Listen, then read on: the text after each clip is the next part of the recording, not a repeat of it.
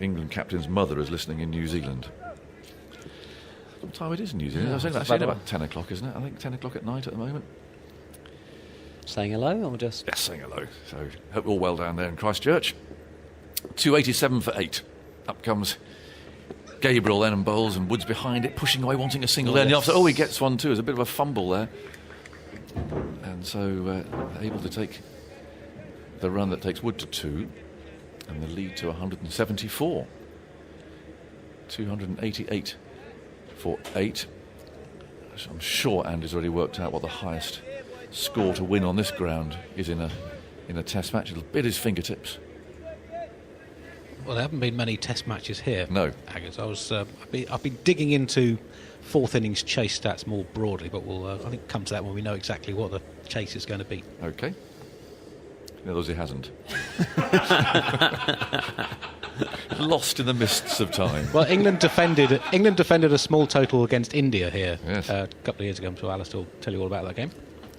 Here's Gabriel, bowls outside the off stump. Oh, he's hit it very hard. A very good piece of fielding there at backward point with Blackwood. And that's saved 4. Simple as that, because actually Wood got, Archer rather got a nice amount of bat on that. Hit it very hard. Good shot. Really good shot, and that's a low left. Not easy to stop at all, and he's hit that. Yeah, again, the replay doesn't give it any justice. That flew to backward point. Yeah, it's Brooks actually. And, very well fielded. Again, just a little moment, saving 3. How crucial will that be? These little moments in a. You talk about one-day game, but actually now this is the kind of every run is so important. Yeah, really gripping day. This 289 for 8. Gabriel's on his way and bowls. Oh, that might have kept a little bit low, but again, it's very well played by Wood. 83 miles an hour. That so his big man starting to loosen up a bit, but nowhere near his thunderous best. There have only been 2 previous fourth innings in the 3 previous tests on this ground. In 2014, India lost comfortably with a 178 all out in the fourth innings, chasing a score well over 400 to win. 2 years ago, August 2018, India chasing 245 to win were all out for 184. Turned, didn't it? Spun. Yeah. Moeen took 4 wickets. Moeen has a superb fourth innings record. Gabriel again, shoulders rocking. Up he comes and he bowls. Oh, he feels for that Wood. It's past the outside edge. In that game, was that a partnership between Rahane and Kohli? Was that the one they actually put on a few? And I think they might put on 100, and then once we got one of those out, they folded that. I think that's right, isn't it? Yeah, they were 123 for 3, chasing 245 to win when Kohli was caught by you off Moeen's bowling for 58. Rahane made 51, but they were lost the last 7 wickets for 61. I guess, where do you think a man of the 160 I'm pretty sure I know where you are. I think you're at short leg. Oh, was it short leg? I was a bit surprised to see you in there. A man of your experience. I was a bit surprised I caught it. You only got a little phase of being in there, didn't you? Gabriel over the wicket, bowls, and Wood plays a little across the pad there, but it's pushed securely out to mid-wicket. And the lead, 175. Wood 2, Archer 8. 289 for 8. It's an extended day's play today as well, with the time still being made up from the first couple of days. So loads of time for this match to play itself out. Gabriel's puffing a bit there at mid-on. He's got his hands on his hips. He just keeps going. He really does. That last ball was 88 miles an hour, so... Warming up. Warming up. Just nip back, and actually Mark Wood played it really well. Now they're having a bit of a conversation as Mark Wood talks to absolutely anyone or anything. He's at the non-striker's end. Archer waits as Joseph bowls him. It's short, and Archer stands up. And again, really comfortably, just plays that out to point. Did you see Jimmy Anderson have any pull shots, throwdowns this morning? I didn't see whether he was having any throwdown. No, I didn't either. I think he used up most of them yesterday, I think, in practice. Did you ask him about it? I saw you talking to him. Did you ask him about his pull shot? Yes, it was part of his routine. Is it? Right. Pre-morning routine. Right. He looked pretty impressive. He just never actually got it out in the middle. Joseph bowls, and Archer again plays nice and straight on the back foot, playing out to cover. And apart from that one player miss from Wood, these two so far are looking Looking very well set. There was a county championship game on this ground in 2017, Hampshire against Essex. Hampshire chasing 185 to win in the 4th innings. Collapsed and were bowled out for 76. 5 wickets for Cook, but not the Cook of Essex currently sitting next to Was that the last game of the season? I think Essex were followed on, didn't they? We'd won the league. Was that the game? We won the league, and this is the last game of There's the season. Joseph, short. Oh, he's got 4, but it's just flown past the outstretched hand of the fielder in the gully. It went very quickly, but it was a thick edge, really. But it doesn't matter. It's 4 runs. And just another, a yard to the right, and the fielder might have pulled off a catch. But anyway, it's gone down for 4 runs. All of them vital. Again, the extra cover or the third slip would have gone through that gap, and again, like you try as a captain, you're thinking, do I try to save the singles or take the wickets? Obviously, it's gone flying through that. Joseph again, nicely played by Archer from the crease, head over it, and plays back to the bowler. Yeah, it was September 2017, Essex 76 all out, replying to Hampshire's 254, then 362 following on before bowling Hampshire out for 76 to win by 108 runs. An extraordinary match.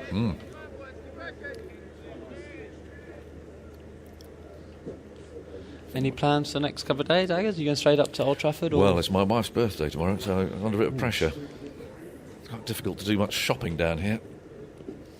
Well, for once, you got a really good excuse. Well, that won't count for anything. 293 for 8. Then goes Joseph and bowls, and that's pushed away out to point. Sorry, I've been locked up in a bio bubble for a week. Will not hold any water, as far as that's concerned. When do the shops open, though? So they've only been open a while, haven't they? So I don't expect it to done too much. You shouldn't compare your wife's reasonable attitude in this situation. I might have a bit of a surprise lined up. Trouble is, I was very prepared on the birthday card front, which I hid. And goodness knows how, but she found it. So that's a bit of a concern that she's looking for stuff. Well, no, I think she did by accident, to be fair. Here's Joseph bowling. It goes past the outside edge. Archer leans forward. So a couple of play and misses. 293 for 8. The lead 179. I'd like to see a bit of aggression. If I were the West Indies, I'd say, come on. Making it look easy out there at the moment. Come on, Shannon. Let's have a bit of chin music. Let's get them fired up a bit. I agree. I would agree, but I think Gabriel and Joseph know that the 2 people who can give it back to them are the 2 people who are batting now, Wood and Archer. So I wonder if that's I wonder if that's in their mind. Could be. You're right. I think it has been a little bit. You're talking when we're building out talking about a test match on an edge. Yeah. West Indies are just. It's been a bit amiable so far. Haven't quite set the tone as you'd like. No, I think I'd like a short leg in there and say, come on, let's blow them away. 293 for 8. Gabriel's on his way. Wood waits, comes in and bowls to him down the leg side. It's not taken cleanly by the keeper, and the ball's running down towards the boundary here, which will reach. What have we got there? We've got byes. Darrich couldn't get there. It was hurled down the leg side. The first one of the game, I thought he's kept really well. Yeah.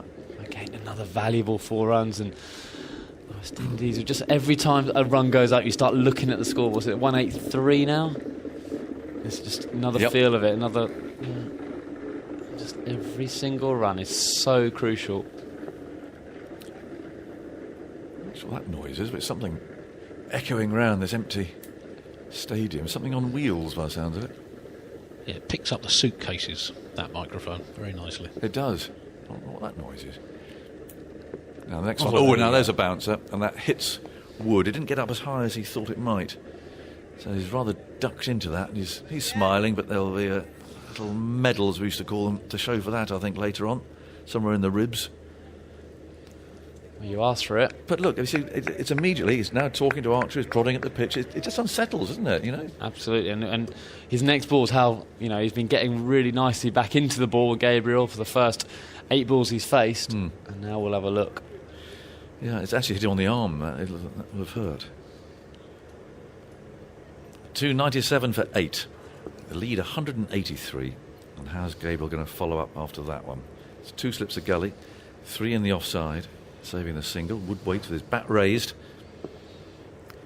Gabriel's on his way. Over the wicket is there, and he bowls another short ball as he fends it away, and this time Darrich is able to field that. Diving away down the leg side, but again, there's a bit of hostility here now. Why did that one get him? Mark Wood looks different now, doesn't he? He's pacing around. He's been unsettled. It's a ruthless game. But, I think this is more of what the West Indies will want to see. A couple of their reserves are heading off away from us to go and join their teammates down at the far end. So many players around with the reserves from both teams here. 297 for 8. The lead, 183. Gabriel comes in and he bowls, and Wood gets another one down the leg side. Holder inquires there of the umpire for a catch, but no one else joins in. The West Indies do still have one review left. Oh, it's a no ball. It's a big no ball. That's huge. See, how's that not been called? How has that not been called? That's not a margin on it. That's not just like a benefit of that. That was 4 or 5 inches over the line. I just don't understand it. Just, you do feel a little bit for the bowler, because he probably doesn't know how far over he was. He won't think about it and bowl running exactly the same way, and then if he gets a wicket this ball, he'll turn around I totally agree with you. And it's a run for England. Yeah. It works both ways, but it's just, I don't know. You do hope the third umpire's in the ear now saying that was a big no ball watch. Should be. Gabriel on his way, and he bowls, and that's nicely played by Wood. Well done. After the hostility, it was pitched up round about the off stump, and he got nicely into line. There's a man at leg slip now as well, just waiting for one that's fired into the ribs. Umpire Illingworth is looking at the line now, so it does make me laugh when the umpires put their foot where the bowler's foot has been. But they've got totally different sized feet, so it's totally irrelevant. It doesn't really make sense, does it? But it's often only part of the boot. Sometimes some bowlers land on their toes. You bowl off that, so it's. I'm not sure Shannon Gabriel lands on his toes. No. It's a huge size 12 that goes bang into the crease. 297 for 8. The lead 183. England haven't lost a wicket this morning.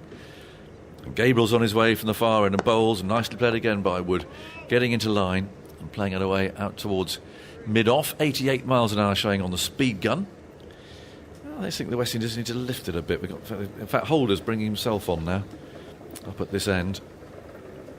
Looking at Jofra Archer's batting, 12 from 23 balls so far. In his previous 10 innings in Test cricket, only once reached double figures and only once batted 20 balls or more. He scored 30 off 50 in the second innings at Mount Maunganui against New Zealand. But his record in county cricket, very good averages, over 30 for Sussex, with 6 first-class half-centuries. Yeah, that's a proper average, isn't it? Yeah, that is. And actually, we said he hadn't seen it. This innings, he's looked a lot more comfortable in Test cricket, actually, in this very small sample size of 23 balls. But it looks like he's got a bit of time. He looks like he's got a good technique. So Jason Holder said, right, come on, give me the ball. Let's get this finished off. The deep square leg, one slip, gully's quite fine. And the West Indies captain runs in, bowls to Archer and beats him straight away with a really good ball that Darrich collected with his gauntlets in front of his face there, right in front of his nose. Beautiful ball. Just moved away a touch. It certainly bounced. Archer leans on his bat, waiting for Holder to walk back towards us here. It's a beautiful day. Looks at the ball. Starts off with it in his left hand. Archer's ready now. A couple of taps at the crease with his bat. And Holder bowls to... Oh, he's gone for a big swipe and got 4 runs. Well, Holder's got his hands on his hips. It was pitched up round about the off stump, and Archer has just thrown the kitchen sink at it. Well, he's danced down. He's danced down the wicket. Obviously premeditated. It's a lovely swing of the bat. Kept his eyes on the ball. Well, I wasn't expecting that, I must say, because he's played so carefully up to now. A real swing. So it's another 4. A few more of those. Lead 187. Holder moves in, bowls to him. This time he defends. Orthodox manner, just playing the ball into the leg side. There's no run. 300 up then. 301 for 8. The lead 187. Archer 16 from 26 balls. Saw some shouts of encouragement from out there amongst the West Indians. 301 for 8.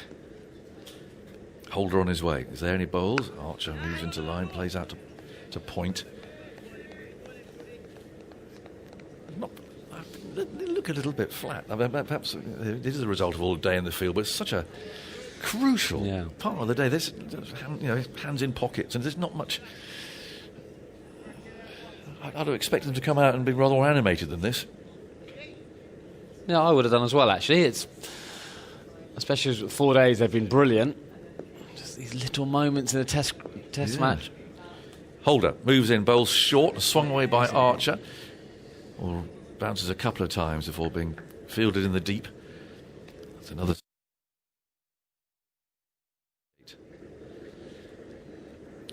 No, you can. There's so much you can see through from body language. Even just the way the bowlers walk back to their mark, and they're very slow. Actually, Joseph kind of set that tone, didn't he, this morning? His head was down for those first 6 balls, sorry. And Gabriel's got into it, and that probably an over too late. Why is that noise? I don't know. Holder again. Oh, it was very high, full toss, and he immediately raises a hand of apology, says sorry. It wasn't quite a beamer, but it was round about waist high. Woken Mark Wood up. 302 for 8, the lead 188. No wickets for West Indies to report, and England moving along nicely at the moment. More from Sir Alistair Cook, king of the curry house, and then Isha Goer's coming in here. I said I wasn't going to mention the curry all day, but you keep leading me into it, Aggers. And as arriving at Isha Goer, she was the one I was most worried about, because she self-proclaimed, I am a curry snob to me, so don't feel any pressure, but this better be good, is what she said. And I'm about to find feedback. I've got 8 minutes left on air, and she's going to tell me exactly how good it was. Good morning to you, Alistair. Good morning, Andy. Yes, we had that lovely curry last night, and I will give you my rating in just a moment. I like how it's my rating. I didn't cook it or anything. As Archer, who's on 17 off 28, will face up to Gabriel, who's got 2 men back in the deep on the leg side, a slip in a gully in position as he stands tall. Gabriel bowls, ducks underneath a short ball through to Dowrich.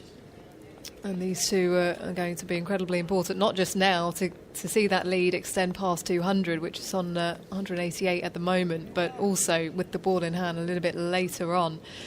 Bright sunshine here at the Ageas Bowl. It's been wonderful the last couple of days. Blue skies, a few clouds dotted about, but it really is such a beautiful picture in front of us. As the ball will be tossed back to Shannon Gabriel. Bowled a fiery spell last night. Probably feeling quite weary. He's got 3 for 65 into his 21st over. He'll run towards us now. Archer taps his bat down. Now high as he's back and across and working the ball off his hip to the leg side. Mid-wicket comes round to collect the ball as they scamper through for a single. Archer to 18, 303 for 8 then England, and a lead of 189. Out of 10, I would say 7. Oh, I'm taking 7. 7. My debut, I'll take 7. Yeah, well, to be honest, I didn't really try much of it. I had the tandoori chicken, and I had a bit of naan, had a papadom, and the taka dal, which was lovely. Good. And I survive on taka dal when I go to India in all the hotels. Good protein. So yeah, I was very impressed. Where did you get it from? Well, James Vince was the man who. I went to the King of Southampton, which is James Vince, and I asked him, halfway after ordering it, he said, I don't really eat curry, which is probably not a great person to get a recommendation from. As Gabriel comes in now to Archer, who steps back. In fact, it's Wood stepping back and edges through to the keeper, so he has been dismissed. Shannon Gabriel positioning someone in leg gully prior to that delivery. We knew it was probably going to be short. He decided to back away Mark Wood. looking to cut it away to the offside, and it's a fine feather through to the keeper. So he will go for 2, and the score 303 for 9, and a lead of 189. I think he will be a little bit disappointed, Mark Wood, there. Actually, you saw him banging the pitch in frustration because he premeditated. He thought that was going to be short with the leg gully going. It was short. He tried to, as you said, uppercut it over the slips. He got an edge behind, but he'd been playing quite nicely. He didn't look in any trouble, and I suppose that is probably a bit of a difference between an upper, a lower order player, and the guy who bats in the top of the order. He's guessing what the batter drop rather than just trusting himself. Mark Wood can bat.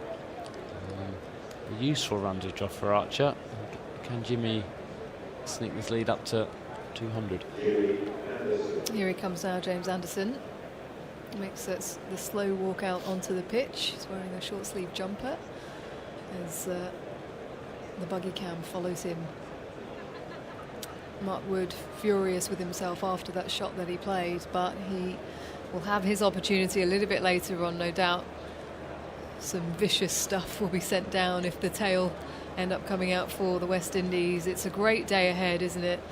All 3 possible results, and what a first test of the summer, the first test anywhere around the world after lockdown, and we've been treated. We've had lots of drama unfold across the course of this test match, lots of ebb and flow, which is ultimately what we want to see, the spectators, and listen to, as Anderson now comes together with Jofra Archer in the middle. They punch gloves, Archer giving him some words of wisdom, as Anderson just takes a look at the deck and sets up his guard. I know obviously everyone else is in their winter, and the next test match is against Pakistan. Is there any other test matches or international cricket been announced? No. Not including No. None has been announced. Not including England, obviously. No, obviously there's the hope of Australia, India at the end of the year. That's in Australia. Yeah. 4 test matches as Gabriel assesses his prey. He's going to come around the wicket to the left-handed Burnley Lara as Anderson taps his bat down, looking down the pitch. Gabriel running towards us, past the umpire, 2 slips in a gully as Anderson drives. It's an inside edge onto the ground, and it goes to mid-off. And the World T20, when's that meant to be? So that's been postponed. Has it been officially postponed? Yes. It has? Yeah. We don't know when they're going to postpone it to, but I know all the talks were around the fact that it was going to be difficult to get all the teams to Australia. No, it's not been officially postponed, but we will have news at some stage, no doubt. I think they will just want to give themselves every possibility of making it happen, but 2 slips in a gully is Gabriel is around the wicket, Anderson defending to mid-on ably off the front foot. Good length delivery, aiming for that top of off Gabriel as he trudges back to the top of his mark. Ruston Chase with his hands on his hip at mid-off. The field is set for short pitch bowling. He's had 2 full ones. Last ball the over. You guessed it right last time when I asked you this. Is he going full or short? I'm going. I think he's going to bluff. So I think he's going to double bluff. Okay. I think he's going to expect Anderson to full or short. He's going short. Okay. I think Anderson's going to think it's coming full, so he's going to go short. Here he comes now. He bowls, it's back of a length. He manages to get a tickle on it down to fine leg. Anderson, who was jumping across his stumps. It wasn't short, it wasn't full. It was a good length delivery on the leg stump from Gabriel. As England will pick up a 4, and they go to 307 for 9.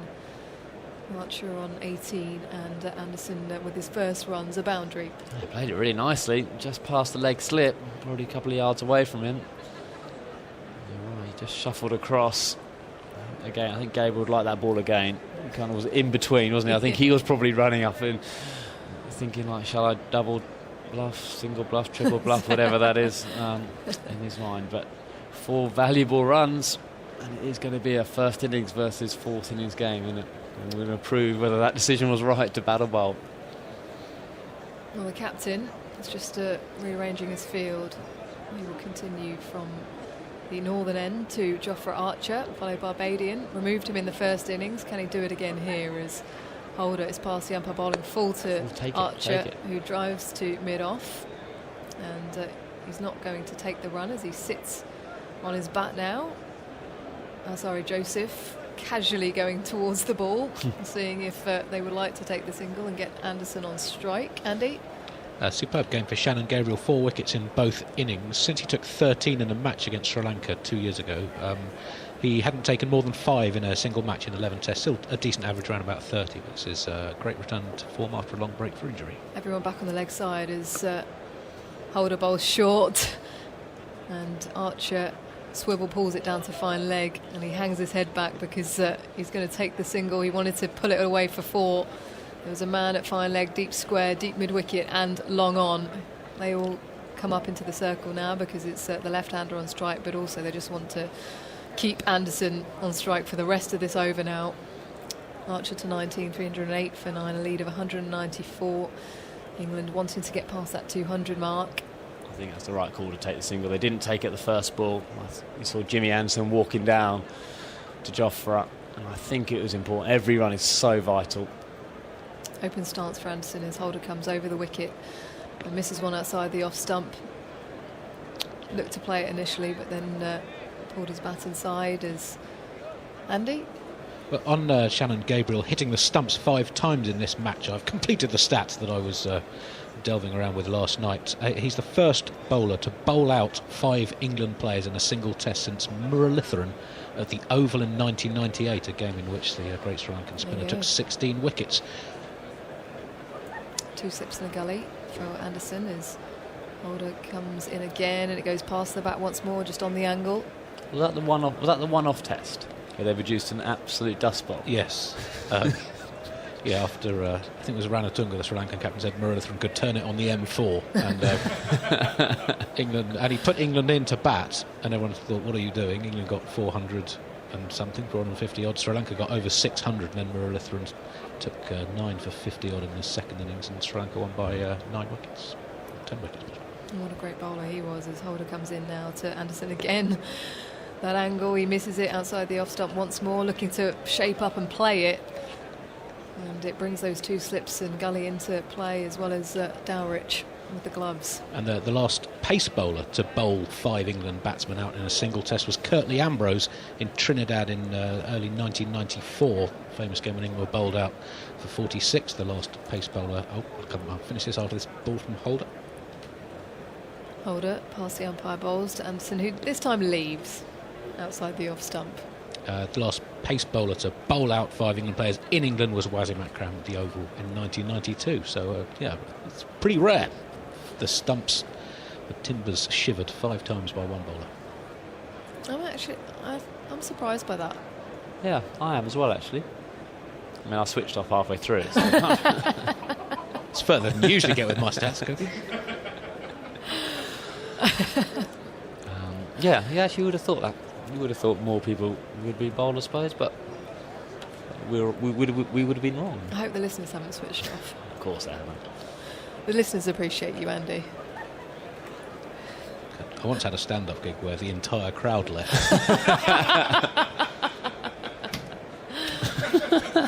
They didn't leave in LA when we came to see you there, Andy. You were brilliant. How many were in the crowd? 4. It's not great when your mum and dad walk out,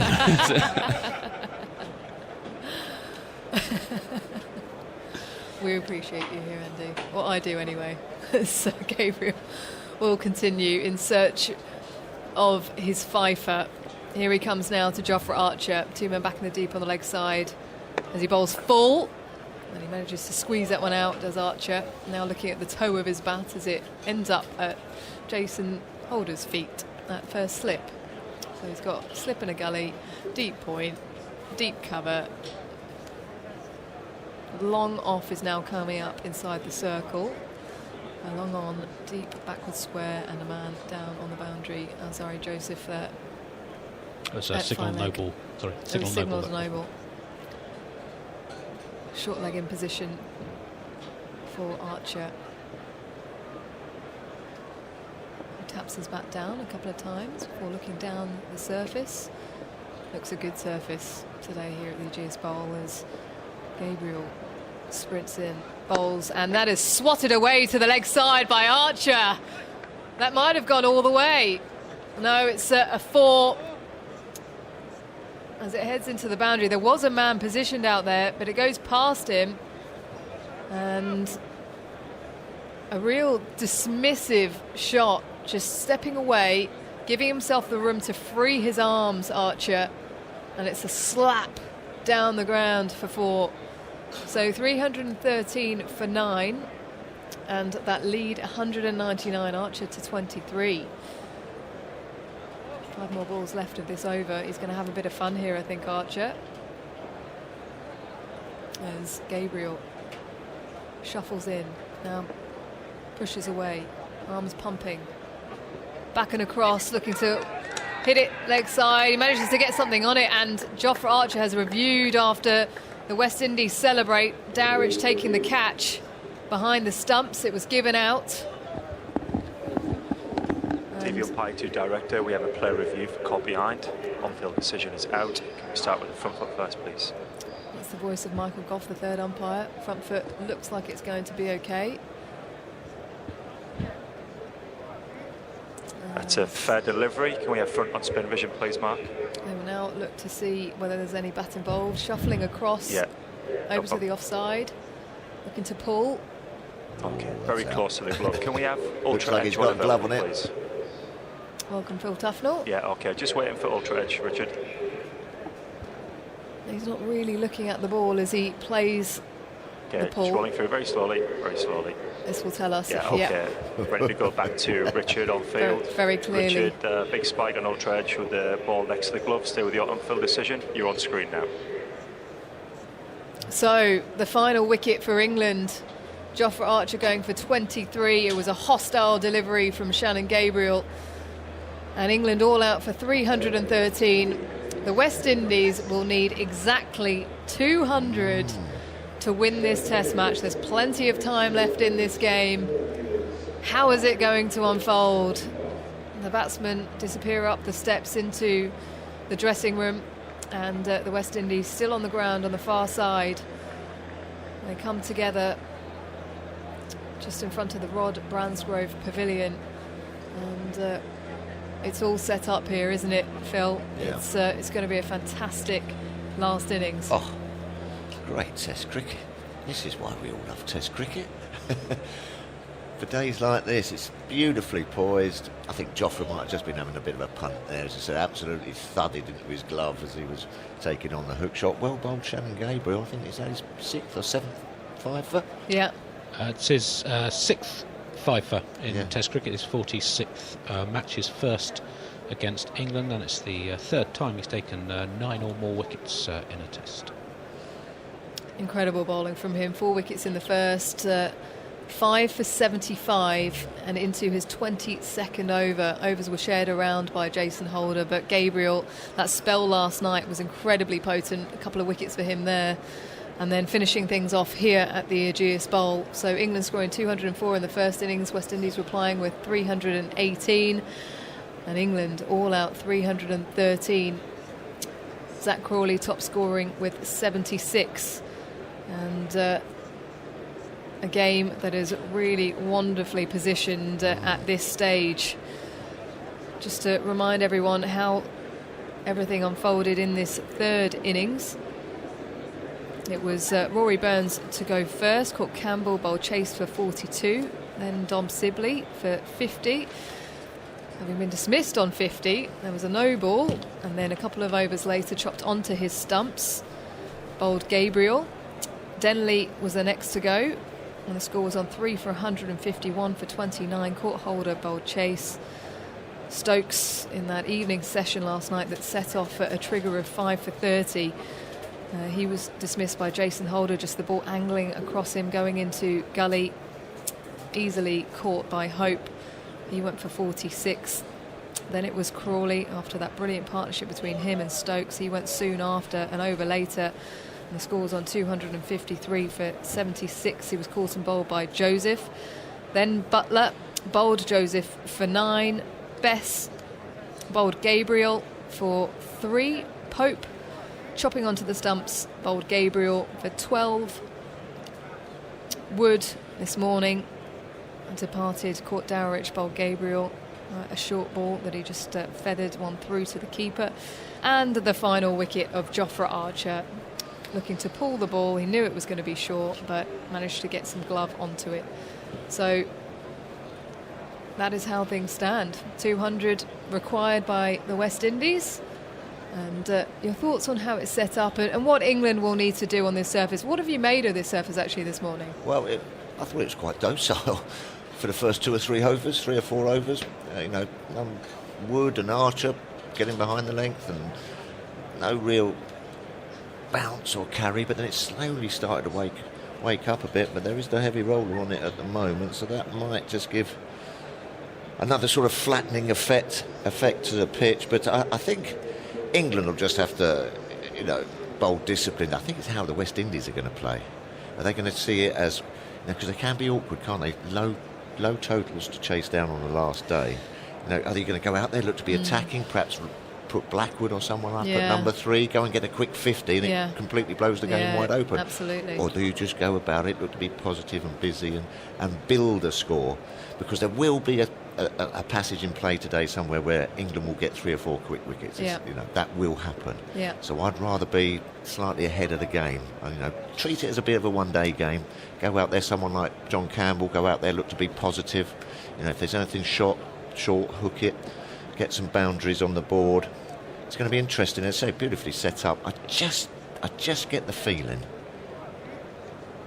that this England side might just have it, just by 10 or 20 runs it could be. Well, with Ben Stokes standing captain, no doubt he'll bring himself on if he feels like there needs a bit of energy, a bit of a breakthrough, but it is going to need to be a team effort. No Stuart Broad, so Wood and Archer will want to step up. Don Bess, of course, will he come into the game? Hugely. It's going to be a fascinating day of cricket, no doubt. And this, of course, issues why England decided to bowl first at the toss.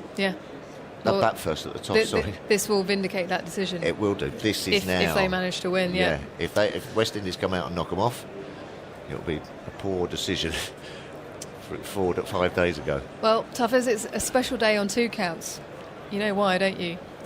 Yes. This week marks the 1-year anniversary since we were all trembling up in the commentary box up at Lord's. England's men winning the World Cup final. Tonight at 8:30 p.m. on BBC 2, after the highlights of today's action here, you can watch One Day Sports Super Sunday. A look back at that incredible day when not only England won the World Cup, but there was also an amazing Wimbledon final and the British Grand Prix. Incredible stuff. And on Wednesday on 5 Live Sports Extra from 8:30 a.m. on the actual anniversary day of that World Cup final, we are replaying the final in full. Incredible. Yeah, it was indeed. Can't wait. It was all going on. Yeah. A few more words from you, Tuffers, and then it will be Simon Mann. I can still remember Sweet Caroline ringing round Lord's. It was a Lord's I'd never ever seen, and I'd been playing there for 20 years. It was truly remarkable. And we had the best seat in the house as well, in the commentary box. It was wonderful. Will it be wonderful for England today, though? I just make them slight favourites. It's all going to be how the West Indies come out and what sort of intent they show for me early on. The new ball is going to be absolutely crucial for England. Yeah, you're absolutely right about that. This is why England wanted to bowl last, and there's a sort of remarkable symmetry about the game is that the 2 middle scores are 318 and 313. So 204 England made in that first innings, and their punt is that they can keep West Indies under that score. I was just watching that first session though, and Gabriel coming steaming in, and Ansari Joseph and what have you. They played it pretty easy. Wood and Archer. They got behind the line of the ball, And so England will be banking on this pitch, just perhaps with another hour or two of sun on it, perhaps the odd foothold coming into play. Massive day for Donbess for me. Yeah. Has he got enough runs to bowl with toughers? What's it like if you're bowling with a low total on the board? You got what you got. You got what you got. You're going to have a slightly in-out field. Try and create pressure with men in front of you, and then force the sort of attacking shot, and hopefully have the guys in the right positions in the deep. But he's going to be bowling. He's going to at least have probably 15, 20 overs to bowl. He's going to be looking to get 3 or 4 wickets. He bowled beautifully in the first inning. Was really impressed with him. But then, the old shoulders just tighten up a little bit when you're the spinner on the 5th day, and you've got to be relaxed, and that'll be a good part from what Ben Stokes has got to sort of bring to the party, to relax him, keep him calm. But listen, everyone's got their role to play as a bowler here. They've got to show their disciplines. But I just fancy Don Best to do something here today. I put out on Twitter before the day's play, what's going to be the winning margin. Answers by 11 o'clock. Steve Bradding 4 minutes ago, which is 11:41, 41 minutes late. Either England win by 19 runs or West Indies win by 3 wickets. It doesn't work like that, Steve. You have to. A, you're late. That's B, a spread bet. B, you've gone for 2 options. I mean, you write down a whole load of options if you want. Yeah. But, I mean, people seem to think. I always win the Grand National, mainly because I bet on every horse. Exactly. There's quite a few people feel that England have got a chance. With a sort of narrow victory. A lot of people going sort of 3-4 wickets. West Indies. 200. It's partnerships for the West Indies, isn't it? If they get a couple of partnerships of 50 or 60, the game's up. Jim Maxwell's been in touch as well. What does Jim think? He says England by 15 runs, but I hope not. I hope I'm wrong. Thanks, Jim. Oh, you want England to win by 100 runs, Jim, do you? Yes, there you go. Or something else. Obviously listening. Jimbo, hope you're all right. Yeah. Shannon Gabriel's final spell there, either side of stumps yesterday, 4 for 16 in 6.2 overs. Been looking at some 4th innings stats. England have won on 11 of the last 13 occasions in which they've bowled in the 4th innings, 1 draw and just 1 loss. But a lot of those targets weren't really relevant to this game. They were either very big or the game they lost to Pakistan very, very small. But there have been some relevant recent successes for England against Ireland. Last summer at Lords, defending 182, they bowled Ireland out for 38. Perhaps more relevantly, 2 games with India in the 2018 series. On this ground, they defended 245 to win by 60 runs, and in the first test at Edgbaston, defended 194 to win by 31 runs. So they have some experience of defending smallish targets. It's kind of a big day for Ben Stokes, isn't it? Yeah, exactly. That's the other thing. Right, here we go then. Jimmy Anderson to bowl the first ball of the 4th innings of the match. Is outside the off stump to Brathwaite, and Brathwaite lets it go, and it's taken by Butler. Lovely sunny day just north of Southampton, the Aegeus Bowl. It's actually the sort of day we could do with a big crowd in, and this is the sort of day actually also the bowlers on a day like today would draw something from a crowd, and they supporting them and roaring them on. You can just imagine if we did have a crowd in today, that first ball he'd be roaring as Anderson went into bowl. But I reckon there'd be a full house here Sunday as well. Sun's shining. Brathwaite waits, Anderson moves in and bowls to him outside the off stump. Away movement from Anderson, but it started quite wide, so Brathwaite held the bat inside the line of the ball in an exaggerated fashion, and then went off for a stroll towards square leg. Encouraging signs, that, from Jimmy Anderson. Yeah, it did swing, didn't it? Yeah, it did swing. Didn't get a lot of swing in the first innings. It was a strange first innings for England with the ball, but that one definitely swung. So 200 to win for West Indies. Bags of time on this final day. 87 overs after this one. Anderson goes in, bowls to the right-handed Brathwaite. Brathwaite gets a straight ball. He plays it across his body into the onside towards mid-wicket, where it's picked up by Zach Crawley, who is the leading run scorer in the match, or at least achieved the highest score in the match so far. Brathwaite was West Indies' leading scorer in the first innings, 65, but no one past 76 so far in the game. It's that sort of pitch, you're never quite in. And England are hoping that this 5th day surface will suit them. I wonder how Stokes is going to play it. Keep the catches in all the time, or when does he then start to put a few men on the boundary? He's got 2 slips and a gully at the moment. Anderson bowls. Brathwaite gets a ball. It's low outside the off stump. It tempts her as well. He was going to play at it. Again, that remarkable reflex you have as a top-level batsman, that you're able to almost think about playing and then leave it. You almost change your mind or play it so late. That was a good delivery from Anderson. That was still in the corridor, swinging away a bit. Yeah, he seems on it, Jimmy Anderson. Handy to have up your sleeve, isn't it? Jimmy Anderson at the beginning of the over, at the beginning of the innings. Might have to do quite a bit of bowling today, Anderson. Crucial factor for England. Here he goes, bowls to Brathwaite, and Brathwaite gets one that keeps low on the stumps, but he plays it. The sluggish nature of the pitch perhaps helped him there. It did keep low. Yeah, what England need, or they'll be thinking they need, is just for a couple of those ones that do keep low, which have been happening on this wicket, just to be straight. Yeah, I think that was the first one really. I mean, it wasn't a pea shooter. You know, it didn't roll along the ground. We saw one earlier that rolled along the ground, but it didn't react normally. No, it kept a bit low, that one. Brathwaite was on the back foot and got down on it just in time. Anderson moves into bowl to Brathwaite, and Brathwaite gets the ball outside the off stump. Again, that fidgety lead where he draws the bat quickly inside the line of the ball. Yeah, it was a good over and well played by Brathwaite. So 1 over ticks by. It's a maiden over from Anderson. Both the wickets this morning falling to attacking shots. I suppose you can understand it from the tail. You know, you've been down there tough, getting bombarded a bit. It's not much fun. You don't just necessarily want to stay in line all the time. You feel like you've got to give it back a bit. Yeah. And I think it's the best way, you know.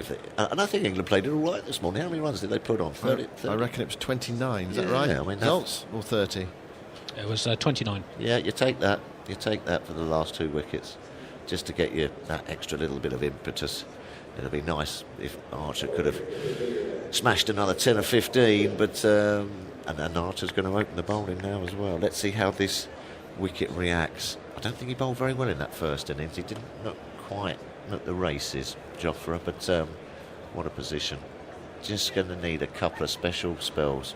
And I'm thinking, you know, as you say, someone like a Don Bess and a Jimmy Anderson. You know, just something a bit special, just to get England into the game. Likewise, West Indies. Here is Archer to bowl to John Campbell, the left-hander. First ball is full, to shout for LBW. It goes away into the onside. And coming back for the second, yes they are. Bess is onto it from fine leg, hurls the ball into Butler. And the umpire is just waiting to signal before England decide whether they're going to review this or not. It was quite full, it just felt a bit leg-side-ish. It's going down leg, it was full. 5 seconds, 4 seconds, 3 seconds.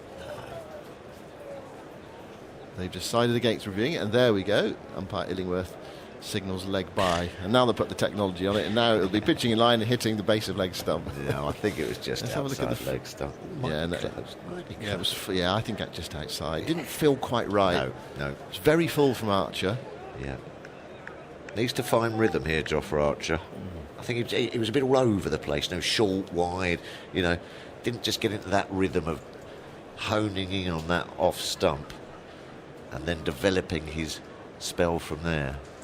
Archer bowls to Campbell. That keeps low outside the off stump, and Campbell plays at it and misses. It's not going to be easy for West Indies today. No, and you've got Wood as backup as well. Here's the technology.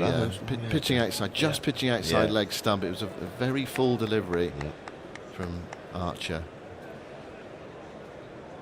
Needed that radar over a fraction, and he would have been in trouble. Yeah, England searching for an early breakthrough. Always good when you've got a low total to sort of try and defend. If you can get an early breakthrough, get everyone together and buzzing. Archer bowls to Campbell, and that's another lovely ball. Goes past the outside edge. Collected by Butler, bowling across John Campbell. Yeah, great delivery. Swung and sort of swing after it pitched. Ended up in front of about first and second slip, but a little bit of sideways movement. England got 3 slips, 3 saving 1 on the offside, a mid-on, with a deep backward square leg and a fine leg. West Indies 2 for no wicket, needing 200 to win. Archer bowls to Campbell outside the off stump, across him, and this time Campbell lined it up nicely, lifts the bat high. And allows it to go through to Butler. Yeah, looks in good rhythm, Jofra Archer. You can just see it in him, and in bowlers when they're just feeling a little bit more into the game. He's just run up there and bowled 2 or 3 great deliveries. Good line, good length just outside off stump. Well played by Campbell, but just looks to be in a groove this morning. Some tighten up as a fielding side in these situations. You've got to try and keep everyone calm and relaxed. Archer moves in again, bowls to Campbell, and he's done him again outside the off stump. Again, that one keeping low, Campbell lurching forward and it beating his outside edge. Of course, Archer and Wood in the first innings, between them, the two fast bowlers. Nothing. One for 135 from their 44 overs. But this is why they're both being picked. For this pitch, in this situation. This situation, right here, right now. Which I don't necessarily agree with, actually. I think you pick a bowling attack. Archer. Short, efficient run bowls. You can believe it. Yeah, just short of the fielder coming in from point. It was a tantalising one. It ballooned off the shoulder of the bat. It was Ollie Pope rushing in. It was fraction shorter as he dived forward. It seemed to be up in the air for an age, didn't it? Forward, John Campbell coming forward, bounced on him, hit the shoulder of the bat, gone out to cover point. Don Best couldn't quite get there. Bit of fortune there for the West Indies, but there is a bit in this pitch. It was a great ball. Just seemed away and bounced. Lovely. Now, talking about bowling attack, Simon, I think that you've got to have a balanced bowling attack because, conditions change, the pitch changes, the weather changes. You can't just all have, 6 out-and-out fast bowlers. Occasionally you can have some swing bowlers. Anderson bowls to Brathwaite. It's full, and Brathwaite comes quietly forward and clips that towards Archer at mid-on. Again, uneven bounce though. That ball before it did bounce on Campbell. And, Pope rushing in. Nearly got there. It starts off nicely, this pitch, doesn't it? It's all a bit placid, and then it just sort of wakes up a little bit, and the ball starts doing all sorts. That's what England will be hoping for. You look at the surface, and you look at England's bowling attack. You feel West Indies are going to be challenged getting these 200. Without a doubt. They're perfectly capable of winning it, but you feel it will be a real challenge for them today. Here is Anderson bowling outside the off stump, can carry through. Wicket-keeper Butler. Yeah, don't leave there. Live on that line and length, which he has done for, 10 or 15 years, Jimmy Anderson. He won't leave there. He won't be trying to search for wickets. He'll just know patience is the key here as well. Wear the batsman down and the rewards will come. It's Brathwaite and Hope have the knowledge, the experience of a successful run chase against England, albeit in different conditions to these, heading the match in 2017. Anderson bowls to Brathwaite. Brathwaite's in behind that nicely, pushing back down the pitch, and Anderson picks up, and there is no run. I wonder whether there might be, one of those innings. I think you mentioned it, Jermaine Blackwood. He's the sort of player that can break open a game like this. Go out. Sometimes, the shot he played in the first innings looked horrible, didn't he? Drove it straight to mid-off, and it looked reckless. But if it's his day, if he can come in and get away a bit, play a few shots, and suddenly the pressure goes back on the bowling side. And I see him being able to do more damage up the order than down the order. Anderson to Brathwaite, and a straight ball. Brathwaite pushes it back down the pitch. Anderson picks up. Because a player there's no run. A player like that, when he comes in down the order with 60 or 70 to go, that the pressure is on him then. And he sort of like does it. He hasn't got a clear role there, has he? Sort of like that. But if he comes in perhaps as a pinch hitter at number 3, he's just got a clear defined role. Go out there, attack the bowling, try and knock them off their lines and lengths and get us a quick 40 or 50. And I think that you'd be able to get sort of more out of him doing that than perhaps down at 6. Anderson to Brathwaite. Brathwaite forces that into the offside, goes straight to cover, and there's no run picked up by Pope. I wouldn't like seeing him coming into 3 if I was an England bowler. You just think, right, game on. If you get him early, you're here, but then you've got the likes of Dowrich and Holder coming in 7 and 8. So you've still got that length in the tail. Yeah. I would be surprised to see him coming in at 3, but we'll wait and see on that. I quite like little funky things like that in batting orders. It just gives the bowler something to think about instead of just being able to get in the groove, putting pressure on you. Last ball of Anderson's second over. Bowls to Brathwaite, and that's down the leg side. First time he's been offline. Anderson perhaps looking to push it over a bit to get one to swing away from Brathwaite, but he went too far over. So Anderson's bowled 2 overs, 2 maidens. Archer's bowled a maiden as well. The 2 runs were leg buys. So 2 for no wicket. West Indies have had 3 overs and they are chasing 200 to win. Just looking further at chases, West Indies, if they fail to win here, it'll be the lowest target they failed to successfully chase in their Test history. Thanks to Gary Morgan for sending me that. But they have had a recent defeat chasing a target of this kind of size. Archer begins a new over, bowls to Campbell, and Campbell gets his first run there, flicking it off his hip down towards fine leg. Don Bess is there, so he's underway. And West Indies 3 for no wicket. I've been looking at chases between 170 and 230 in the 4th innings. West Indies have only had 2 of them in the last 6 years.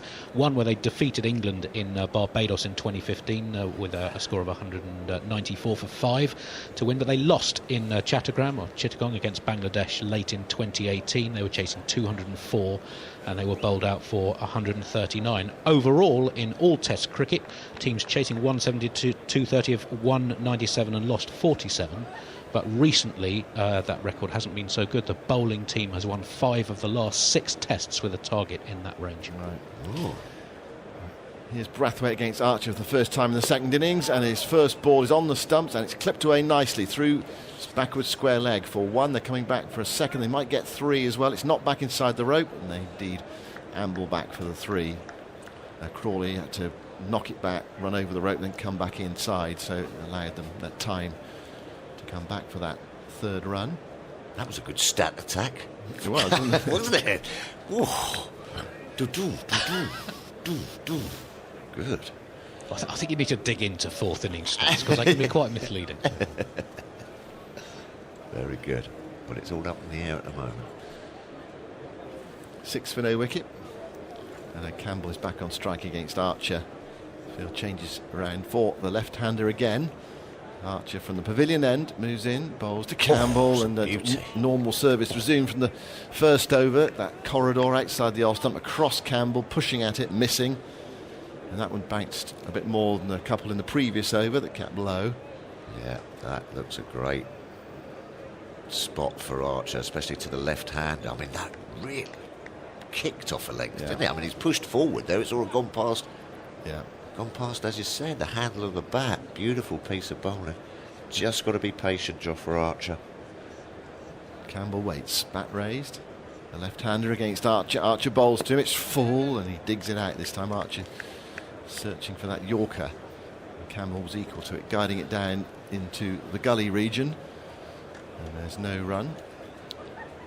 Ben Stokes at 2nd slip alongside Dominic Sibley, who's at 1st slip. And then Rory Burns to his left-hand side. England's 3 close catches. And then the 3 in a line on the offside, saving 1. So Stokes having a bob each way, not overly attacking. No gully in there. Well, I suppose you could argue that Burns is sort of half a slip, half a gully there. He's not like a 4th slip. Archer bowls. Campbell has plenty of time to get in behind that and play defensively back down the pitch. And there is no run. 6 for no wicket. Brathwaite 3, Campbell 1. Archer played quite nicely today, out for 23. One tremendous blow against Holder over long on. And Wood out for 2, looking to cut Gabriel away, giving himself some room in Jonathan Agnew fashion. Here is Archer bowling to Campbell. He's done him again outside the off stump. That's about 5 times. And that is the end of the over. Alison Mitchell is here. It's 6 for no wicket. I think we're having a double changeover, but let's do Alison first. A few thoughts from you, Tuffers. Yeah, beautiful bowling, Jofra Archer. Just got to stay patient. Keep putting in those decent areas, especially to the left-hander. The edge will come. It's bouncing.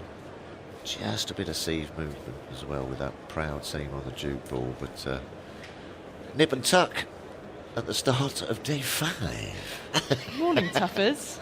And what a day 5 we've got. Isn't it brilliantly set up? Low-scoring games often be the most tense.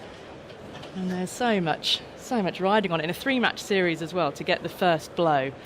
There's just not much time to recover and come back, and back-to-back nature of tests as well. Talk of momentum. The momentum from this is carried so quickly into a second test match. Yes, a different venue, but moving up to Old Trafford so quickly, it'll be hard for the side who comes out on the wrong end of this one.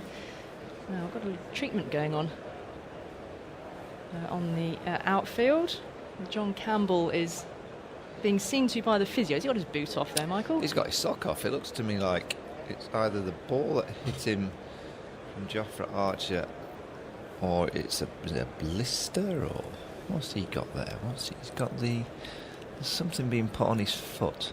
I think it might be maybe a blister on the big toe that's been covered up. I'm not too sure. You'd have thought you'd have had the blister before we had 4 overs that you batted, and you might have sorted it out before you got out there, but whether it's just arrived or it is a bit of a... I don't know why a plaster would be used for a bruise. I think it's a blister. But it's been a good start, these 4 overs we've had from England so far. The West Indies have really not been given any free scoring shots. 6 on the board so far, chasing 200. Yeah, and the West Indians used a heavy roller, and what they would have hoped for is just to kind of quieten the pitch down for half an hour, 40 minutes. Well, we've seen some even bounce, some balls that have kept a bit low. He's walking off. He's off. Ooh.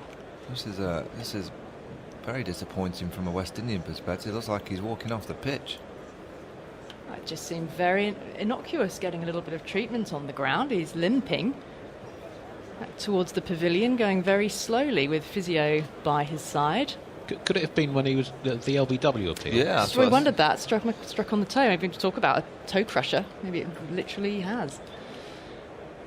He's obviously struggling. I mean, he scampered back for a couple after that initial blow, so clearly he's in too much pain. He's having to stroll off. The West Indies will hope that he can have something done to that foot. You can see that he's kind of got his toes in the air as he's walking off the pitch. Is there a bit of blood coming out of that big toe? I'm not too sure. I mean, what they need is for him to go back in the dressing rooms and make sure, it's that initial blow. They've just shown it on the television. It hits him flush on that big toe, the right foot.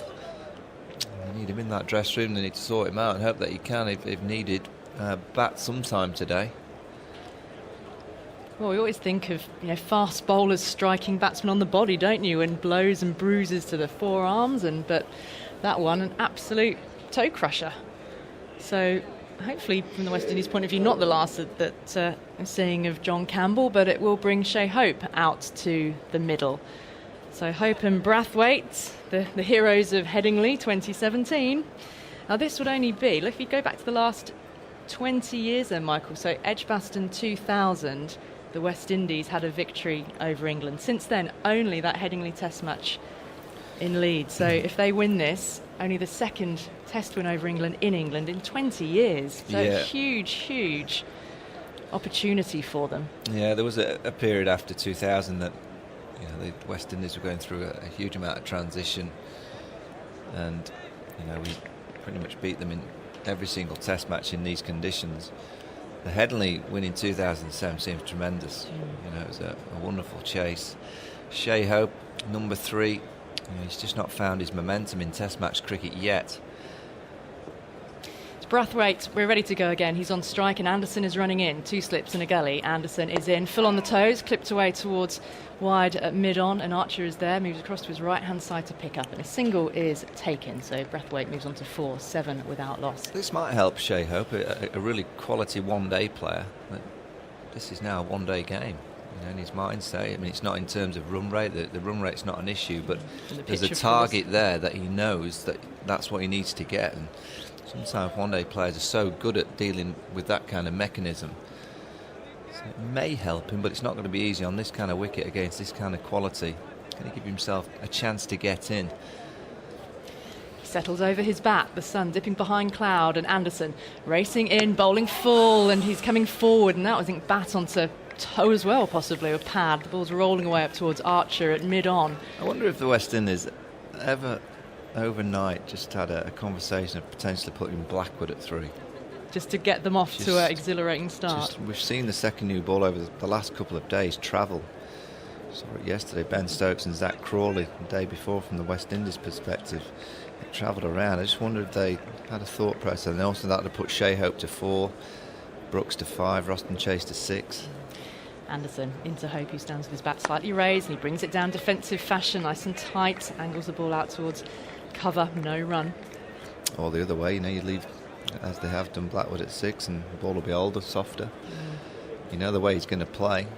And it's players like that that England will fear, because they'll know that 40 minutes of a player like that, the game could quite easily be lost 30, 40, 50 runs quickly by that style of player.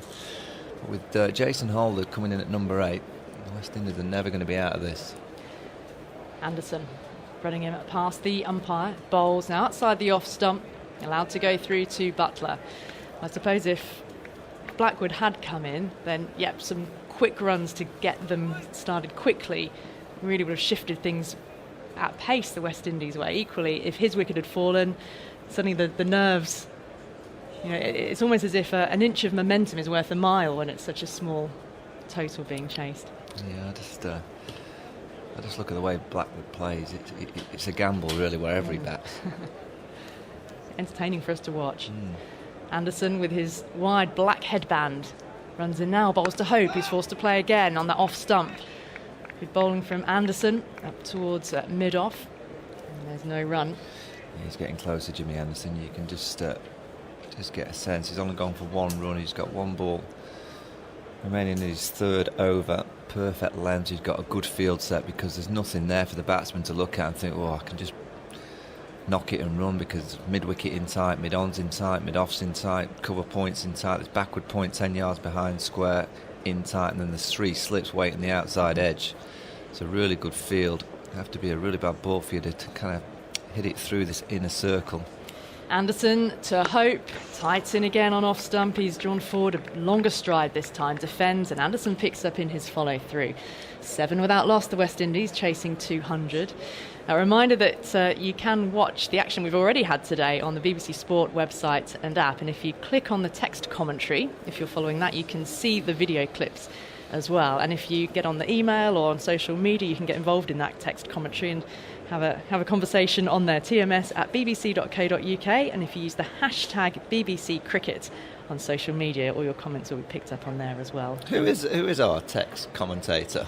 Is it does it go to Stefan? Who's here? Stefan Schemmelt? Yes, Stefan is here at the Ageas Bowl. So we get some of those messages as well that come in through the online text commentary. Well, his room's just down here to our right. Yes.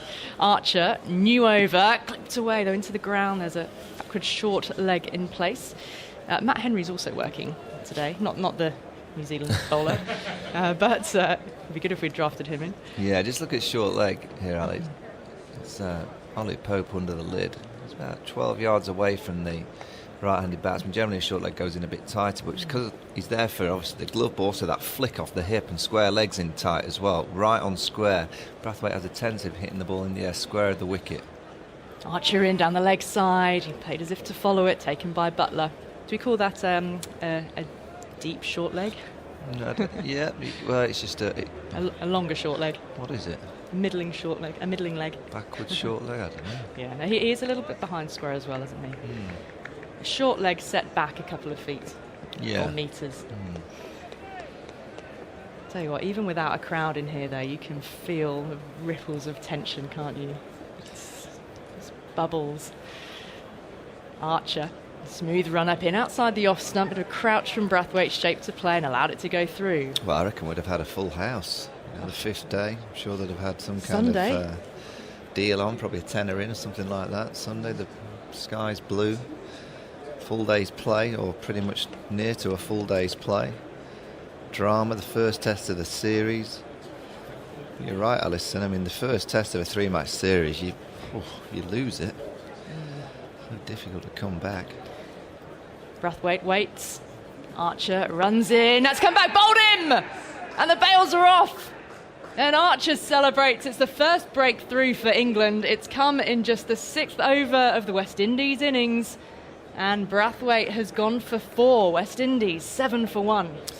Yeah, that 200 target, it's already starting to look a long way off for the West Indies. Perfect length, seen back.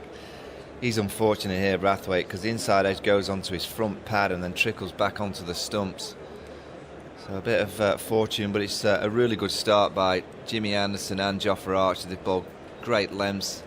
They've given no freebies, and the key, Brathwaite, who played so well in the first innings, has gone for 4. You just feel with the West Indies that they seem to gain a lot of confidence when Brathwaite's out there because he can occupy the crease. He plays the English conditions nicely because he plays the ball so late.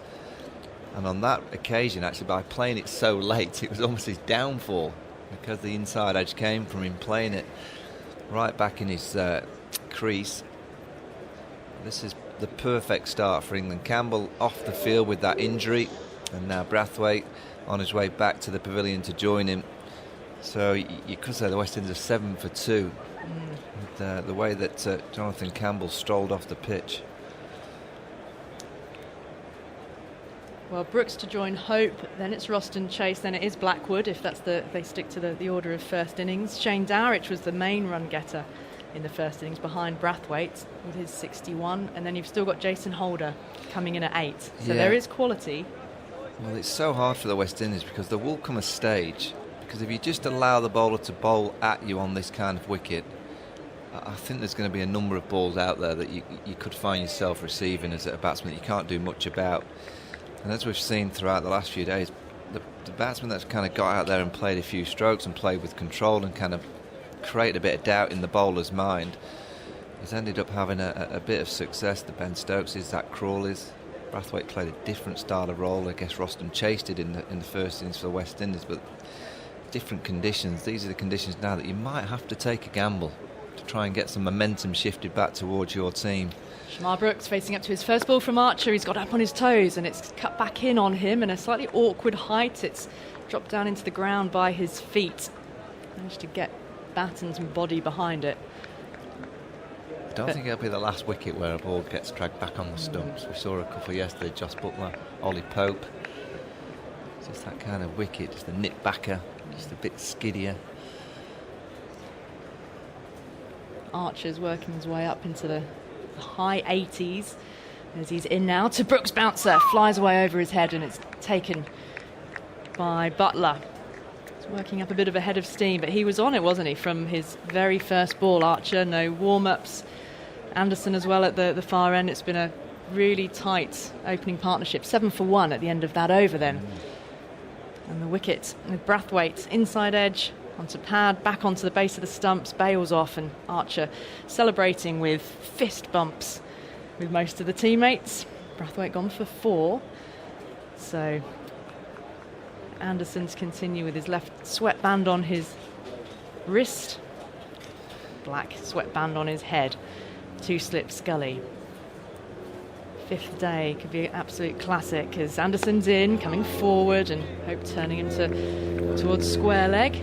This is it's a nightmare for a right-handed batsman or any batsman against Jimmy Anderson, because I remember facing Sean Pollock when he was kind of bowling beautifully. You just couldn't get off strike. So you take your guard for the first ball of the over and you think, well, I've got six deliveries to face. They just don't give you that freebie to get off strike. The only kind of single available is if he bowls a leg stump ball and you get it down to fine leg. You just can't see how you can get down the other end. That's a trouble for Shea Hope. Both batsmen on naught. Hope waits. Anderson outside the off stump.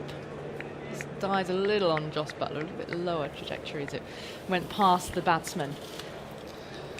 Tough going. But there just feels like there's so much significance attached to this match, particularly for the West Indies. Having flown over here, they've bonded in lockdown together. There's been such energy around them, such passion around them as well, with the anti-racism movement, the gestures we saw at the start of the match as well. A great deal of significance in the moment for this Test match. Anderson tighten on the off stump once more, forces a defensive stroke, just a block towards extra cover. Another dot ball. Pressure will build. Yes, time is a whole day to get 200 runs, but so much riding on it. Yeah, and also from the talking points from the England team this week has been all about Stuart Broad not playing, and Ben Stokes. Why did he bat first? Well, you could say in a few hours' time they might be proven absolutely right. And what they're trying to achieve now, in terms of what they're trying to achieve, obviously going forward. Anderson in now to Hope. He's driving and it struck Anderson on the boot. He's okay. Those turned, no limp, but he certainly saved a run potentially. Bit of football. He's not bad at the football either, is he? Do you think he's wincing beneath the smile? Where did it go? Where did it get him? On the boot. I think if it had just been an inch higher and gone on the ankle, that would have been sore. Yeah. Not bad control with his left foot. Teed it up towards gully, didn't he? Let's lay off. Yeah, I can do without James Anderson going down with an ankle injury. First test of the summer after he missed all the Ashes. Most of the Ashes last season. Anderson in again, looking to drive up to extra cover. The wideish mid-off. Nice looking shot. Yeah, 2 drives in the over that were there to be driven, and he drove them nicely, but he's yet to find the gap. Could quite easily have had a couple of boundaries in this over, Shea Hope. Still on 0 from 10. Going nowhere here, the West Indies. England are bowling beautifully. All the talk of Dominic Bess. I mean, who knows? The ideal scenario for England is that he's not required to do so much of the seamers, and still got Mark Wood and Stokes to come. Do a great job. Hope's faced 10 deliveries now. As Anderson's in again, trying to force it away off the back foot. Can't pierce the field again as it's fielded at cover. So 7 overs. West Indies 7 for 1, chasing this target of 200 to go 1-0 up in this 3-match series. Michael, a few more words from you, and then Jonathan Agnew coming in. Yeah, tremendous start from England. 7 overs, just the 7 runs. Looking very difficult out there for the West Indian batsman. Jofra Archer's bowling a terrific line length, decent pace. And you can just get a sense that England are just on it. It's always nice to have someone like Jimmy Anderson. He very rarely doesn't set the tone, so you know you've got one end pretty much covered, while Jofra Archer's been tremendous as well. Not easy for the West Indian players. Here's Archer then, it's pitched up, driven out to mid-off. Brooks still looking to get off the mark, and yes, you're right, the West Indies are going nowhere at the moment. Into the 8th over, only 7 runs on the board. Yeah, I was just saying to Alison, I know it's a gamble, and it's, you know, you've got to play Test match cricket with a bit of respect and wait for the right balls, but it might come to a stage where the West Indies have to just take a risk to just try and change the momentum. If they just sit there, it just looks the kind of wicket that it's just going to be the odd ball that you just can't do much about. 3 slips waiting. Jofra's bowled really well so far. He's on his way again now, past the umpires there, and he bowls on the off stump. And Brooks on the back foot just turns out away again with a very dead bat. It's picked up at short leg by Pope. And there's a real stranglehold on West Indies at the moment, with Campbell having retired hurt. He's being struck on the foot by Archer, the first ball that he bowled. And of course, there's not a new regulation anymore about the runners, but you could have say, absurd situation where someone's got a broken toe and can't have a runner. I mean, it's madness. It is utter madness. Archer moves in, bowls. Oh, that's going to be close, surely, for an 8-4 wicket. He's out. It's played right across that, all the way around it, and Brooks has been given out for a duck. There's been lots of reviewing going on, but from here, I must say, it looked plumb. He'll have a word with his partner, I suspect, but I think, to be fair, he's just carrying on walking. He knows he's absolutely nailed. Jofra Archer didn't even look round. No. He's still not looked round to the umpire to see that. He just celebrated. Oh, that's out. Yeah. He's just got the ball angled back in. There's a bit of shape late. Shamar Brooks must be a pal of Jofra Archer, because he's got the biggest smile on his face to have got him out.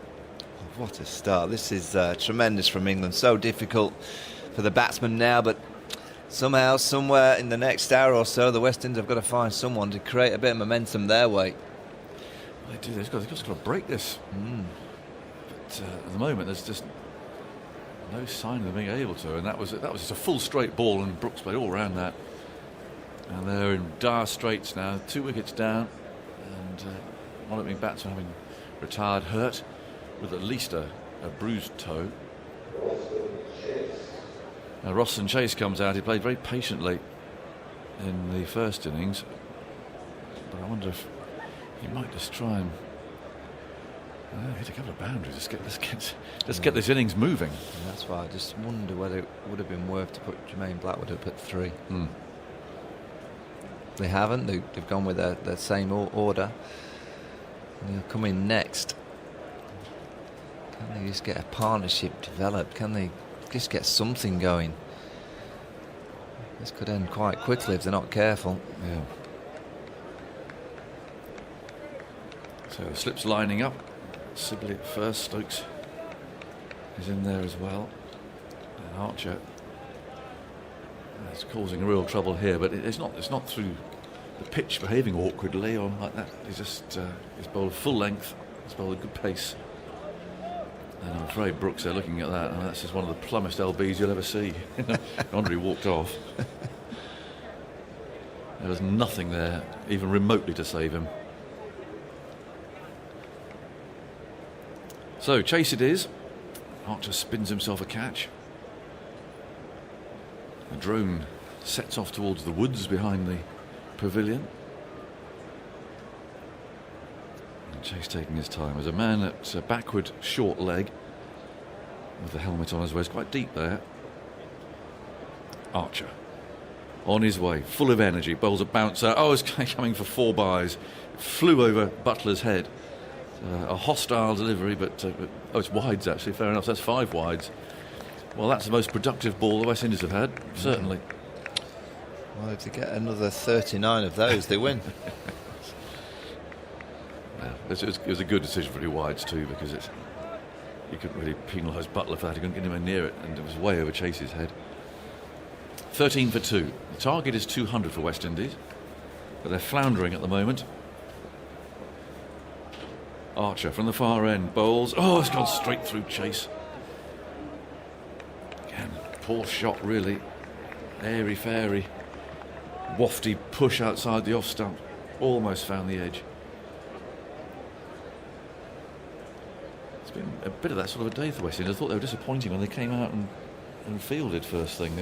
I must admit, I was amazed that Jason Holder didn't bowl straight away. Yeah. You know you're getting control, and England wouldn't have gone anywhere. There was no hostility. It was a very lackadaisical. Archer bowls, and Chase on the back foot plays out to point. I mean, they got those couple of wickets, but they were given away really, and there was just a real lack of buzz, and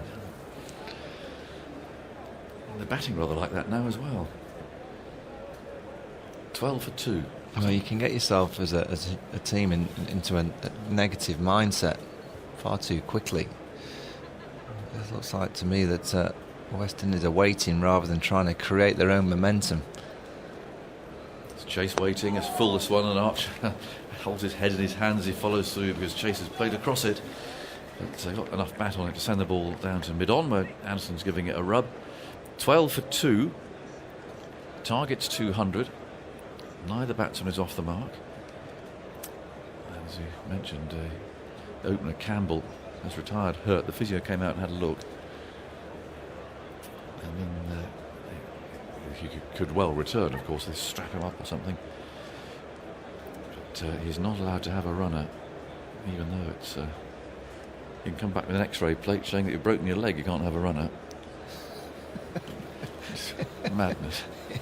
There's some things in cricket that, there's some stupid rules. Yeah. Well, that came about really through weak umpiring of batsmen. It's just taking liberties with the situation, and the umpires saying, "No, you can't have a runner. Sorry, get on with it." So it's just ruined it for everyone, really. Particularly the crowd. There's nothing more entertaining than seeing the chaos Indeed, of a yes. runner. There you go. There's Campbell in the dressing room. He's got his right foot up on a load of towels with a load of ice on his big toe. We had a wonderful run out involving Ool Mortensen once at Grace Road. It was excellent. Here's Anderson bowls. A nice shot there, driven out towards wide mid-off by Hope. He can't penetrate. It was absolute mad. I think all 3 ended up at the same end. It was absolute chaos. Dear old Ool. I think he threw his bat a mile when he was run out. Of course, he was just standing there helplessly. I don't know. It was a shambles anyway. Great entertainment. 12 for 2. The target 200. Both wickets to Archer. Anderson still got that big black sweatband around his forehead. He's on his way again. There's a man on the drive in the offside at short mid-off as he makes Hope square himself up here a bit to play with that one around about Midland leg. And they're just they're not playing a shot. Not a shot in anger. We're hearing that Campbell will more than likely to come out to bat again if required after he's had his ice treatment. Just 3 scoring shots in the first 50 legitimate balls bowled. 50.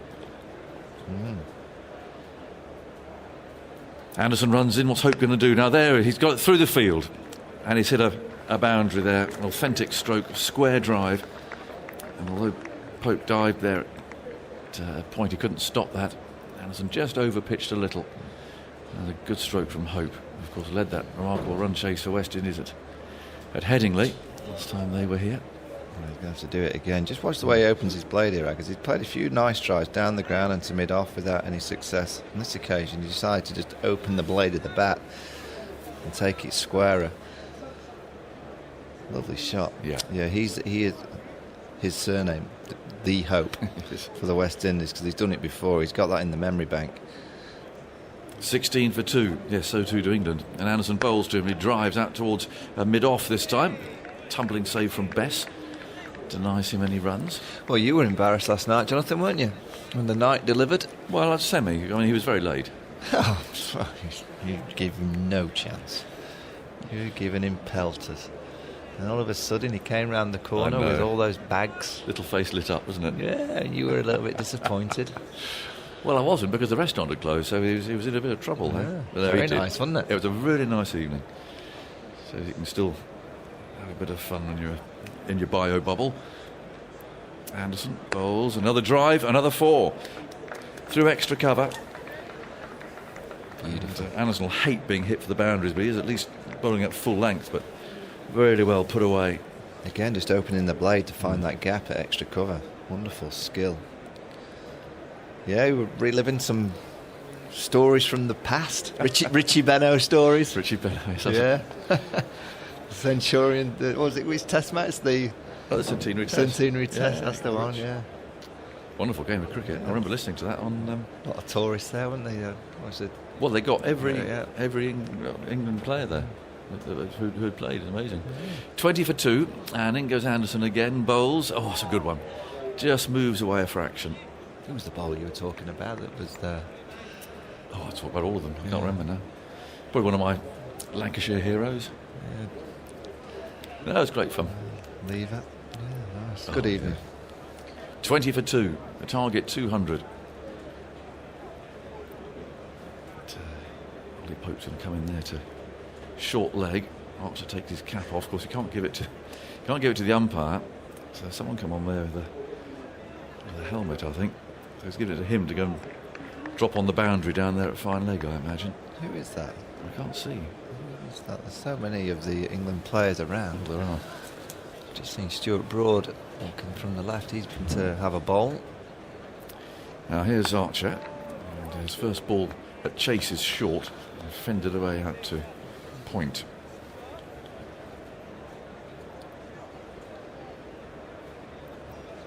$20 for 2. Archer mops his brow.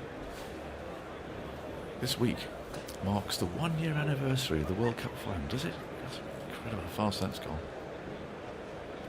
And tonight at 8:30 on BBC 2, after the highlights, you can watch One Day Sports Super Sunday. Archer bowls full outside the off stump. It's a look back on the incredible day. And of course, not only did England win the World Cup, but there was incredible Wimbledon final, which seemed to pass us all by at the time, and the British Grand Prix too. So that's tonight at 8:30. Sports Super Sunday. And on Tuesday on 5 Live Sports Extra, on the actual anniversary day of that final, we're replaying it in full. 20 for 2. There's Archer. Bowls, Chase looking to get away, but he just plays that one to mid-on. My good friend David Jacobs has just texted me saying the 5th day of a test, tight game, sun shining, TMS on. God is in heaven. He'll be down in Devon, that's where he lives. Devon, eh? Right. Near Bovey Castle. Have you ever been to Bovey Castle? No, I don't think I have. A nice part of the world.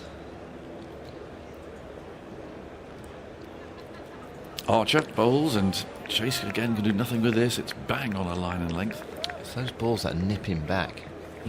So difficult to face. Obviously it challenges the LBW, the bowls. We've seen a few edges back onto the stumps in the last 24 hours. I think we might see another couple by the end of the day. Archer wheels round, he's busy polishing the ball on his shirt. In he comes, over the wicket, bowls to Chase. His 40 is away now, finally he's off the mark, pushing that square into the offside, pursued by Denley. And they come back for 2 runs, so they move for 22 for 2, talking of Richie Benaud, and the target of 200. Archer walks slowly back, thoughtfully back to his mark again. Chases a little bit of gardening, looking very quizzically at the pitch, which is straw coloured now from here. When I got here on Monday, it was really quite green. It soon dried out. Archer, the last ball of the over, comes up, bowls, and Chase punches that out through extra cover. A chase for Wood. That'll get his legs loosened up for when he comes on to bowl. A couple of runs to end that over, and it's 24 for 2. 10 overs gone. Very loud aviator passes overhead. Eleanor Macy has sent an email. After yesterday's excitement about the restart of club cricket, please say hello to my son Timothy, who finally fell in love with cricket exactly this time last year watching the World Cup final. He's playing for the first time ever today in an inter-club Colts match. That's what that summer was all about, wasn't it? Exactly that. So he's playing Bishop Stortford Cricket Club. Slightly nervous, because he's never worn the full kit or faced a full-length bowler. There's been no nets or training, and he's only bowled himself in the nets a few times. Wish him luck, please, of course. Of course, hope he has a great day, and everyone else is playing cricket today too. But that's exactly the sort of story that I wanted to hear after last year of the World Cup and Ben Stokes' heroics and everything else. Good luck, Timothy. Hope it goes well. 24 for 2 here. England apparently in control of things. That could change though. Anderson's on his way and bowls has struck on the pad there. Hope to travel down the leg side. I think there's nothing from the bowler there apart from a little bit of excitement initially. Just checking with the umpire there, saying it was going down, wasn't it? The umpire says yeah. 24 for 2. Carlos has got his West Indies trousers on, but he might have to get a West Indies shirt on in a minute, Carlos, as well, and a West Indies cap. I'm not sure if we can add much to the bat. No. These guys are capable, man. I'm trusting in them. Anderson kicks up his heels, past the umpire he goes and bowls, and that's well played off the front foot by Shea Hope. Followed by Archer at mid-on, who's bowled really well so far, isn't he? Right on the money. Yeah, another West Indian causing havoc with the ball. Yeah, he has bowled well. Yeah, there was a small thing on Twitter. I'm not sure if this is a direct reaction to it, but he started with the bat being very positive, and with the ball he's come out all guns blazing. He's tucking his shirt into his trousers at the moment. He's been polishing the ball once more. In goes Anderson, just short of a length this time, and Hope gets in behind it and plays with a very dead bat. The ball just rolls away. Tom Raffan has an interesting question. Is Campbell allowed to leave the bubble to have an X-ray? If it shows it's not broken and he can bat, will he be allowed back in? It's an interesting question, because if you go out into a hospital like Joe Root has done, you've got to quarantine yourself for a week, haven't you? That's a very good question. It is. There's not much you can do with a broken toe anyway, apart from get on with it, is there? You don't sort of put it in plaster or anything, do you? 24 for 2. Anderson bowls and steered away for a single. They've got a man down there at third man now. They're in the deep. So it doesn't go for 4, just for 1. 25 for 2. Good questions. I don't suppose they've got X-ray facilities here. Has there been a rule reversal of the runners, or no? You're not allowed to have runners still. You can. I say, you were saying to Michael, you can have an X-ray showing you've got a broken leg, and you still can't have a runner. Madness. You current players must try and change it, Carlos. It's ridiculous. Yeah, but you see, people abuse the system. They did. I remember in ODI cricket, guys would just pretend to have cramp and. Yep. The umpires should have been stronger. They should have been firmer, in my view. That's actually a decent. It's ridiculous now. Yeah. 25 for 2. 2 balls left in this over. Anderson's on his way and brings Chase forward. Ball rolls out to mid-off. Do you think it would help if the fielding side was allowed to choose who came out as runner, so that the batting side couldn't just pick their quickest guy, regardless of whether they batted or not already? So that you couldn't do it for a strategic advantage to get your quick player out into the middle. I might go Cornwall. I was about to say, anytime he'd be in team, he'd always have to keep his pads on. That's a good idea, though. 25 for 2. Anderson runs in, bowls, and that's pushed away out to cover. They'll only get one, I think. Yes, they will. It's picked up by Pope. But the thing is, you'd actually choose an opposition bowler, wouldn't you? And run him into the ground if the fella got made a big innings. Anyway, there are no runners at the moment, Carlos, and it's 26 for 2 with Campbell also retired hurt at the moment, but he will bat again if necessary, we're told. More thoughts from you, please, and then Simon Mann's coming in here. Yeah, if this test match has thrown up a few nice battles within battles, and every time we've asked for certain situations to play out, they have played out, and we potentially would have asked for a few early wickets to keep everyone interested, and that's exactly what we've got. It's a tense game out there. 20 minutes to go until lunch. We're going to delve into that a bit deeper. We've asked the question about leaving the bubble and what would happen if Campbell had to go off for an X-ray, whether he could actually come back and play. I mean, there must be there's a whole heap of regulations surrounding test matches these days. And of course, the other issue is the concussion situation. If you're hit on the head, then you have to go to hospital for a test. Then there must be some provision in the playing conditions for that. Right, England are making their first bowling change. Mark Wood is into the attack. West Indies in the last 15 minutes or so just beginning to settle down a bit after that difficult start. Okay, they're under pressure, 26 for 2, but Chase and Hope have played nicely and confidently so far, just relieving some of the pressure that was building on them. 200 to win. A field for Wood, short leg and 2 slips.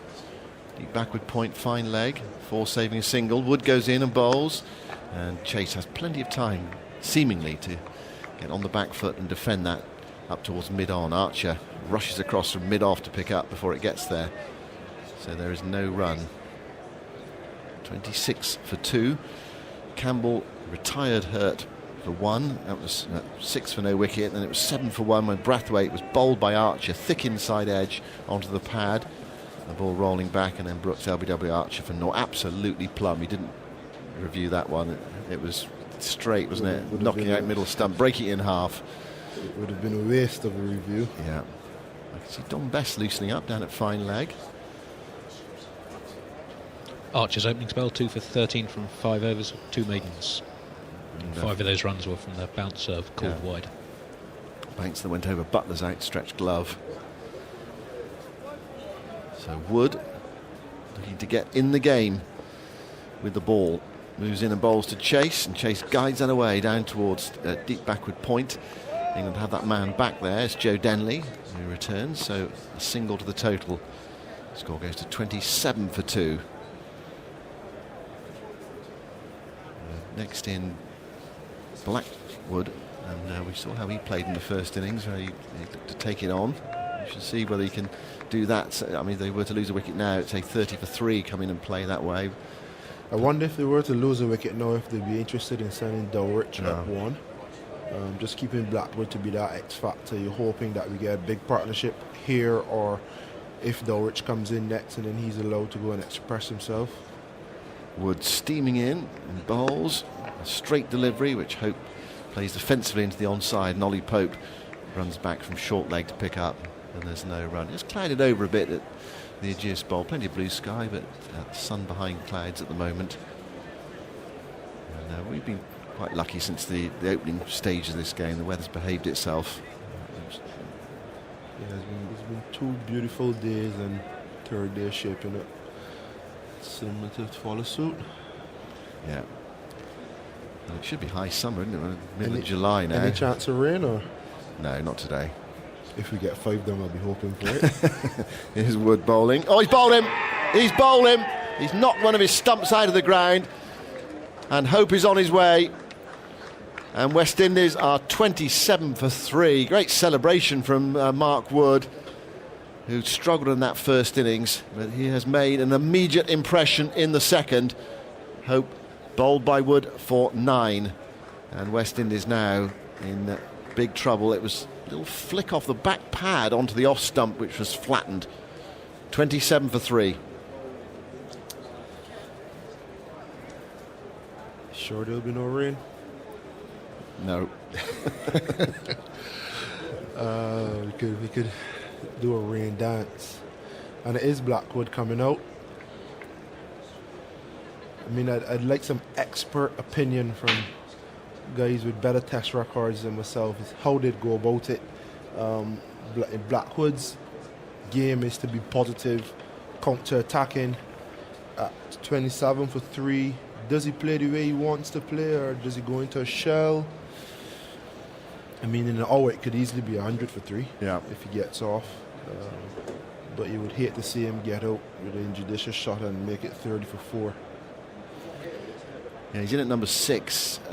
West Indies 3 down, but Campbell retired hurt. I mean, obviously they would not want him to come in at all. They'd like to knock them off, 1 or 2 down. But you'd prefer him to be coming in, say, 120 for 4, rather than this situation where you could actually, do some damage in half an hour. Suddenly it's 160, 170, and you've broken the back of it. That's the ideal scenario for Blackwood. Big test for him here. But can he try to reverse the pressure that is building up on West Indies on this far from straightforward final day pitch against this hostile England attack? I mean, it's a good England attack as well. Let's face it, we've got Jimmy Anderson, all those wickets. Archer, hugely promising.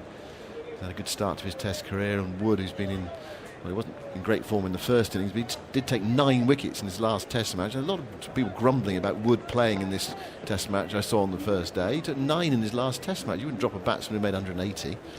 Is it 18 in his last 3 tests, average about 13 or 14? Yeah. So, all 5 England bowlers deserve to play, but you can only pick 3 of them.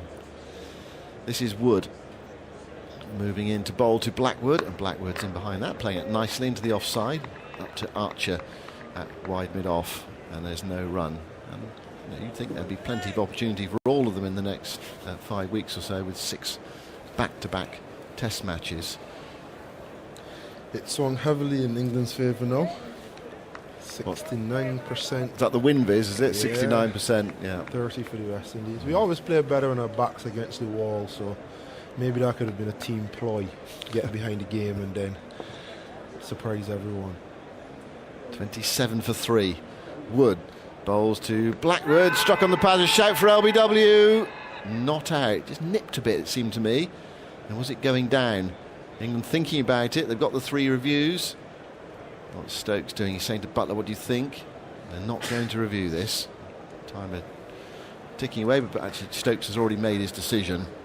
And with those 3 reviews, you do get that extra latitude. Yeah. But they're not going for it. They're not gambling on this one. He's not the tallest either, so height may not. Slightly. Yeah, you're right. It was a bit leg side-ish, bit high. But it might be an umpire's call in there somewhere, but of course the umpire gave it not out. Right, the ruling on that John Campbell situation.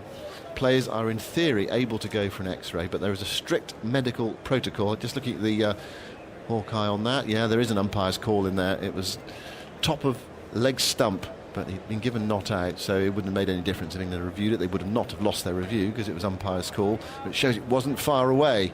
If it had been given out, it would have stayed with the umpire and he would have been out. Players are in theory able to go for an X-ray, but there is a strict medical protocol in place should this be required or requested by the teams. So it looks as if he would be able to go and then come back, but all sorts of conditions would have to be satisfied. Yeah, everything that happens between him leaving and him coming back would be quite strict. Yeah, fair enough. Right, Don Bess is into the attack.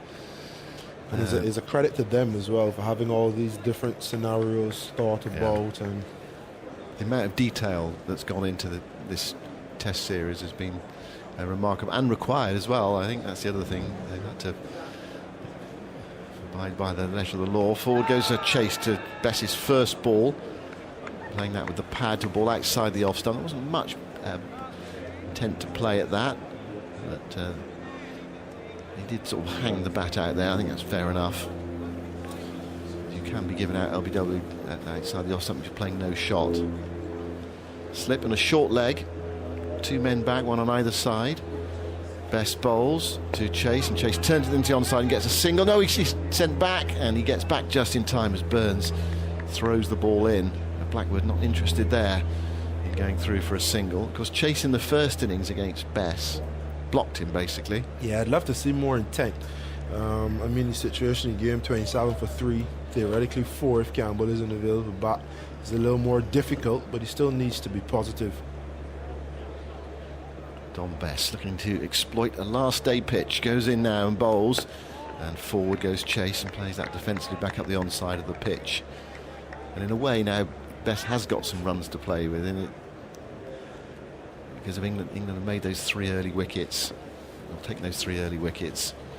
He's got time to settle in, not under pressure immediately to be the match winner. Bess tosses that one up and back goes Chase and plays defensively into the offside, and there's no run. I think he'll be looking forward to bowling all the overs from this end. It'll be hard for Stokes to get a ball out of his hand. Last day track, 7 wickets to get. He just loved to settle in and bowl as much balls as he could. Goes past the umpire now and bowls to Chase. Plays that firmly but straight to mid-on. It's picked up by Sibley. And there's no run. Brathwaite out for 4, Hope for 9, Brooks for 0, 2 for Archer, 1 for Wood. Bess into bowl to Chase, and Chase again plays firmly into the onside. This time it's intercepted at mid-wicket by Burns, and Bess starts with a maiden, you might say a predictable maiden against Roston Chase if you looked at the way he played him in the first innings. What was he?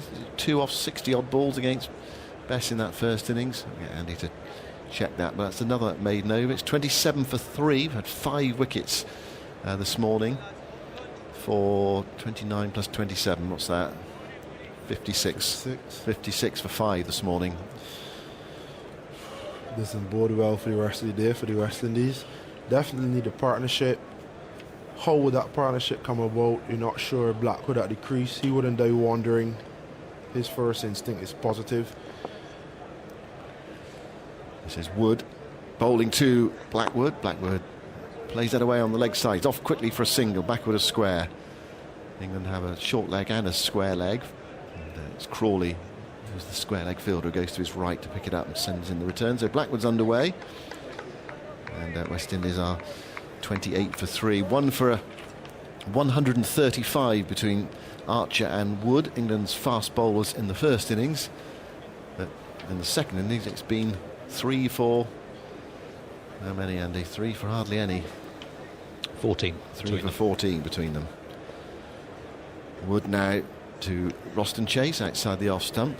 Wood, who put so much effort into his bowling, he nearly lost his footing now. We saw him slip over, fall over, tumble over many occasions in the first innings. He'd be the perfect candidate for a shoe sponsor. He falls on the ground so many times, you're almost sure your product would get in shot. Chase facing Don Bess in the first innings scored 8 from 46 balls. Right, so actually a few more off a few fewer balls than I thought.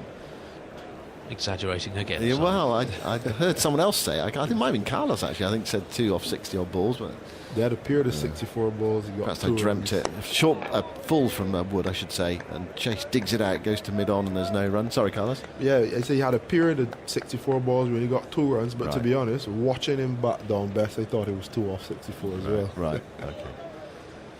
There we go. It's Carlos who led me astray, Andy. My apologies. I might have dreamt it. I dreamt Blowers became US president. That doesn't mean anything to you, probably. That doesn't probably mean anything to you, Carlos. I'm not sure if you know who Blowers is, but I mean, people, our listeners will know exactly who he is. That was an extraordinary dream during lockdown. This is Wood going into bowl. A short ball, and he's up on his toes. Chase knocking it back with a square for 1. They'll look for 2 here, and they'll get it as well. Crawley after it from forward square leg to deepish backward square leg. So 2 to Roston Chase. Takes him to 8. Blackwood's on 1. 30 for 3. Can you make that happen, Simon? Well, my wife said 5 years ago that would have seemed preposterous. But doesn't seem quite so preposterous now, does it? Kanye West has thrown his hat into the ring for presidency as well. Yeah, I saw that. Wood in sunshine at the far end now. The sun's back with us. Chase waits. Wood bowls to him. He's struck on the pad, but angling down the leg side, and it goes down towards fine leg, and they're through for a single. I presume there's no inside edge on it. No, there's not. Richard Illingworth waits and then taps his leg. So a leg by 31 for 3. Plenty of action this morning. We've had 5 wickets already. 2 lovely off drives as well by Shea Hope. He flickered for a bit, but he's gone now. A reminder, you can watch the action we've already had today via the BBC Sport website and app. Click on the text commentary and you can see video clips. You can see what's happened. And then today at the Test, the BBC Two highlights programme is on at 7:30 tonight. 7:30 BBC Two for the final day of this match. 31 for 3. Blackwood on 1. Faces Wood, who's with him now. And Blackwood gets the ball outside the off stump, keeping a fraction low. Not much pace in that in terms of zip from Wood. But Blackwood played that comfortably back up the offside of the pitch, and that's the end of Wood's second over. 2 overs, 1 for 4. 5 minutes to go until lunch. We might have time for 2 more overs. It's just under 5 minutes with Best bowling, although Stokes is coming over to have a chat with him, a long chat about the field. So England will be very happy with their morning's work despite being bowled out for 313. They take 3 West Indies wickets, and John Campbell is off the field after being hit on the toe very early on by a Yorker from Jofra Archer. A further 169 for West Indies to win with 7 wickets left, and Campbell's future in this match uncertain. Right, Bess is going to bowl, and Chase is having a look around the field. England changing the field for Chase. They're putting a long on in, but they're bringing the mid-wicket a bit straighter. No bad decision, doesn't really sweep. Now here is Bess bowling to Chase, and Chase clips that into the onside to that straight mid-wicket fielder, Zach Crawley.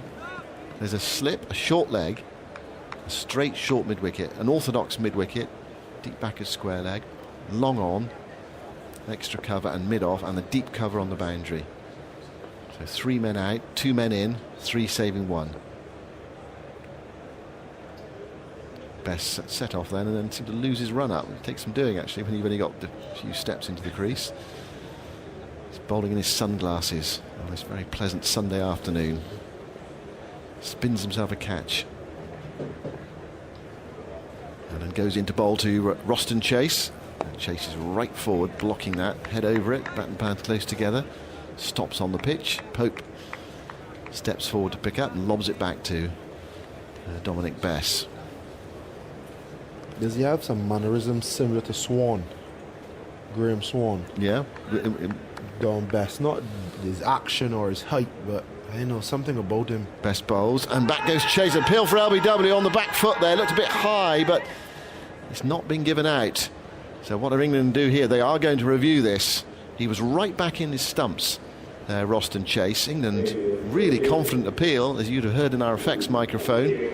But this was given not out, crucially, by umpire Kettleborough. Right, here we go. It's a fair delivery. Move on to front on spin vision, please. That's the TV umpire Michael Goff. Right, let's have a look at this. On the back foot, it did spin.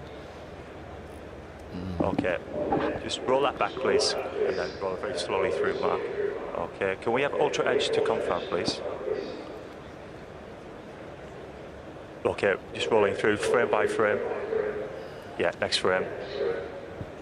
Yeah, keep going. Okay, clear daylight between bat and ball. Ball tracking when available, please, Mark. He's hit him on the back pad, quite high up. Here's the ball tracking now. He's right back in his stumps. Coming up now. Impact is in line. And it's umpire's call on hitting the wickets, Richard. So stay with your original decision of not out.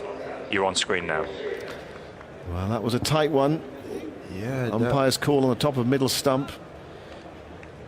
The technology made it look a lot closer than I actually thought. I thought Stokes was more interested in the potential inside edge because he grabbed it at first, slipped lower down. But yeah, I mean, I thought it was umpire's call on impact to begin with, and then I thought it was going over. Technology proved me wrong. Well, but close for England, but not close enough. Best goes in, bowls to Chase. Chase is forward, turning that with the spin into the onside towards mid-wicket. And there's no run. Good spot, actually. I was just looking at the LBW, but it did go to Stokes at slip, so if there had been an inside edge, then he would have been out caught. No inside edge, and umpire's call on the LBW shout. Best goes in, pushes that one through to Chase, and Chase nudges it behind square, gets a run, possibly two. Is he going to come back for the second? Yes, he does, down towards fine leg. Throw comes in right over the bails, but Chase comfortably back for that second run to take West Indies to 33 for 3. Simon, what are your thoughts on DRS, the technology, the use of the technology, umpire's call? I think the system works pretty well in the main. I mean, people still gripe about it. Here is Best bowling, and it's clipped away by Chase, wide of mid-wicket this time for more runs, possibly 3, definitely 2, out towards the deep mid-wicket boundary. They run 2 now, sliding save by Burns, and he saves a run there, herding the ball in from the deep. And that's it. Morning session is done. Chase on 12. West Indies 35 for 3. We've had 15 overs of West Indies' second innings, and England will feel happy with their morning. West Indies still, though, of course, in with a victory chance. 64 for 5 in that morning session, but enough has happened for England to give them plenty of hope this afternoon. And that one turned from Best just before lunch as well. It took a piece out of the pitch, and Chase, well, the finger went up. He'd have been on his way if he'd have reviewed it. It'd have been umpire's call. But those are the fine margins. Actually, they went against West Indies a bit in the start of the match, and one or two have gone with them of late. Yeah, to be fair, I mean, for me, that is a perfect example of when the technology is used right. Because looking at it, it didn't look out. As I said, on impact, it looked close, it looked high, it was close enough to be umpire call, but had that been given out, he'd lost his wicket. And as a batsman, you can imagine being hit like that, being given out, reviewing only to see the fine margins on impact and on height, and then having to lose your wicket. It's there to get the absolute howler out of the way, but I think the umpires need to pay special attention to, is it really going to hit? Obviously, there's that margin of error with the technology, but the batsman should get the benefit of the doubt. If it looks stonewall dead and it says umpires call, then fine, but if it doesn't look about right, you got to send that out. Yeah, we've had many discussions and debates on this programme over the years about the technology, and different commentators and have different stances on it. I mean, I generally think it's been a real boost for the game. It's also brought spinners into Test cricket as well, which I think has been a massive bonus for the game. It's really helped finger spinners, brought them back into the game. Decisions that would have been given not out years ago, with batsmen just propping a long way forward and getting away with it. And Tuffers pulls his hair out watching some of the decisions. Because he would have had loads of wickets. Yeah, you think when it's growing up, they always say bat and pad close together, and DRS has made you put your bat in front of your pad and by some way. Right. One more question to you, Carlos. What percentage chance would you give West Indies of winning from here at lunch? And then Jonathan Agnew's coming in. I think 35-40% is fair. I'd like to be biased and say 50-55, but England are right in amongst the middle order. Bowlers haven't had that much miles in the legs. The tails are up. They'll come back from lunch fresh again, and it's more important for the West Indies batsmen to actually soak up some pressure now, try to transfer some momentum. And in that process, if they lose another wicket or two, they're into the middle lower order and a couple of judicious shots away from defeat. So it's not insurmountable, but the tide has definitely changed, and the balance of power has shifted a bit. I just thought it was a bit flat today, Carlos. I mean, at the start of play too, in the bowl, they didn't seem to come out sort of absolutely bursting with energy and come on, let's finish it off and let's get this game done. Yeah, it took them a couple overs to get into it. With all due respect to Alzai, I always felt Jay should have opened the bowling. If he doesn't get wickets, he always controls the run rate, which I think is so important. It would have been nice to see him from one end obviously we know well he can pick up wickets as well, but Shannon really being the enforcer, trying to knock the last 2 over, and Jason just being economical. They didn't go that way, but I mean, credit to Jofra. He had some real positive intent, and I love the shot where he just slapped it over long on, and yeah, he deserved the little cameo he got. Good stuff. Well, Cars, you go and find your lunch, and West Indies need another 165 to win, and England need 3 wickets. But we are expecting John Campbell to come out and bat again, if necessary. Now, it's this is going to be a rather strange experience, I think. I'm looking at my screen. It's the 5th day, of course, so it's our journalist panel at lunch, but it's not a normal journalist panel. I'm looking at a couple of mug shots on my screen here. I'm not sure lockdown's been very good for Dean Wilson's hair, but there's a lot of it. I know it usually is, but there we go. So what we're doing, we're going to do this by... And a moustache, I know, I can see that as well. Very smart. So what we're doing our journalist panel, but via Zoom or something equivalent. So we're all over the place. Beside me, but on the other side of the room, is Stefan Shemmelt from the BBC website.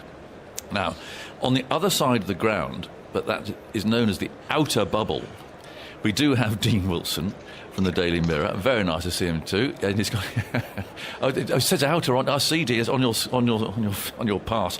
And at home we have Lawrence Booth, of course, is from the Daily Mail, but editor of Wisden Almanac, having to watch cricket from home. It's all very bewildering, isn't it? Let's start with Dean, because we're over here, obviously, in the inner bubble.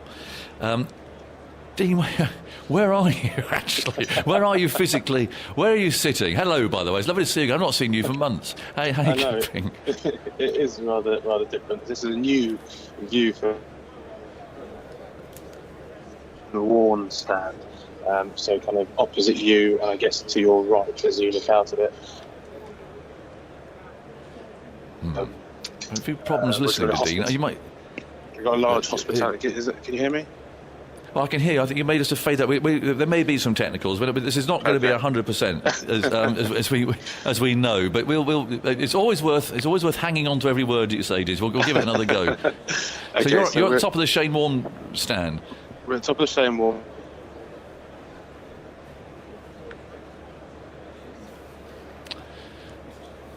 Yeah, I think we're going to try again with Dean, because I'm not hearing him. He's not going out on the air, I don't think. Dean, we might do a reconnection or something. Log off and log on again or something, and we'll try and come back. I can see you, but I can't hear you. So let's slip on to Lawrence then. Lawrence is one of those, we've seen this, haven't we, so often. He's got the usual bookshelf behind him, so he's at home. Everyone's spent lockdown studying people's bookshelves, and there were lots of fine cricket writings, I'm sure, up there. Lawrence, how are you getting? What's it like covering a test match, sitting at home? Hello, I guess, yeah, I've had to hire in a full set of Wisdens to make myself look vaguely presentable.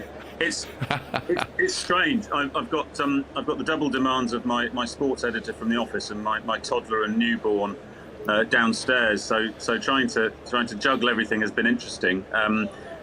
So yeah, it's not the usual experience, but I'll be up in Manchester next week, so I'll get a taste of the outer bubble, or whatever it's called. I think I'm on the outer bubble here at home. Right, yes. Are you sort of rotating it around with the newspaper? Because I think I'm right in saying only one writer per newspaper can attend, isn't that right? Yeah, that's right. So my colleague at the Mail, Paul Newman, is doing this test. I'll be doing the second, he'll be doing the third, I'll be doing the one days against Ireland, and then we'll go again for the Pakistan series. So it's very much sharing it around and getting used to a new way of working. It's been like that for everyone, I guess, hasn't it, over the past few months? Yes, indeed. Do you get a feel for the game? I mean, we all sit and watch telly from time to time, of course, but when you're actually reporting on a match, the TV does a great job, see all sorts of things, and they do pick up stuff. But it's a question of just watching the bigger picture, if you like. Yeah, it's not the same. I mean, it's a completely different experience. Like a lot of my colleagues, I'll take a pair of binoculars to a test match, and that gives me the chance to watch closely whoever I want to watch closely for however long I get. And of course, following up on the TV, they do an excellent job, but you are at the mercy of the producer and the cameramen, and generally they don't miss anything. But you are obliged to watch what's put in front of you. So it's a different experience. You also get different insights because you're listening more intently to the commentary, and they might do a little sort of snippet on someone's technique, Dom Sibley down the leg side or whatever. But yes, it's not the same. It's not as satisfying, and you don't get a sort of overall organic feel for the game in the way that you do when you're at the ground. Yes, but have they conveyed well this sense, this sort of vacuum, if you like, that this game is being played in? I mean, have you felt that? Oh, absolutely. It's an unprecedented experience for everyone, and that does come across. Even the nature of the wicket celebrations with sort of fists or elbows and question marks over whether bowlers have been using saliva, and they did a little segment this morning showing that it was in fact sweat from the forehead, it wasn't saliva from the mouth. So all these different things come into play, and it's luckily for everyone, we've got a great finish on our hands. I mean, if this had petered out into a dull draw with no one in the ground, then I think we really would be sort of summoning up the will to live. But it's actually it's turned out into a successful storyline for everyone concerned.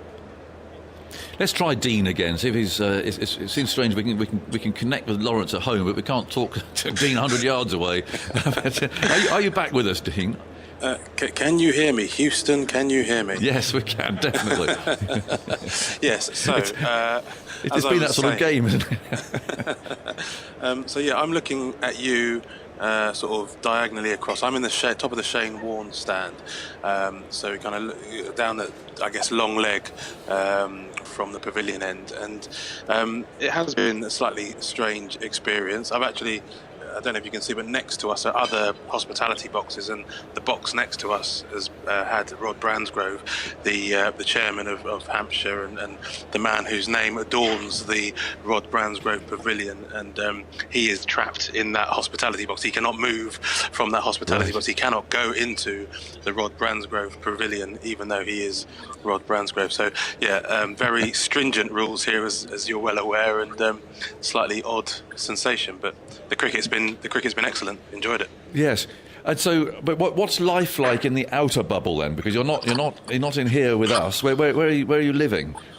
So I'm living at home, actually. I'm actually commuting sort of an hour and a half each way. Not too bad. We park in the main car park. There is sort of day staff that come in each day, kind of operationally. We're part of that. We have a very kind of strict route that we need to take from the entrance. We get our temperature tested twice on entry every day, and then we come into this sort of emptied hospitality box. I know the listeners might not be able to see it, but there's a sort of table behind me. We're in pairs. There's 12 of us here. We're in pairs for our lunch, and only 2 to a table. But when we're working, we're right up against the screen, and we've got our own individual desks, 2 meters apart. Well, probably more than 2 meters apart, actually. And it's all done, quite strictly, and socially biosecure bubble restrictions, I guess. Yes. And what about the press conferences then? Because you all want your quotes at the end of the day. What happens with that? We have to go down to the far end down there and stand 2 meters away with and the players have their own microphone and so on. What are you doing? Well, this is probably slightly nerdy journalistically, but it's very different to what normally happens, where we usually obviously have a press conference. Everybody who's at the ground files into a room and asks questions of players. But this time, all press conferences are done via Zoom, and so it means that journalists both here at the ground, as well as journalists like Lawrence and others, can dial in from home and ask questions. It also means, perhaps unusually, that, for example, West Indian journalists who may not have made the journey anyway, but they're able to join in on the West Indies press conferences and ask questions from the Caribbean, which I think is actually quite a good feature of this new way of working. So time has been tight because of the rain delay from the first day. So obviously the game is going on a little bit later, a bit closer to deadline. So there is a bit of a rush to kind of to get through those press conferences. But if you were to be sat in this room at sort of 7:15 when we were speaking to Zach Crawley yesterday, you can kind of hear his answers echoing around the room as 12 laptops play out his answers. But it's a bit odd, but it works. We get what we need, and hopefully the words and the copy that people read of a morning make some kind of sense. Yeah.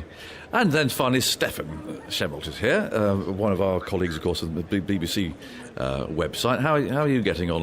You seem to be spending a lot of time on your balcony. Well, because, Ag, you know, that our entire BBC operation is on this one corridor. This is where we're living and this is where we're working, socially distanced, of course. The best place for me to watch the game from and do all my work from is the balcony. That's the space where I can write from. And so my commute each morning has been about 4 metres out of bed onto the balcony and watch the cricket from there. What I would say about being in the bubble is hotel aside, I can't think of another ground in the country that's probably better suited to live and work at, just because of how open it is, the space that we've got. You've been taking your walks on the golf course each morning. There's a lot of open area. You don't feel like it's a claustrophobic area. And so for the past 6 or 7 days where we've been here, it's actually been really, really pleasant. The challenge, I think, will come when we move up to Manchester for the next couple of weeks, and they aren't blessed with that that amount of space. And I wonder about the West Indies. You know, they've toured England, and they'll have spent 1 week outside of Manchester, not just outside of Manchester, outside of a cricket ground in Manchester. I think that's the challenge that we're going to face over the next 2 to 3 test matches. And I must say, I'm sure it's been the same for you, Dean, as well, but one thing that's really struck me is just how pleasant everyone has been. We've got annoying jobs to do in taking a temperature all the time and making sure this and making sure that, all this sort of stewarding and things, but actually they've been so friendly here. It's actually made it a really nice experience, for forgetting about the crowd and so on. But actually, the thought of living in this bubble to start with, everyone thought, oh dear, what's it going to be like? But actually, it's been pretty straightforward. Don't you find that that's sort of been one of the features of lockdown life in general?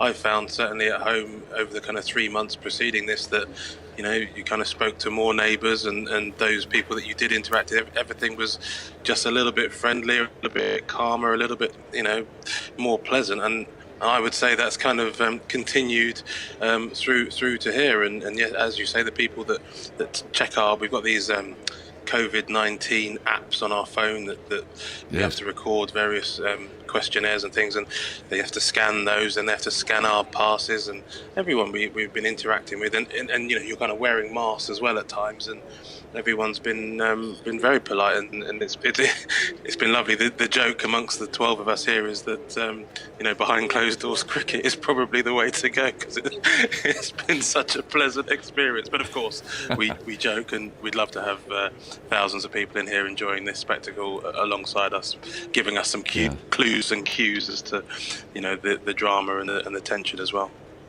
And Lawrence, the players, they're obviously going to be struck by the fact there's nobody here and that everything echoes and it's all, there is no atmosphere, obviously, but actually, it doesn't seem to have affected the players at all. And we got a terrific finish to a test match, but there was that question of whether or not they would be able to lift themselves and to rise to the big occasion when they're used to having 20,000 people cheering them on. But I think they've done it. Yeah, they do seem to have from afar. The irony is that the guy who spoke most interestingly about being able to raise his game or not was Stuart Broad. And of course he was left out in them. He spoke very well 10 days ago or so about questioning whether he'd be able to get his juices flowing when there was no one there, and how he'd been working with a team psychologist on getting his mind right. And of course, in the end, he's not been able to put that into practice. No doubt we'll be able to do so next week in Manchester. But no, look, this is a test match. All these cricketers have been starved of proper cricket for several months now. England's last tour of Sri Lanka was, of course, interrupted by the pandemic. So they are up for it. And West Indies haven't won a series in England since 1988. Ben Stokes doesn't want to lose his first test as captain. There are all sorts of subplots, as usual, with test cricket. So competitive levels seem as high as ever. Yes. Well, you mentioned him. Shall we start with Stuart Broad then? Stefan, what have you been making of that omission, and do we think they got it right? Well, we'll know in a couple of hours' time, won't we? Do you think it's simply a case of whether or not England win, they get it right, and if they don't, they didn't? I think what we're learning is there's more than, well, certainly over the past couple of hours, we're learning that there's more than one way to win a Test match. And if England had Stuart Broad in their side on Wednesday and it was damp and it was grey, they may well have fancied their chances of bowling West Indies out over the first 2 days and trying to win the game that way. But also, I think we've got to take a slightly longer view of that. And 18 months ago, or longer than that actually, when we were in Australia and England were losing 4-0 and we were talking about England being outpaced and complaining and asking where are these fast bowlers, you can't then in a few years' time, when England have got 2 90-mile-an-hour plus fast bowlers ready and raring to go, complain when they're picked, maybe with an eye on the Ashes further down the line. What I do wonder is if England were determined to pick Wood and Archer in the same team, did Broad deserve first crack rather than Jimmy Anderson? And we know what a superb bowler James Anderson is, and he's bowled beautifully here. He was certainly the pick of England seamers for the majority of the first innings. But what you can't get away from is the fact that he had been on the sidelines for most of the past 12 months, while Stuart Broad was the second leading wicket taker in Test cricket across the globe. So maybe Broad, therefore, earned the right or deserved the right to get first go in an attack alongside Wood and Archer ahead of his great mate Jimmy Anderson. But England made that decision, and it looks like it's going to be the right one. They wanted the extra pace of Wood and Archer to maybe make the most of these conditions if the pitch is starting to go up and down on the 5th day. And Archer in particular has looked like a man today who's come out with something to prove. Firstly, in the way he batted, and not only has he knocked 2 over, he's also sent one of the West Indies batsmen off retired hurt. To your question, is it just as simple as winning the game and you've made the right decision? Maybe not, but it certainly goes a long way to vindicating you. Your columnist, Lawrence, wasn't very happy the other day either when he spoke his mind. No, he wasn't. And good on him, really. I mean, as journalists, we're all cheering that on, aren't we? We often complain when players hide behind cliches and platitudes. You'll have exactly the same feelings on that as well, I imagine, Aggers. So we can't then probably turn around and say, oh, don't be so honest, don't be looking like you're criticising the selectors. I mean, 1 or 2 people may wonder whether you do that in the middle of a game. I personally didn't have a problem with it. Broad was asked a question and he was absolutely honest. I think the thing that bugged him was that he felt he'd done enough to keep his place. He'd actually gone away and changed his game, which at his stage of his career was an impressive thing to do. He'd pitched the ball up, which is what Joe Root had asked him to do. And look at the rewards he'd reaped. The Ashes last time, he was all over David Warner, took his wicket 7 times for, I think, the cost of 35 runs, which is an incredible performance. England's leading wicket taker there, then England's leading wicket taker in South Africa. And he'd sort of reinvented himself at a late stage in his career. Now, what was his reward for that? It was to be dropped for a test in which the conditions looked absolutely tailor-made for him. I take Stefan's point about the Ashes, but England aren't currently in a position where they're unsure about whether they've got the fast bowling ammunition to go to Australia. They know they've got it. It's not like they need to see Wood and Archer together in English conditions.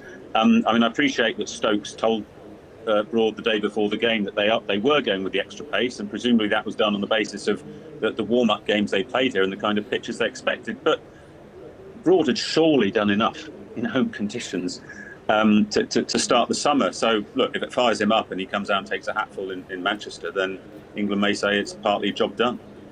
Yeah. Do you know what's been your stance in the Mirror? Yeah, look, to be honest, I feel for Stuart, absolutely. I mean, he has done that. Who's that? Oh, that's my thing. One of my colleagues actually is just. They're still using old phones over there in the press. That sounds like one of those old dial phones. Yeah, it's an old phone for an old journalist, Nick Holt, who proudly shows that it's Michael Vaughan calling him. So. Your colleague, so you can probably turn around and see Vaughan on the phone to him. Anyway, yeah, look, I feel absolutely, and I totally understand his frustrations. everything that Lawrence has said, and I read Stuart's column this morning. More passionate words from him, and sort of talking about how you can understand people crying in the Big Brother chair, and he's got a wonderful kind of way of expressing himself, actually, which is to his credit. However, I also understand the wider picture about pace, and it's not just about pace in this match.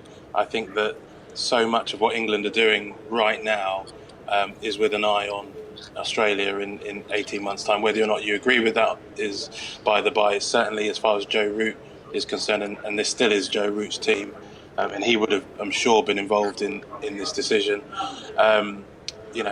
He wants to have Jofra Archer and Mark Wood, and maybe even Ollie Stone as well, if he's fit. He wants them all ready to go at Brisbane and hit Australia with firepower. And at some point, you've got to play them together. Jofra Archer and Mark Wood have never played in a Test match together before, and they don't know whether they're going to have them fit and ready to go in the way that they have done after this lockdown. So I can see why they've decided to take that chance while they can. And because it's kind of fine margins in terms of whether you pick Stuart, who's got such a fantastic record at home, or not, I do agree with Stefan that if they win, it's the right call. If they lose, it's the wrong call. I mean, it's really as simple as that. But I absolutely understand the desire for the out-and-out pace to see how they go together and get some experience together, well before that Australia tour. What's interesting is that if Stuart does play in Manchester, actually Old Trafford's more likely to be where you'd have Wood and Archer bowling together, probably on a harder pitch than here, and the conditions were just well, it was remarkable, really, that Stuart Broad in your squad didn't play. That I think that's what people were really surprised about as well. Any thoughts, absolutely. Sorry, just to follow on from that, I think that the one thing Stuart's touched on as well about his, fire kind of burning, that he's put in a lot of effort to almost kind of rekindle his career, because they've talked about Stuart Broad and kind of dip in form a couple of years ago, and he kind of went away and really put in the hard yards, worked quite hard on his action, and as we know as well, against left-handers with David Warner last year, really worked on round the wicket and getting the ball a little bit fuller, things like that. So huge credit to him, even at 33, 34, still to have that desire to get better and to prove people wrong and all those sorts of qualities. That's why he's such a great bowler. Those kind of qualities are not in everyone, and he's certainly kind of, as he said, he got nothing to prove. He certainly proved his class time and again, and I'm sure we'll see more of him this summer. Any last thought, Lawrence, on your columnist? Do you worry that this might be that this season might be the end this summer of him and possibly Anderson? There's still 5 tests to go. There's a lot of cricket to be played. I wouldn't be surprised if it was the end for one of them. I couldn't necessarily tell you which at this stage. I mean, Jimmy is a bit older, but he sort of seems a bit naturally fitter. That's always been the kind of the wisdom about those two. But Broad's reaction does tell you that there's still fire in his belly. As the first I want to say, he wants to play for England, and he himself said, if I didn't react like this, I'd have a different question to face. And that was quite a revealing insight into his state of mind about wanting to play for England. Anderson's been missing games for England through injury recently, so he'll want to keep going for as long as possible. They'll both probably be looking at Ashes tour in 16 months' time and thinking that could be a great swan song. It may be the case England won't pick both of them on that tour. Maybe they won't pick either, but they both still want it, and that's a great thing for Joe Root. Okay, what about the other talking point then, with Joe Root coming back? Denley stroke Crawley. Has that been answered, Stefan? What do you think? Well, I think it's possible to think that it was right for Joe Denley to play in this game, and also now that he moves on, because even when we knew Root wasn't playing, there were still some people thinking that this would have been the perfect opportunity to blood a Lawrence or a Bracey after how well they'd done in the warm-up games. Denley gets a bad rap, But if you actually look at what he's done over the past year, beginning with the second innings of the Headingley Test match, he's done the job that England have asked him to do. He hasn't made the big scores, but we were crying out for solidity at the top of England's order. How many times were we saying, England are 30 for 3 again?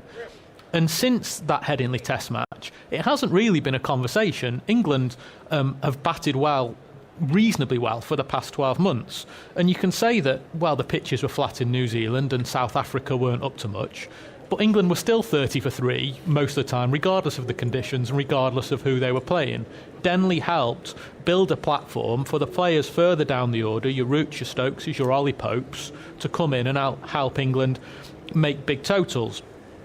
But having said that, selection is also a lot about timing as well, isn't it? And maybe now is the time for England to ride the wave of Zach Crawley, because if they don't back him after what he did yesterday, maybe he'll stagnate as a player. And so it looks like the way to go is for Root to come back and slot in at 4 and Crawley to move up one place to number 3, and then all of a sudden you have got the makings of a top order that could go to Australia, with the likes of Sibley and Pope and Crawley having 20 test matches in the bank by the time they get there.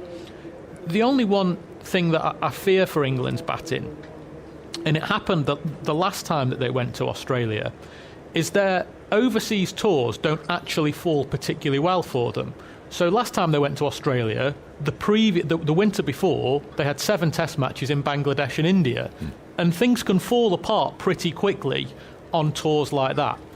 They're supposed to do the same again in January, go to India, COVID-19 permitting. And if some of those young players struggle in India, will England back them all the way through to the next winter?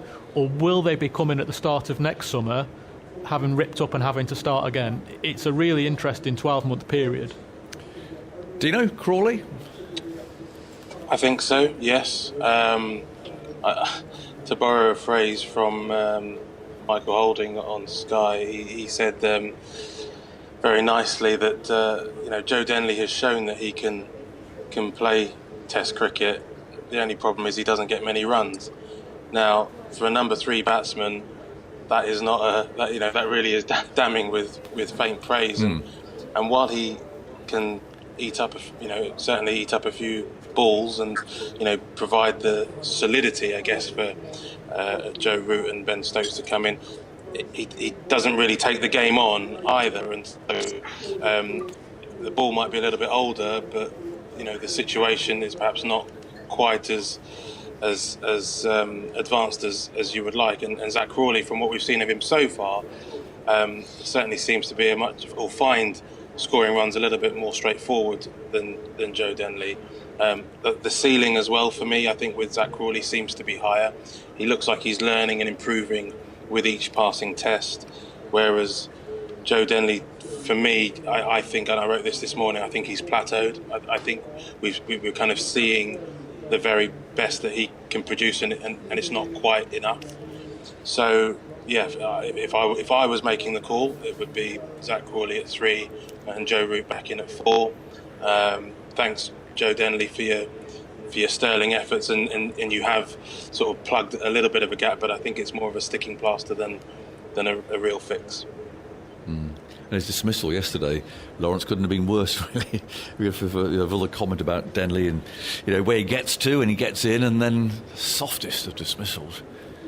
It was, and he got to 29, which is a typical Denley score. Happened to be his test average at the start of the innings, so he got to 29. He thought, here we go, we're in danger territory now. Most batsmen, they get to 29, and you think, right, they've done the hard work, they're in. Let's see them crack on.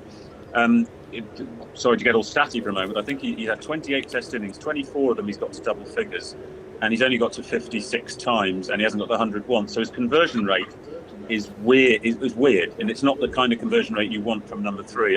I take Stafford's point that he has done what England asked of him, but like Dean, I used exactly the word plateau in my article this morning about Denley, because he's not going anywhere. And when Crawley comes out and plays fluently like that, using his feet to the spinner, I know he got away with one into the offside of Frost and Chase, but a couple of very sumptuous hits over the infield, A reverse sweep for 4 to get to 50 felt like the future, didn't it? Yes. Denley gets stuck against the spinner, and now that the openers Burns and Sibley are starting to form a bit of an understanding, put on 72 yesterday, the need for a number 3 to just come in and hold up an end is less urgent than it was for England. We need a number 3 who's going to tick things over now and build on the occasional platforms that the openers are going to give England. So I think, really, if England leave out Crawley from Manchester, the selectors are going to come in for a fair bit of stick. Yeah. The umpires will be on their way in a minute, I can tell you that, Lawrence, although you can't see from there, but they'll be coming. So cricket's back, recreational cricket's back, and county cricket will soon be back, and it's a good feeling, Dean. Absolutely, I think that's one of the best bits of news. Obviously, the work around this biosecure bubble, was very much in order to kind of keep the lights on, as the chief executive said. Get the money coming in, but really, cricket is not just about this top end. This is the sort of the icing on the cake. Cricket really is about hundreds and thousands of people up and down the country getting their whites on, meeting their friends and forming new friendships and all the great things that the game has got to offer out on the field. Having that competitiveness at whatever standard, whatever level you play at. Playing cricket is fun. It is an enjoyable way to spend your time, and after 3 months or more of lockdown, unable really to get out and do it, for me, actually, recreational cricket this weekend is probably a little bit more important than this test match, if truth be told, because the game is about the whole and not just the top end. So yeah, I've got some cricket mates and some WhatsApp groups, and the excitement and the kind of build up to it was fantastic. And there's been a few stories I know of various tales in first ball of the season ducks and things like that, which is absolutely all part of it. But great. What it's all about. Back. Yeah. And as editor of Wisden, Lawrence, I suppose not so long ago you were looking at a somewhat thinner edition for next year. But do you think you're going to get back to normal? Well, it'd be interesting. I think it's all going to depend on how much cricket gets played overseas between, in the upcoming Southern Hemisphere summer, if you like, because hundreds of pages get covered doing those reports. So, look, it will be thinner. We're about 1,500 pages at the moment. It will be thinner than that. We just can't say how much thinner. It won't be as thin as the wartime editions, which were 300, 400 pages, and when you stack them up on your bookshelf, they really do look sort of pretty anemic next to the big chunky ones either side of the wars. But it will be thinner. Hopefully there'll be a collector's item. Not that we're looking to cash in opportunistically on the pandemic, but it may well be the coronavirus wisdom may well be the one that people feel they need for their collections in the years ahead. well, let's hope it's a full edition. That's the main thing. And county cricket. Have you? We've got the basic outline of it the other day from Mark Arthur. These regions which are going to apply for red ball cricket and also for white ball cricket. There's still a little bit of chuntering going on in the background about the players and the fact that they might not be fit, they might get injured and so on. There's talks of insurance policies and so on. Stefan, what's your thought on that? Yeah, it's difficult, isn't it? Because you're going to have some county cricketers who might not even be training now, or certainly only just going back into training, and they're going to be asked to play in whatever it is 3 weeks' time on August the 1st. And certainly the feeling that I've been getting from some directors of cricket is that it's going to be on fast bowlers in particular who have asked to play first-class games then after 2 or 3 weeks of training. We might see them going down like flies, because if you think that England were training, I think, for even 7 weeks before this test match, they really wanted to look after the fast bowlers. The fast bowlers went 2 weeks before the batsmen. They've had a long run into this. You'll know, Aggers, you bowled a few overs yourself. And so that's going to be really, really interesting. But more widely, it's just fantastic that county cricket is back, and it's been a really good week for the ECB if you think about it. They've got a test match on in the bio bubble. They've managed to persuade the government to let recreational cricket be played, and there's an announcement coming, or we know that county cricket is coming, and whatever that looks like in August, certainly by September, when the Blaster's being played, you'd hope that the 18 counties are right into the full swing of things. Yes, and it seems to have been, Lawrence, it seems done with full agreement. I think there were one or two stories kicking around over the last couple of months that there was not necessarily the case that the counties were fully on side. I mean, is that a fair comment? Yeah, there were lots of disagreements leading up to it. Some counties calculated that it would cost them less to keep their players on furlough. By bringing them back, it was actually adding all sorts of overheads to the equation. They're some of the less well-off counties, as you can imagine. So, as usual, 18 first-class counties, all with different business models, all with different financial pressures and different ways of making money. There were disagreements, but I think they finally come round to some kind of consensus. There'll be some red ball cricket and some white ball cricket, and members will get some return for their buck. So I think everyone's happy, and as Stefan says, the ECB have had a very good few weeks. Well, it's lovely to catch up with you two. Stefan, I've seen a lot of this week anyway, but lovely to see you two again, albeit in this rather strange way. But thanks for joining us. Thanks for taking your time, and good luck in there, Lawrence. We'll look forward to seeing you, even from long range up at Old Trafford. Dean will catch up with you somewhere as well. Thanks, you two. Dean Wilson, Lawrence Booth, and of course Stefan as well from here. So the players are out in the middle. 165 needed by West Indies, 7 wickets needed by England. And who have we got? Well, no one at the moment. We've got Andy over there polishing his equipment. No one to the left. We've got Simon Mann. This is going to be awkward because I'm going to have to unplug myself for Simon to plug in. So, Andy, sing a song while we do that. I think that will be an extremely bad idea, Agus. I can update you with the Windies predictor from CricViz has England at 80%, West Indies 19%, as Wood comes in for the first ball after lunch and bowls it short on Blackwood's hip, and it hits him on the thigh pad and drops down to short leg, and there is no run, and Simon Mann is now primed and ready to go. Blackwood has scored 4 runs off 7 balls in his career, and that's a career high. I'm not very good at your job, Andy. It's not as easy as I make it look. No, it's not. No. Well, we have a little role play there. Roll reversal. Roll reversal. I didn't have a good stat up my sleeve, though. No. His career scored 7 runs off 4 balls. I was just making it up. Is that what you could come up with? Here's Wood bowling to Blackwood. Blackwood drives, thick inside edge, past short leg for a single towards square leg. They jog through. So West Indies under pressure here after lunch. England's attack on top, 200 to win. Not inconceivable, they could still win from here. No. Someone's got to play pretty well, though. Or perhaps more than one person's got to play well to get home from here. Yeah, it's a couple of partnerships, isn't it? Yeah. It's a couple of decent partnerships, and then anything can happen. The field starts spreading and nerves come into play for the England side. England just want to keep chipping away, homing on those stumps. That's what they've done. So I wouldn't fancy being a stump this game. No. A couple have been absolutely removed, haven't they? Yeah, and it's that sort of pitch as well. Yeah. It's a bowl quite straight pitch, isn't it? Fifth day. And also, those ones just outside the off stump is a play-on pitch as well. Yeah, exactly. Yeah, 2-paced.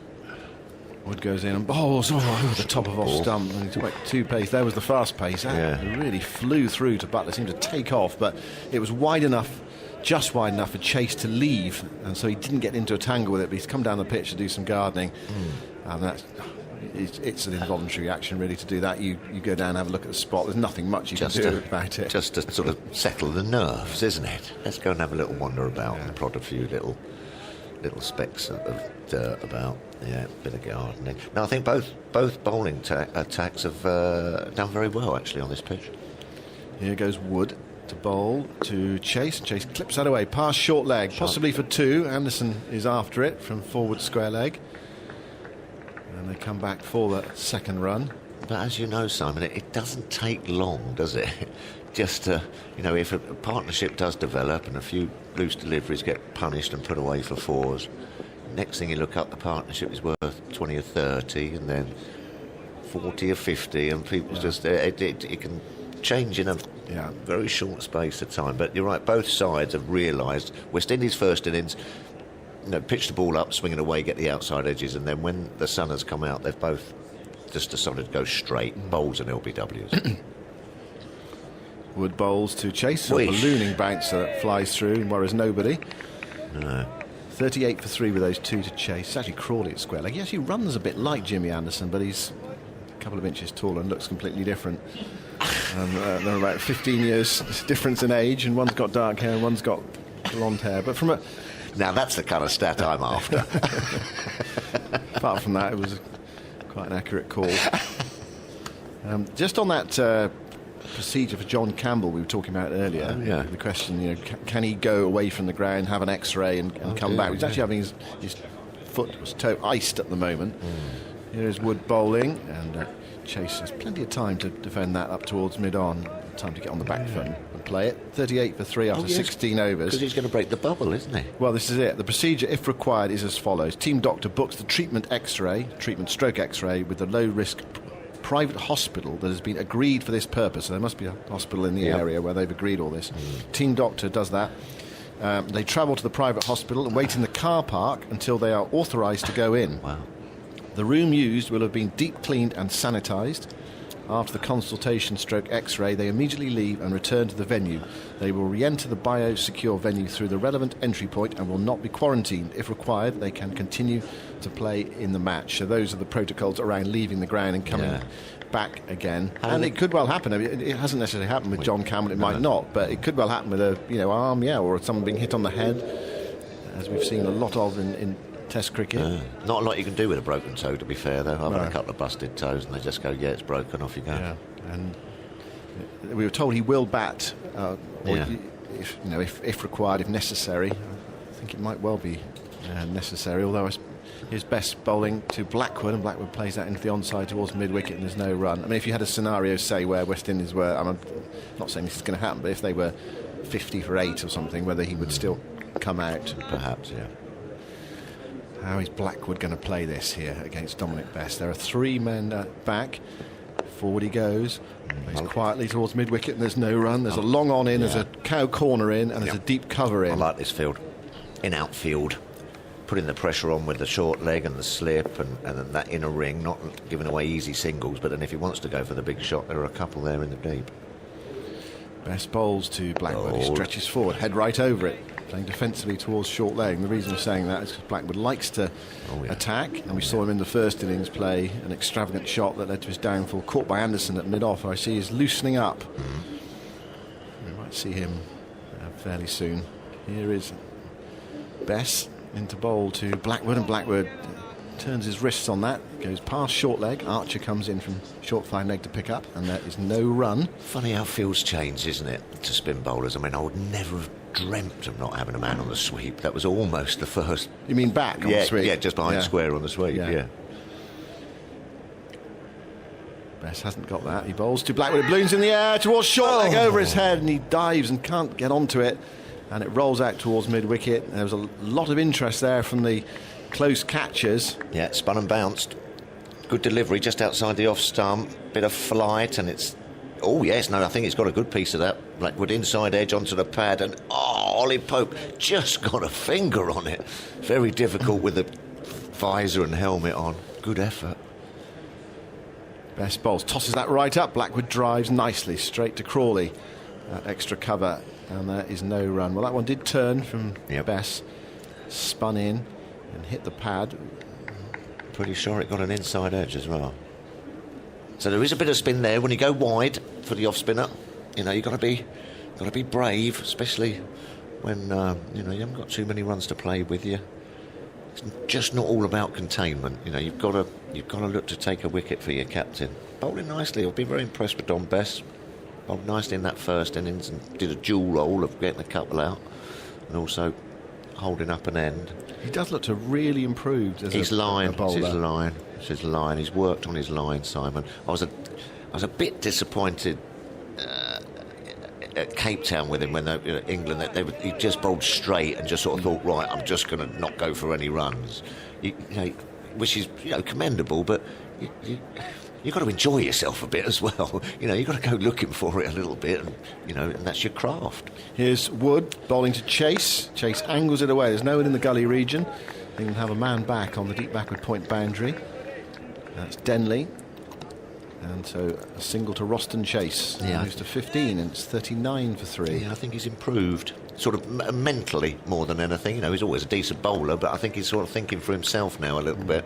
He had that time in India where he was doing a lot of bowling and with a RAF, learning about different release points. That's right. But then also just sort of like, as a spin bowler, and it does take a bit of time. You go, right, now this is what I'm going to do, Skip. I'm going to look to bowl a little bit wider. And Wood to Blackwood. Blackwood forces into the offside for runs, and it's another chase round for Denley, this time to his right. They've got 2. Denley's onto it now. It's a big boundary out there, but Denley gets in the return to Butler, and it persuades him not to come back for the 3rd run. 41 for 3. So when were you at your best, at your peak as a spin bowler? Crikey. So you played from the ages of what to what in first-class cricket? 20 to... 18, 19 to 37. Right. So I would say, late 20s, early 30s. And then you... Even though I did very well at the start, you know. Wood bowls to Blackwood. Oh, that seems to go underground, that one. Yeah, it did. Just past the off stump. He was quite fortunate there, Blackwood, as he leaned forward and missed it, but not easy on this pitch. Yeah, I mean, at the start of your career, you get good delivery, just a bit of seam movement as well. At the start of your career, I was still probably bowling sort of the same, but then, as you say, mentally you'd matured and you'd sort of like understood a bit more about your game and field placings and when to go after situations and when to just to hold back a little bit. So, it's experience, isn't it? Simple as that. The longer you play, the more experience you get, and that does count for a lot with a spinner. Wood goes in, bowls to Blackwood. He gets a straight ball, which he turns into the leg side for another single. So these two doing it nicely since lunch, knocking it around. That's why I didn't particularly understand nets, because, I can get it down the end pretty well, I got it down on a good length. So you mean you didn't really want to bowl in the nets? Well, so what am I practicing for a little bit, because you know what you're doing anyway, I suppose you're just continually just getting that feel, and, but sometimes you just think, it's not like I was working on a leg spinner or anything, you know what I mean, or had some cunning plan up my sleeve, it was just more of the same, really. But I suppose then it's a groove, isn't it, and you get into that rhythm. Here's Wood outside the off stump, big drive from Chase, and he misses it past the outside edge. He was looking for the extra cover boundary, an extravagant shot, nothing on it, and through to Butler. 42 for 3, Chase 15. West Indies need 200 to win. Yeah, and it'll be the old countdown, won't it? That's 158. If they can just get another 58 without losing a wicket, all of a sudden everyone's ears prick up a little bit. Oh, it's only double figures, blocks of 10. So England will be desperate to get at least another couple of wickets before that happens. Chase waits, bat raised. Wood goes into Bolton, wide of off stump. And Chase ignores that one. So it looked quite tempting, that one, to really slap it away on the offside. But after the previous delivery where he played and missed, perhaps he decided discretion best option. It is quite an interesting position, though, especially to Mark Wood with that trajectory he sort of bowls, that sort of flatty, skiddy trajectory. The fine leg, the third man is sort of almost a little bit squarer for that kind of slice drive, which can go aerial. Yeah, so if he'd gone after it, and he hit it well, it still might have been a troublesome shot for him, because he might have found the man. Yeah, it's not a genuine third man. It's more sort of on the cut boundary. So you said you were at your peak in your late 20s and early 30s. Did you then notice a decline? No. So you stayed on that. You got to your peak and kept going till you'd had enough. Well, yeah. I mean, the body didn't start aching every day. I know you were. Well, here's best bowling. Blackwood playing into the onside, picked up at straight mid wicket by Burns away to his left. It's got a bit soul destroying. Australia keep winning 650 for 4. Yeah. But you get to that peak very early. I mean, Dom's best. You'll watch Dom Best bowl, as we are now, bowling to Blackwood, and Blackwood is stuck on the pad, leaning forward. It goes to Stokes at slip. He dives forward to try to take the catch, just in case there was an inside edge there. Again, there's some turn for Bess, something to work with on this final day. Yeah, he'll be. If you come and watch him in another 10 years' time bowl, he'll be bowling. He wouldn't have changed. You know what I mean? He wouldn't necessarily got better. He might have got a little bit more consistent, and and what have you. But it's the mental attitude that then you progress in, I suppose. And that took a piece out. It did. Bess bowls to Blackwood, tossed up. Blackwood drives, goes to Crawley, extra cover, and there's no run. That was the flighted one, the tempter. I like that. He does get good drop. He gets good drop, Don Bess. When he's got a good body action. He's got a lot of energy in that delivery and gets that sort of right shoulder right through there. Bess bowls to Blackwood, Blackwood back. Quicker. Turning it towards mid-wicket. But it's intercepted by Pope at short leg under the helmet. And there's no run. When you talk about drop, you mean get up and down. That's right. Until the batsman thinks it's coming to them nicely, and then it drops before them. Correct. Yeah. Garlic, we used to call it. Here's Bess bowling. Forward goes Blackwood, plays it back up the offside of the pitch. Bess picks up and there's no run. Garlic. Dip. Garlic, oh right, okay. What a nice bit of garlic. Nice bit of garlic, that was it. In the dressing room or on the field. Batsmen looking around, what the hell are they talking about? Exactly. Bess, that's a bad ball. But nearly a catch is a strange one. Bess bowled a short ball outside the off stump. Blackwood went for the cut shot and he edged it, and Stokes, I think, was anticipating running after it, and suddenly found the ball coming towards him, and he tipped it over the bar and had to run down to the fine third man boundary. Yeah, and you're talking about release points, Simon. That was the lower release points, which is a bit more skiddy and hits the batsman a little bit quicker, rushes the batsman, got him on the back foot, and then all of a sudden the delivery was there, and as you say, got an outside edge. Ben Stokes would be a good goalkeeper because he sent him the wrong way and then just stuck out a hand. If that would have stuck, that would have been the catch of the season. Yeah, he was going to his right, wasn't he, to try to anticipate it, and then it went to his left. Yeah. Stokes has put down a difficult catch. It was a strange incident because it looked like a very tempting ball for a cut shot, and it nearly produced a wicket. But that's that low delivery point you were talking about. As you say, when it's up and over, it then sort of like bounces off the pitch. When it's a lower delivery point, just sort of skids through the pitch. You think of Ben Stokes as being a brilliant catcher, and we've seen him take some brilliant catches. Cool, have we? But he's dropped more catches in Test cricket than any other fielder since the start of 2019. I was going to say, I thought you were going to say forever. Here's Wood bowling, and that's in the air, but short of mid-wicket from Blackwood. And that's what happens. You see, just that there's a little bit of a partnership growing there. Before lunch, we would have had a short leg in there, but then as the partnership develops and the runs tick away, you have to then make a few sacrifices to your wicket-taking fieldsman. Has he? Yeah, he's dropped 11 catches in that time. Yeah, but he's always mainly because he's always going for them, isn't he? And England's played more matches than other countries. But I can see if I can find out the percentages. This is Wood bowling to Blackwood. Blackwood plays defensively into the offside, and there's no run. But whoever is that? It was a stat I saw. Are you classing that as a chance? Well, Simon? Okay, here we go. Here we go.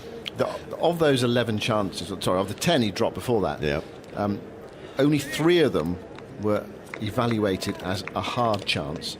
So if you want to put that down as a hard chance, that's 11 now, and so 3 of 11. Who's doing the evaluating? Well, that's it, I suppose, isn't it? I know what you mean. Yeah, if that's 1 in 100 you take. Wood goes wide of the crease, bowls with that slingy action, full delivery, and Blackwood digs it out. It goes scuttling back up the pitch, and it's picked up by Anderson coming round from mid-on. And there's no run. If Stokes catches that as a bowler, you're buying him a pint afterwards. I mean, that would have been sensational. I mean, the one, we talked about this earlier in the game, but the one you remember, the one I really remember, is the one he dropped off Watling in Mount Maunganui, which was a slip catches go, straightforward catch, slip. Off who, sorry? That was off the spinner, wasn't it? It was off, I think it was off route, it was. Oh. Here goes Wood bowling. That's driven beautifully by Blackwood for 4. Wide of mid-off, no chance for Archer. Lovely stroke. And it hits the boundary now. And Archer's about 40 metres behind it. 49 for 3, West Indies. Did you say Watling? Yeah, BJ Watling. When he had 30. Oh, sorry, yes. BJ Watling had 31 at the time, and he made 200. Yes, that's right. So, yeah. So the spinner would have been... Root. Oh, Root, yeah. Root was bowling. Just sliding on with the... Oh, yeah, it was straight in, I remember that. Oh, yeah, but I mean, he's pulled off some absolute corkers, hasn't he? They say when he's broken his finger helps because it's like a little claw. You can't straighten. It's like a wicketkeeper sort of webbing that index finger, so it just sort of can't bend back. Yeah, quite a good stopper, as well as like almost forms a cup. Yeah, naturally.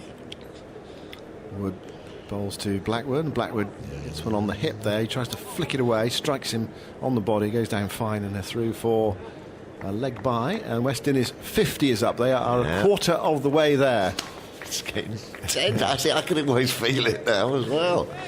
They're a quarter of the way there. England are nearly a third of the way there. Right, and Andy's going to come in with some percentages. just telling you the partnership now 23 in 8.1 overs. There you go. If you're doing a bit of homeschooling, tune in. Do a bit maths with TMS. Yeah. England are 3/10 of the way there. Here's Wood, who bowls himself off his feet again. How many times does he do that? It's outside the off stump. There's no stroke from Chase. It's through to the wicketkeeper Butler, and at the end of Wood's over, that was 90.3 miles an hour from Mark Wood. It's 50 for 3, so 150 more for West Indies. 7 wickets for England. Both sides have 3 reviews left. John Campbell is retired hurt. I know where I'd be bowling when John Campbell comes back. Got to hurt. I got one of them off of Wakar Yunis at the Oval. Oh, wow! Right on the end of the toe. Oh, I limped for about next week and a half, and I had to bowl second innings. Is it broken or just bruised? Oh, it was just. Oh, it didn't matter. It was just an awful mess. Yeah. Nails off and purple and green up. It was almost up my ankle. It sort of gone from my toe all up my calf. Don't know for her. It's going to be best to bowl to Blackwood. I don't know why you don't bat. I don't know why you don't bat in steel toe caps. Yeah. Why don't you? Yeah, why don't you? It's a good idea, isn't it? You have pads on and helmets, don't you? Best tosses this up. Blackwood drives straight to Crawley at extra cover, and there's no run. I like that. Nicely flighted outside the off stump. It might mitigate against fancy footwork a bit if your boots are a bit heavy. Well, I'm not sending a pair of divers boots. I'm sure that but was it Kevlar or something, or was it? Yeah. Carbon fibre. Best to Blackwood, who back cuts that, or back dabs, and they push go for 2. 1. They're going to look for 2 towards deep backward point. They're going to get it as well. England have that man back, and Blackwood gets 2 more. Everything just seems to be a little bit easier now for the West Indies, doesn't it? So that initial spell before lunch, wickets and stumps flying out the ground, and everyone would have been in that dressing room going, "Oh no!" But it just seems to have settled down a bit now for the West Indies. 52 for 3. Best to Blackwood. Blackwood drives, gets it to the left of Crawley in the covers, and that sweeper comes in again to field on the deep cover boundary. Who is number 19? Is that a sub-fielder? I think that's Chris Wokes out there, isn't it? Might be. Someone's off. Who's off? Yeah, it's Wokes. Yeah. Chris Wokes is on the field. Yeah. Welcome action for him, actually. It might be a bit boring being in the bubble and not playing. 3.5 weeks the boys have been here. I was talking. Yeah, and the West Indies even longer. It's hard, isn't it? For one game. Yeah. Very hard. Best pushes that one through, and Chase picks him off comfortably there into the offside, and Wokes is in action again from deep cover, and Chase walks to the non-striker's end. Looks like Chris Wokes has forgotten his razor as well, because he's sporting a very sort of bushy beard, isn't he? He started growing it in New Zealand. Did he? Yeah. Oh, yeah. It's developed. Old fisherman. West Indies ticking along nicely here. Best bowls turned away by Blackwood on the ground to short leg, or it's stopped by Pope. He's using his wrist to stun any spin, or playing with the spin. England just need to. They've just leaked a few easy singles, haven't they? Rotated the strike. Best to Blackwood, tossed up, almost a full toss. He did dip on him actually, hit the toe of his bat on the drive, and it goes out to Crawley, who's fielding at extra cover. There is no run. It is the end of the over. 54 for 3. Chase 16, Blackwood 15. West Indies were 7 for 2. They looked in all sorts of trouble then because Campbell had gone off injured as well. Wicket was doing a bit, wasn't it? Just seems to have settled down a little bit. Is there a temptation? Will there be a temptation soon to bring back Archer? Without doubt. And don't forget Ben Stokes, 4 for in the first innings. Kinds of gets forgotten about sometimes because he's the captain and bats and everything. Ben Stokes is a great partnership breaker. Has been all his bowling life. What number would you have on your back, Simon? If you were out there, what would your squad number be? What would you choose? I don't know. I think I might go for 13 actually. Why'd you laugh? Well, I don't know. Is that being perverse? Is well, it? I don't know. I'm not sure. The Shamar Brooks number, because I just don't believe in. I don't believe in luck. So you'd actually then sort of rub luck's in the face with you. Sort of. Yeah. I used to wear 13 playing rugby. Didn't used to bother me. No. Even though I was inside centre rather than an outside centre, I always used to wear the 13 rather than the 12. Strange boy. Here comes that man, strange boy. Well, people have said worse things about me than that over the years. You'll be all right then. Shamar Brooks is number 13, isn't he? I know. Well, I've had a lot of good things happen to me on the 13th. Honestly. On Friday the 13th. Well, I say Friday. Well, we had a couple. Here's a new over from Anderson, who is into the attack now, replacing Wood. Change of ends for him. Bowled at the hotel end to start with, and bowled a very tidy spell as well, challenging the off stump. Now he's gone to the far end, just pavilion end. Fancy a bit of Archer. Fancy a bit of Archer soon. Just seemed right, didn't it, on this pitch? He was really sort of like coming from tall, and that wristy snap of the arm which could scuttle low or the odd one bounce. Don't want to over bowl him perhaps yet. Anderson moves in and bowls outside the off stump. Nothing from Roston Chase, allowing it to go through to Butler. Well, we could be in for a fantastic afternoon. It's going to be tight. A slow burner. It's been a slow burning game. It's building up. The fear for the West Indies is, suddenly, we mentioned this earlier in the game, suddenly wickets can go in clusters, can't they? You can have a partnership, and it happened yesterday. We had 5 for 30. Yep. Difficult to get. You've never felt in on this pitch, and also difficult to start on this pitch. Once you as Crawley showed, once you get yourself in, you can knock it about. Anderson to Chase. Chase angles it away. There's no one in the gully, so an easy single down towards third man. Yeah, Denley's there. One more. They all build up, don't they, these easy singles? And the next thing you know, you think you're doing well, you think you're 1 or 2 wickets away, and you look up, hold on a minute, they only need another 120. How have they got those runs? Yeah, you've got to try and dry the singles out and make them go for the big shot, make them feel under pressure that they're going nowhere. They did that beautifully before lunch. As I say, the West Indies just felt that they weren't scoring a run. Now they're just ticking it over. Buildy. 55 for 3. Blackwood on strike on 15. Anderson bowls to him, and Blackwood gets one that bounces. He rides it quite well and knocks it into the offside and gets a single. Crawley comes in, so another run. Blackwood so far has played well within himself. We haven't seen any extravagance at all. He's played carefully. I've been talking to some of the West Indies fillers during the game, and they said he is a talent, and he's trying to make himself play a longer innings. But he's got a real talent to take a game away from you. So he's going about his business nicely here. 16, Chase 17.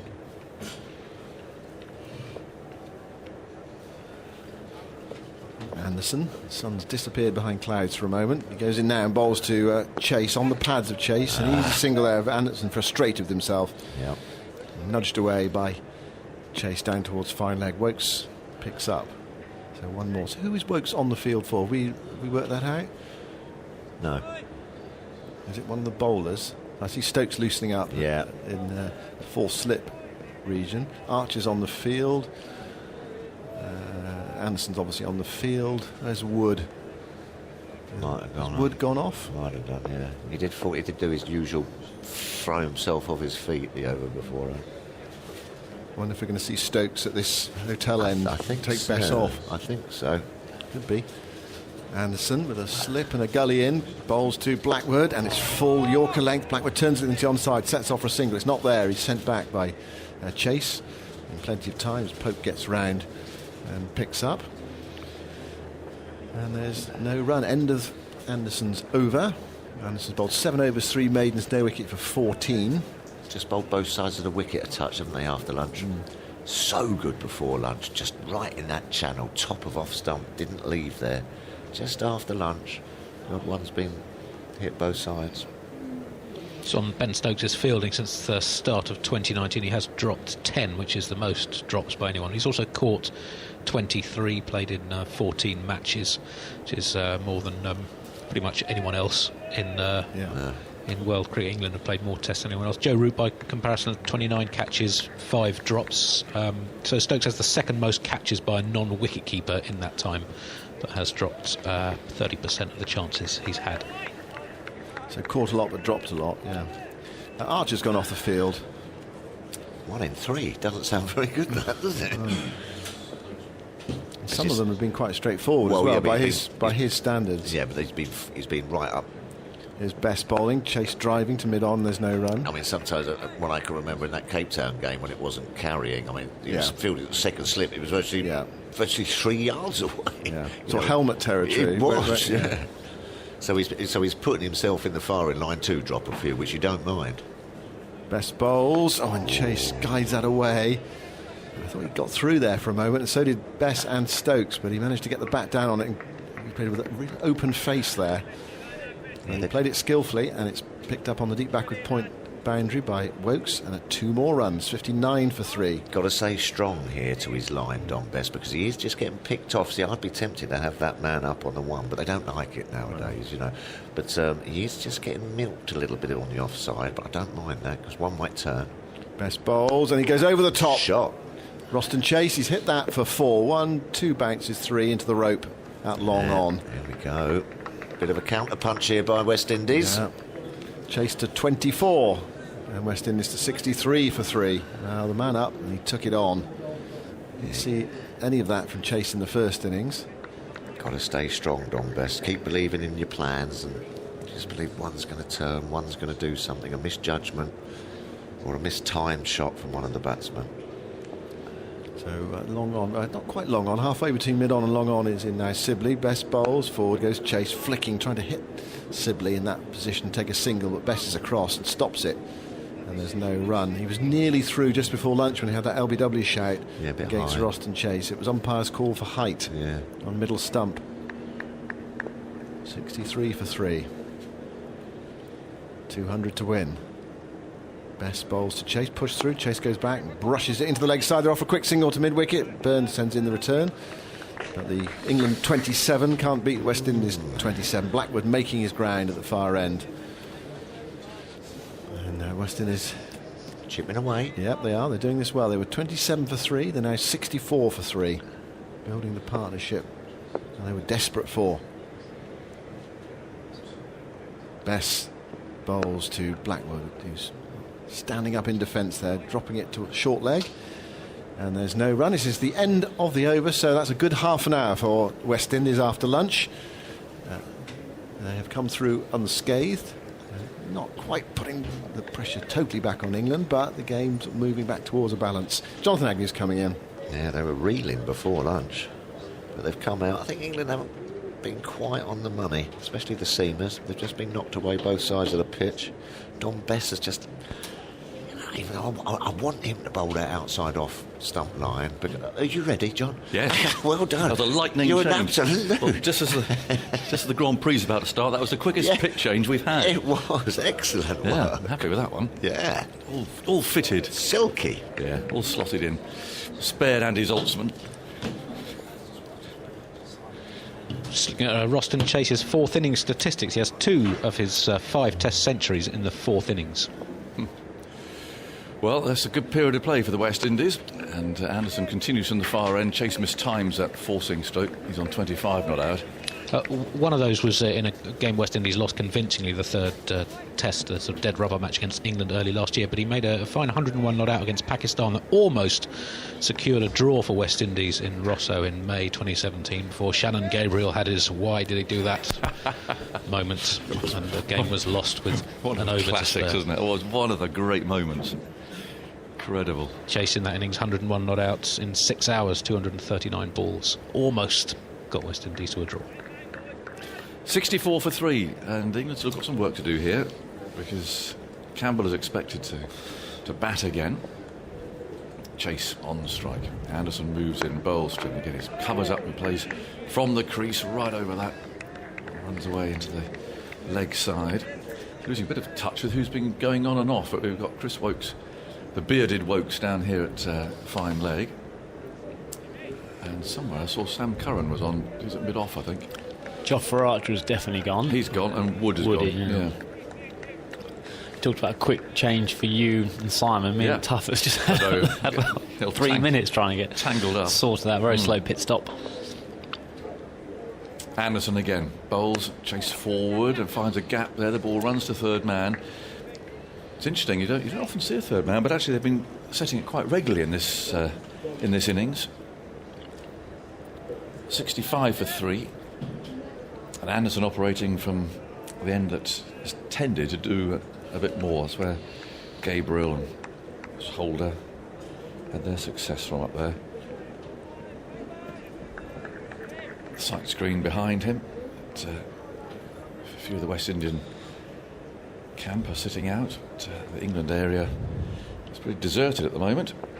At least outside anyway, with Anderson. In the sunshine again, bowls short, cut hard and very well fielded there in the gully. That was firmly struck, but Stokes able to field that. Have a few things going through his mind, I would imagine. Interesting if they do have a bit of a go at Best now. Again, to score some runs at Beta. Stop him simply holding one end, which he did really well in the Cape Town Test match. He does. He's actually pretty economical. Anderson bowls, a little bit of movement away. That's a stuttery run, but they're going to get there. Throw coming in from Crawley, doesn't hit the stumps, but he was safely in his ground anyway, Blackwood. 66 for 3. Target's 200. It's a couple too many easy singles for my liking. It's a good ball. It's a James Anderson right on the money, full stump, and Blackwood, who's played very sensibly indeed. We've kind of been waiting for something rash to happen. But that was just a drop in the offside, and with the field they got with that point slightly deeper. Anderson bowls, and Chase allows that to go by the off stump, not too far away, but a well-judged leave to end that over. 66 for 3. With that, they had the gully, they had that kind of extra cover quite tight, and then probably a guy 10 yards in front of square on the offside, and the kind of very wide third man. Anything there, he just drops it back on it, and England can't stop the single. And I know boundaries are costly, but it looks defending both. Jason Gillespie once said, when I was talking, he said, I don't like men, protecting both sides of the, men out on both sides, because what are you trying to do? Are you trying to bowl in the channel? If you bowl in the channel, that tight off-stump line, you don't need the deep point out, because it's only going to be a bad ball. But if you want to bowl outside the off-stump, you don't need then deep square leg out, because... Sure. So it just feels like if James Anderson bowls straight, he gets the inside edge, it's an easy single. If he bowls a really good ball, it's an easy single on the offside at the moment with this field. So I'd like one of them to come up. Well, Best has been taken off, so Stokes sort of nipping in the bud any thought of them having a go at the spinner, and he's coming on himself. So they've been swapping caps around. In fact, Best is now wearing Stokes is on top of his own at mid-on. So the captain feels it's time to come on and have a go himself. There's a slip in a gully and a man on the drive, sort of short cover, and he's bowling to Blackwood, who likes to play his shots, but he's reined in so far and he's defending this first ball from Stokes, which is a hit off the back foot out to short cover. And presumably Stokes' footwear is now okay, because a real problem with the boots he was wearing in the first innings. Hair swept back, walking in a business-like way back to his mark. It was my body language this morning, wasn't we? Stokes looks like he means business. He sort of marches back. Very thick hair. Yes. A bit thicker than I remember it anyway. Right. In goes Stokes over the wicket, bowls short, and Blackwood almost gives his wicket away there. It did climb a bit, but as a real get-out shot, really. A little flick outside the off-stump. He makes stuff happen, doesn't he, Ben Stokes? Yes. Every single time he's in the game, something is happening. It did climb this one. So it wasn't a great shot from Blackwood, who's trying to rein in his natural attacking instinct. He's 17 from 38 balls. Waiting now for Stokes again, kicking up his heels. He's there and he bowls. Blackwood's on the back foot. A bit of a push. But Stokes able to field. Now the man's going back, very obviously, to deep square leg. The message to the batsman that he might get a short pitch delivery or two now. In fact, another one's coming across into the leg side. So also that square third man. This field is set really for the short ball. Let's see if it's a bluff or not. In goes Stokes. And he bowls. It was a bluff. It was full and turned away down to Archer, who's back on the field, running around the boundary at long leg. And 2 runs they take, 67 for 3. Been really controlled partnership between these two. Yeah. They've been really good batting. And at lunch, 30, 35 for 3. You're thinking that not England have won the game, but they've taken a big stride towards it. But these two have really fought back. Actually, the wickets looked very placid at the moment. We know how quickly it has changed out of nowhere this week. Stokes bowls a bouncer. Blackwood's underneath it. He's not a tall man, so he just bobs his head there. 132 needed by West Indies. You still have England as favourites, wouldn't you? Sorry, Andy. I was going to talk about Roston Chase's the difference in the way he's played Dom Bess in the second innings. In the first innings, we said earlier, 8 from 46 balls, 5 singles and a 3. In this innings, 12 from 18, hit a 4 and 3 twos. So he's been much more proactive and successful so far. Stokes over the wicket, bowls, and Blackwood forward. So he's comfortably back to the bowler to end Stokes' first over of this innings from this end. Yes, I would, to answer your question, I would, but once it starts to get down below 100, you start to, and then perhaps there's a bad over or something, or... Still a lot of runs in 132. Rowan Hunter emails. As a very active social member of my local cricket club, I was obviously very excited about the return of recreational cricket yesterday. Unfortunately, I rather massively overdid it. How do you rather massively do something? But anyway, you rather massively overdid it. I'm now listening to TMS in bed with the curtains drawn, such as the strength of today's hangover, dear me. The good news for England fans is the last 2 times I found myself in this state was the World Cup final and the last day of Headingley last year. Anderson on his way, bowls outside the off stump, one that keeps rather low. So he might be on for an exciting finish. Well, take care of yourself, Rowan. I suspect there are a few who have overdone it yesterday. I haven't really heard many injuries, have we? Pulled hamstrings, any examples of it or no? No. But nice to know if there are any new members of the primary club after yesterday. If anyone was out first ball, let us know. And the details you'll find online for the primary club. It's a friendly wave from Jack Leach down there. Isn't that nice? And Dan Lawrence. Dan Lawrence. Look at that. It's his birthday. Is it? Yeah. Wow. In comes Anderson. And that's mistimed by Chase as he tries to force that back up the pitch. I think I should check. Is he 22? 22 today, Dan Lawrence? I think he is. I've got my notes are closed. I think he is, yeah. 23 today. 23 today. And a young man with good prospects. Yes, he's a very, very good player. Could have easily played in this game, couldn't they? They decided to bat him at 6 and say Ollie Pope at 4, but obviously went for Crawley and did well with his 76. Slip in a gully, crouching there. Anderson again runs in, looking for this wicket. There's some bounce. That was very well played by Chase. He took his bottom hand off the handle. Your old coach will call that the lawnmower shot, wouldn't he? Jerking that bottom hand off the handle like someone rip-starting the lawnmower. How many times have we seen Nasser Hussain bat like that? That's what I was reminded him of. Actually played it well. Played it far better than Nasser would have done. He played it very well. But just evidence again of that occasional ball that does something. Keeps the batsmen on their toes. 68 for 3. Target 200. Anderson cruises in and bowls. Oh, almost gave a catch there to Gully. Whether he was just hanging back a bit because of the previous ball, that his weight wasn't going forward to a fuller ball. And that was not far away at all from Stokes, lurking there in the gully. They pick up one down to third man.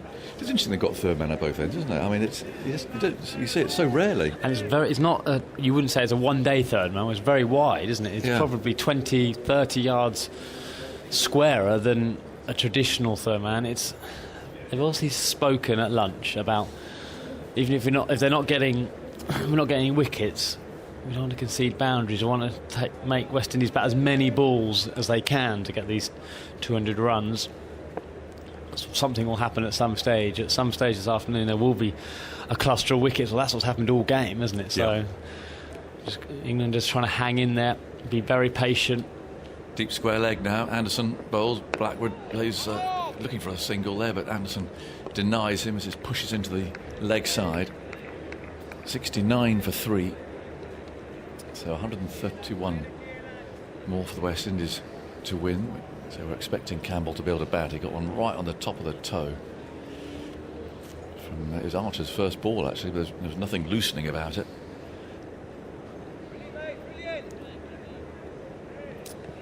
Apparently there was a birthday cake at reception earlier with a note for Dan Lawrence, and we've been told we can't have cakes, which is very much part of what we do, of course. But anyway, got your curries in.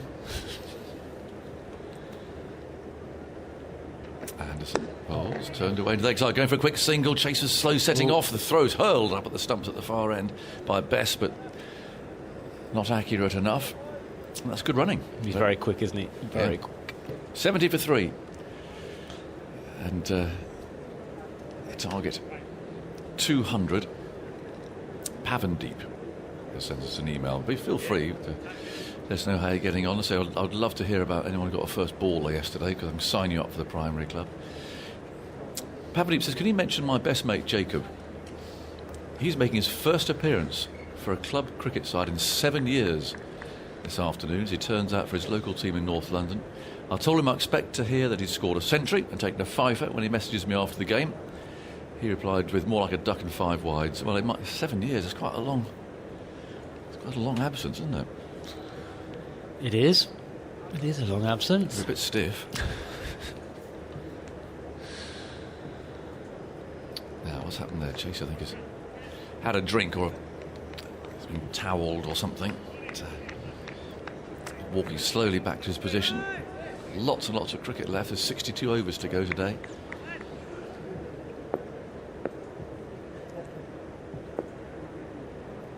And Stokes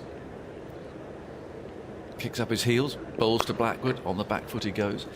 He plays that firmly into the offside. An unusual sight there. Jofra Archer was loosening up one of those big, well, they look like medicine balls, but down there at fine leg. Big green one.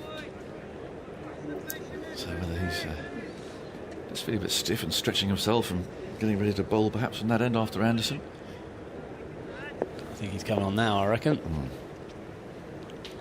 70 for 3.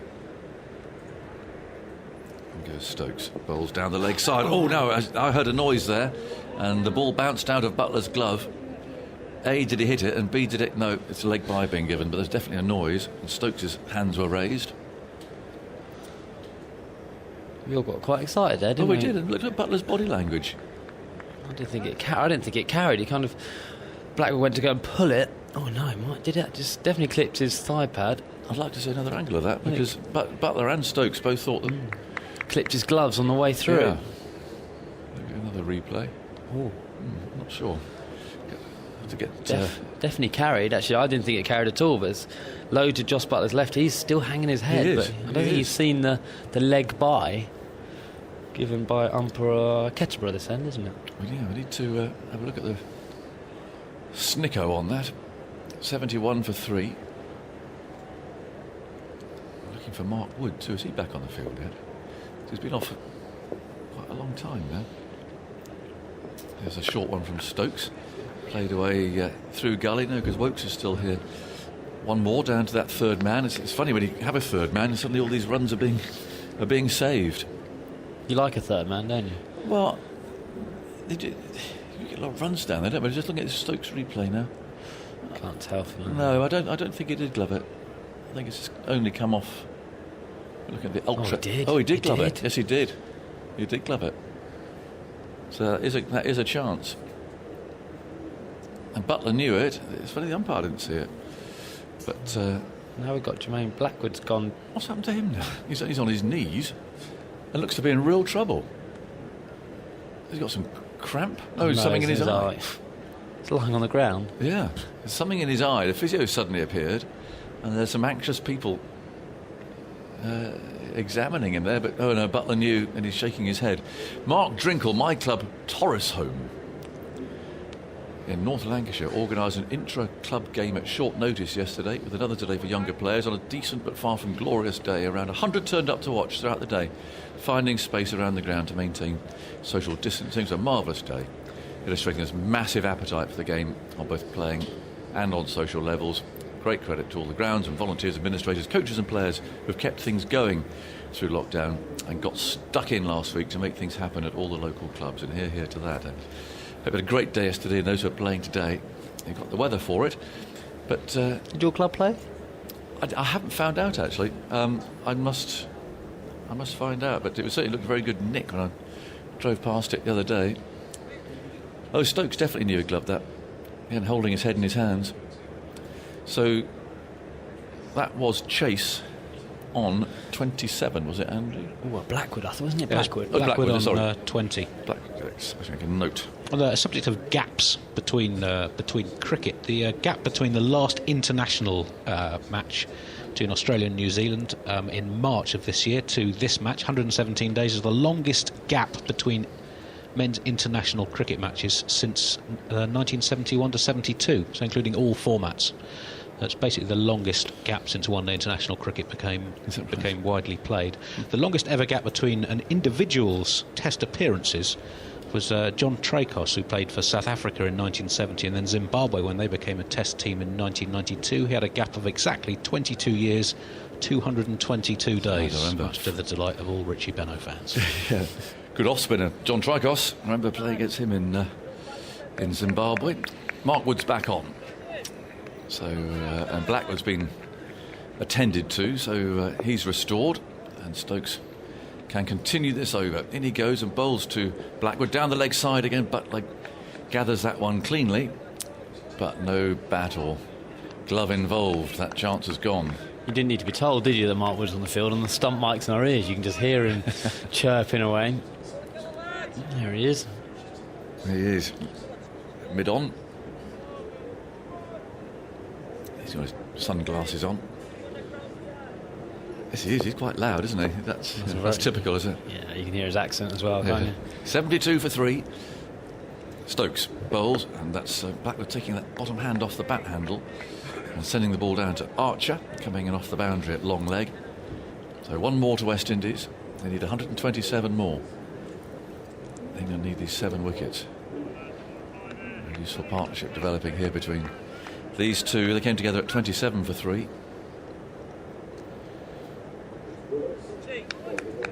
Chase checks his guard. Just one slip and the gully. Still that fairly square third man out on the offside boundary. 2 on the leg side boundary. Long leg and deep square leg. In goes Stokes. Bowls to Chase, who lets that go outside the off stump. And it's collected by Butler, but there was a chance in that over. It went down. So it was down the leg side. Never straightforward to take, but a chance it was. 73 for 3. Targets 200. More from Sir Alistair Cook, and then Alison Mitchell's coming in here. Yeah, it's been quite a quiet passage of play since lunch, actually. West Indies on minding it at all. I just feel as if it's building towards the climax of this game. Something is going to happen. Something's going to give. England are hoping it's going to be West Indies, but it has been very quiet. Just a few singles. Jermaine Blackwood's played. He's responsible. I can remember him playing. since saw him coming on the scene in 2015. Something is going to give in the next half an hour or so, I feel. Hi, Alistair. Hi. I think I've been on air a couple of times then. No wickets, no nothing. Letting the side down. Well, it's been quite quiet. I went off air and then England got those 3 wickets quickly. Come on air, just milking singles. The TV highlights, nothing happened, and then and you're back here. Back here. Look, it's a good partnership, isn't it? I mean, at some stage, England will start to get a little bit twitchy again. But I think at the moment they still know that 1 wicket could become 2, and it will change again very quickly. That's the beauty of it, isn't it? It's the tension throughout the day. Archer is back with the pavilion behind him, running in now, full, clipped away behind square. This should be 4. Yes, it will be 4. More valuable runs coming off the bat of Blackwood. He moves on to 25, 77 for 3, and a 50-run partnership between these two now. Well established. A really nice shot from Blackwood. Archer's first ball on the leg stump. He just clipped it behind square. His outfield's quick. It's a big ground. It's a very quick outfield. He's just lovely timing. Just rolled his wrists over it. Didn't try and hit it too hard. A 50 partnership in 15.3 overs. That was just the third boundary in it. Yeah, lots of 1s and 2s, isn't there? Slip and a gap to gully as Archer's in. He's up on his toes this time. It's defended into mid-wickets, and there's no run. Sunshine over the Aegeus Bowl for this tantalising 5th day. So there's a cracker of a TV programme on this evening, after the TV highlights, which also will be a cracker. But immediately following on BBC Two, there's a programme celebrating what was happening exactly a year ago today, which was, of course, the World Cup final. As Archer is in now. Again, on his toes, turning it around the corner, Blackwood, and this will bring Bess into play. Down at fine leg, a single taken. The UP throw comes back into Butler. So it's a special programme to mark, yes, the 1-year anniversary of England's men winning the World Cup final, but also combining with it the other major sporting events happening that day. Do you remember how it was all unfolding at once? It was the Wimbledon men's final as well, and the British Grand Prix. Oh, I thought you were going to say Essex versus Warwickshire Day 2, but that hasn't seemed to make it. That might make a little vignette, maybe. A footnote after the credits have rolled. Archer in now, chase on 28, struck on the body, looking to defend it into the onside. The ball drops behind square and Butler comes forward to pick up. So it's on at 8:30. It's immediately on after the TV highlights, which are on at 7:30 to 8:30 tonight. So it's called Sports Super Sunday. It was a Super Sunday, isn't it? One Day Sports Super Sunday is the programme's title. And then on Tuesday, 5 Live Sports Extra, on the actual anniversary day of the World Cup final, we're replaying the final in full. As I said, it was the anniversary. So 1-year anniversary, sort of roundabout now. As Archer is in outside the off-stumper drive, punching into the ground, and then fielded in the covers. And there's no run by Zach Crawley, who's there. Yeah, you can remember where you were, weren't you, that day? And so Essex were playing Warwickshire. I think it was day 2, it might have been day 3, and yeah, we were batting. And as soon as we finished, obviously straight onto the TV, you could kind of, I was batting at the time, you can kind of see the TVs of in the pavilion, what's going on at Chelmsford. Yeah. You can hear the oohs and ahs, and this Stokes and Butler were building that partnership. Archer over the wicket, it's fended away awkwardly, looking to play to the leg side. There's a leading edge, drops into the ground though, and Stokes fields moving to his right at gully, but an awkward height. Blackwood did manage to keep it down. 78 for 3 at the end of the over, chasing 200 to win on this final day. Yeah, so we walked off at 6:30, and we were still, all of us were in there. I didn't take my pads off until the end of the Super over. Sweaty. Just sat there watching, and we had the tennis on, which was obviously the Federer-Djokovic final. That was on the iPad. You had the cricket on there, and Warwickshire didn't leave either. They were in their change room. No one left that change room until, what would that have been, 8:30, 8:45, I reckon? Yeah, it was late, wasn't it? Amazing. So I think the tennis finished just as the main match finished, just before the Super over started. So there was a sense then of all attention shifting, because at that moment it was a lot of split screens going on at people's houses. Federer was serving 40-15, 2 match points. Yeah. Amazing Djokovic come back from there. Stokes running away from us, and now bowling back of a length, and Blackwood's trying to pull him, and he manages to turn it around the corner, but not in controlled fashion. Bottom edgy, takes a single, and Butler fields the throw, comes back in from the deep. You're quite a tennis fan as well, aren't you? Well, I enjoy sports. I enjoy Yes. all sports. So And when you get an invitation to the Royal Box at Wimbledon, you have to say thank you, yes and go, don't you? it is one of the nice invites which comes through occasionally. Well, I feel very fortunate that I was able to be at Lord's for the World Cup final, and then I was also live watching the other Super Saturday, which was the Olympics in 2012. As Stokes is in now to chase, he turns it off his legs. A controlled shot, brings fine leg into play. It's fielded cleanly, and another single, 80 for 3. Yeah, I know you. Just going back, I've got 1 minute to get this story in, but Go. that World Cup final, my father-in-law and my brother-in-law went to the World Cup final. 2 tickets, they were there sitting in the stand, and a couple just in front of them left when England needed 40 to win, saying, "I cannot bear to watch England lose this," and they didn't see the final thing. I'd love to know who they were, but there was They 2 might be empty listening. seats. Stokes in, punched away up towards mid-off, no run. They would not have been the only people though, because there was a lot of people getting so disheartened by the state of the match and just feeling that this is gone. But I think you handed your tickets in. It's a bit like the Wimbledon. So someone who was outside in the queue managed to come in and got those 2 seats. And they didn't actually get to the seats, but they got pretty close. Like in the corridor, they must have been around. But yeah, they got to watch the Super over. Oh, I'd love it if either of that pair of people are listening at the moment. Who are the people who left the seats and who are the people who got the golden tickets to come in? Stokes, and again now back of length, it's top out towards points. Chasing from the boundary, shouts to run him out. They're coming back for a second, and the throw comes in. Stokes gathers at the non-striker's end, but tosses the ball in the vague direction of the stumps. But they're home, and it's 82 for 3. Blackwood 29, Chase 29. I mean, I think if you'd have left there, you'd have maybe got to John's Wood station or wherever they're going, and then go, actually, let's just quickly, we made a mistake, let's get back. I assume those people have never left their house or spoken to any other humans since. That's the shame of it. Well, they probably wouldn't tell anyone, would you? Well, you said, yeah, it was amazing to be there, wasn't it? Brilliant. I bet there's a lot of examples of near sporting misses. Stokes in bowling fuller, driven, half driven, not timed up to mid-on, where people have taken the call to leave and then absolutely regretted it. I never understand. I don't understand the football. Leaving your team that last 5 minutes. 5 minutes to go. 1-0 down or something. And Well, there's something about beating the traffic. well, just don't go to the game. Don't go to the game. Like, if you're worried about beating the traffic, watch it on TV. Like, if you're going to say Twickenham to watch rugby, you know the traffic's going to be bad. You have a drink afterwards and don't plan to go out in the evening. Embrace the traffic. Or just stay the whole day. Just don't go if you're going to leave there. Stokes running in, England striving to break this partnership bouncer. Ducking underneath it is Blackwood into the gloves of Butler, and it ends the over 82 for 3, chasing 200. Chase and Blackwell on 29 apiece. I bet, talking about example, maybe Liverpool, and when they won that Champions League when they're 3-0 down, I wonder if any Liverpool fans left that stadium then. The great comebacks of sport. Yeah, I have to say the Olympic Super Saturday was immense. Seeing Greg Rutherford, Jess Ennis, and Mo Farah, 3 golds, and that. Working on the Olympics, there are a certain number of seats set aside on the finishing straight in the Olympic Stadium who are for working broadcasters, or I suppose broadcasters who are not necessarily working on the athletics. And I was lucky enough to be able to have one of those seats for just watching.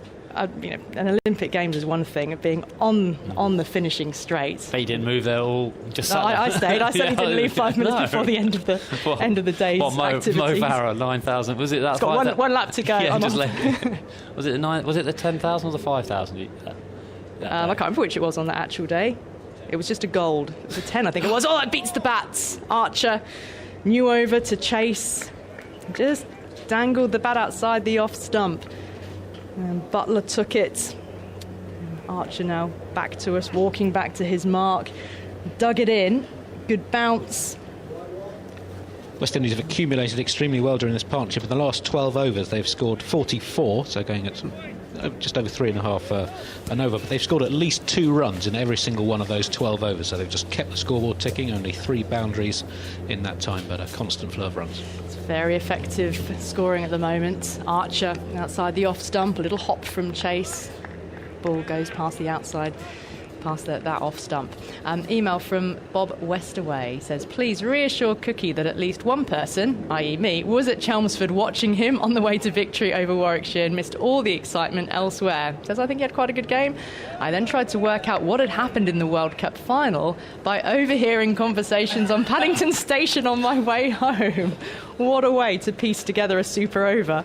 Archer bouncer didn't trouble Chase, just had to duck underneath it and through to Butler. Carlos Brathwaite's joined. Cookie's actually gone now, so he can't even elaborate on his performance in that match. But where did you watch the World Cup final? I was actually at a business meeting and I was following. I tuned in time to see Bolt step back on the boundary and kind of cuss him in my head for not doing the same against me. Yes. But yeah, I missed the real enthralling final super over. Archer, again, that cuts back a touch into Chase. He covers up, plays very sensibly and defensively back up the pitch to Archer. Yeah, if Bolt had only stepped on the rope, I mean, who knows? You'd already got a century by that stage. Yeah, we needed 5 to win, I think.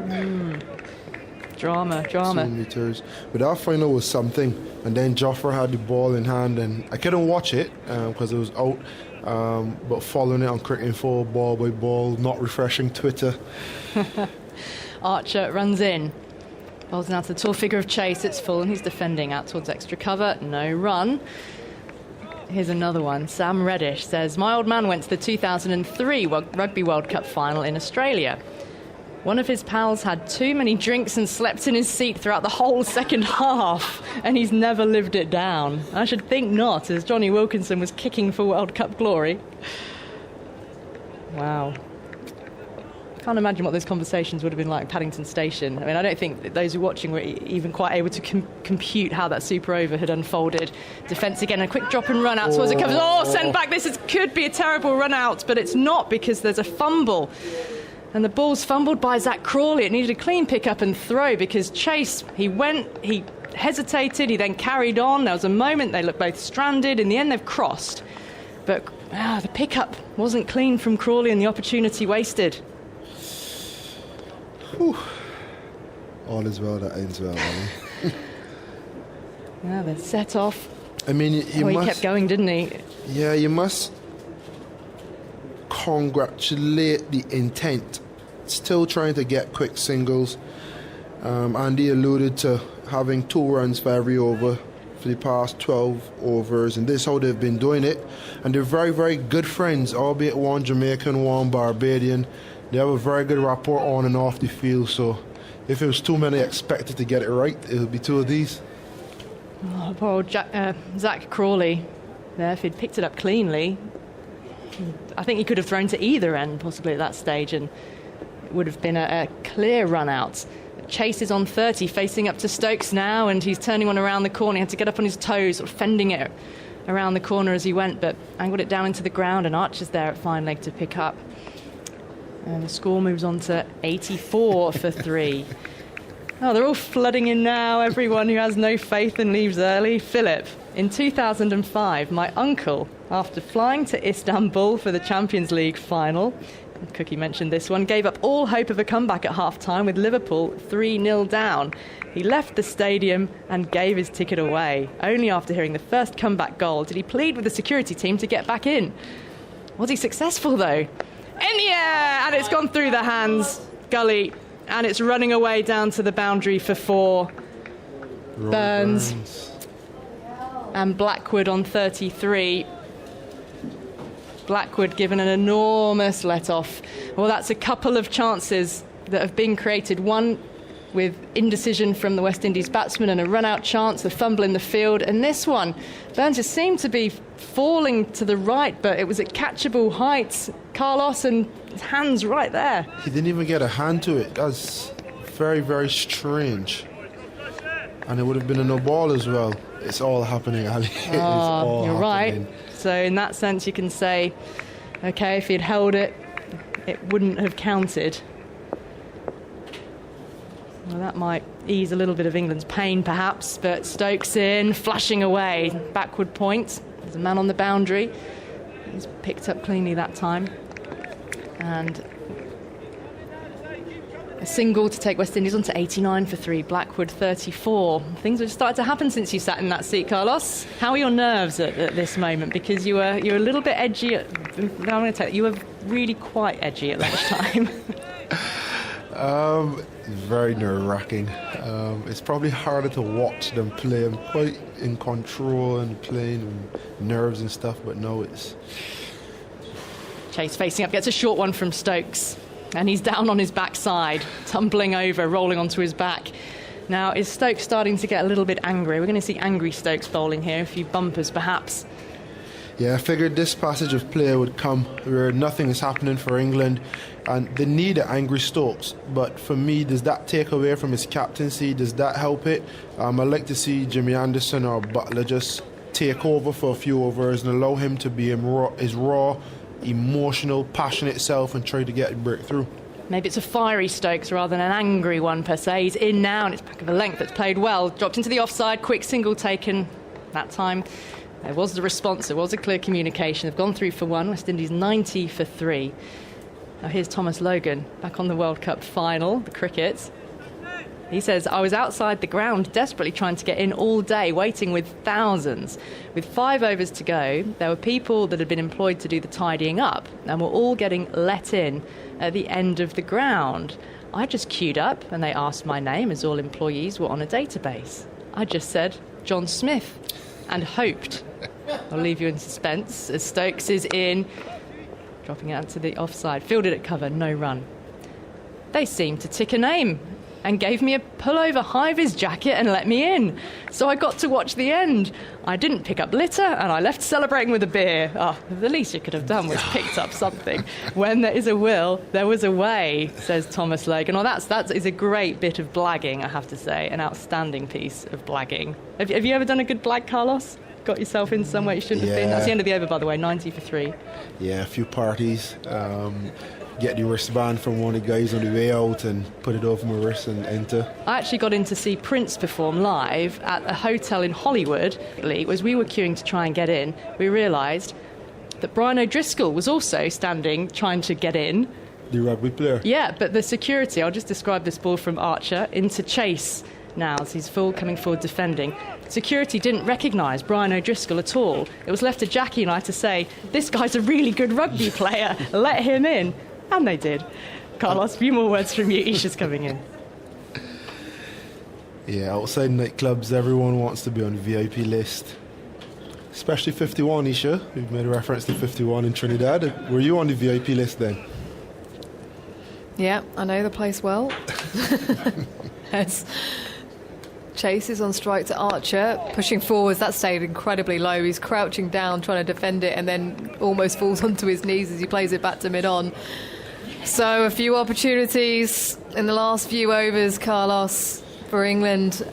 Jos Buttler dropping a ball, diving to his left when the score was on 70 for 3, 82 for 3. And just a few overs ago, there was a run-out opportunity. Then Blackwood dropped on 29 and the score on 84 for 3 as Chase whips it around the corner out to deep. Backwards square and then comes through for a single. Moves to 33, 91 for 3.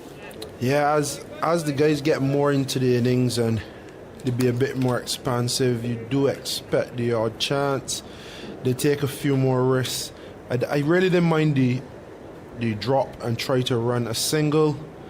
The drop chance, I felt Blackwood could have been shown a bit more positive intent. Archer bowls to Blackwood, carving up and over slip. It will go for 4. A short ball outside the off stump. He's just leant back and uppercut it. Blackwood to 38, then 95 for 3. At what point do you start getting nervous as a captain, Carlos? How will Ben Stokes be feeling right now? Ben Stokes the bowler or Ben Stokes the captain? The captain. Ben Stokes the captain will be a bit nervous. Ben Stokes the bowler and cricketer, as he's shown over the past few summers, will be relishing this opportunity to break the partnership. But again, Blackwood, that is the intent I was talking about. If you're going to go hard. Still at the crease, on his toes, pushing to the offside. Another back of a length delivery from Jofra Archer as he runs to collect it. Now has the ball in his hand and gives it a bit of a shine on the back of his leg.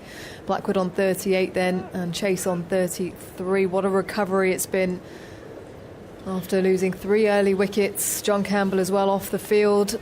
I'm still waiting to hear about his toe, but he has spoken about the fact that if he is required, he will come out to bat.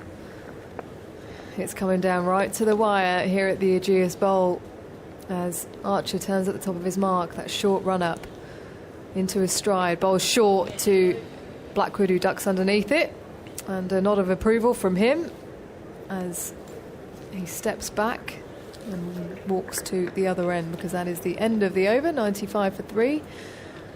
Requiring 105 then, the West Indies. There's plenty of time left in this day as the players walk towards the far side of the ground. It will be drinks. Bright sunshine here in Southampton as the drone hovers up above the Shane Warne stand on the far side. And a break in play. It might just offer England a chance to just reset themselves. 32 overs bowled in this innings. Andy?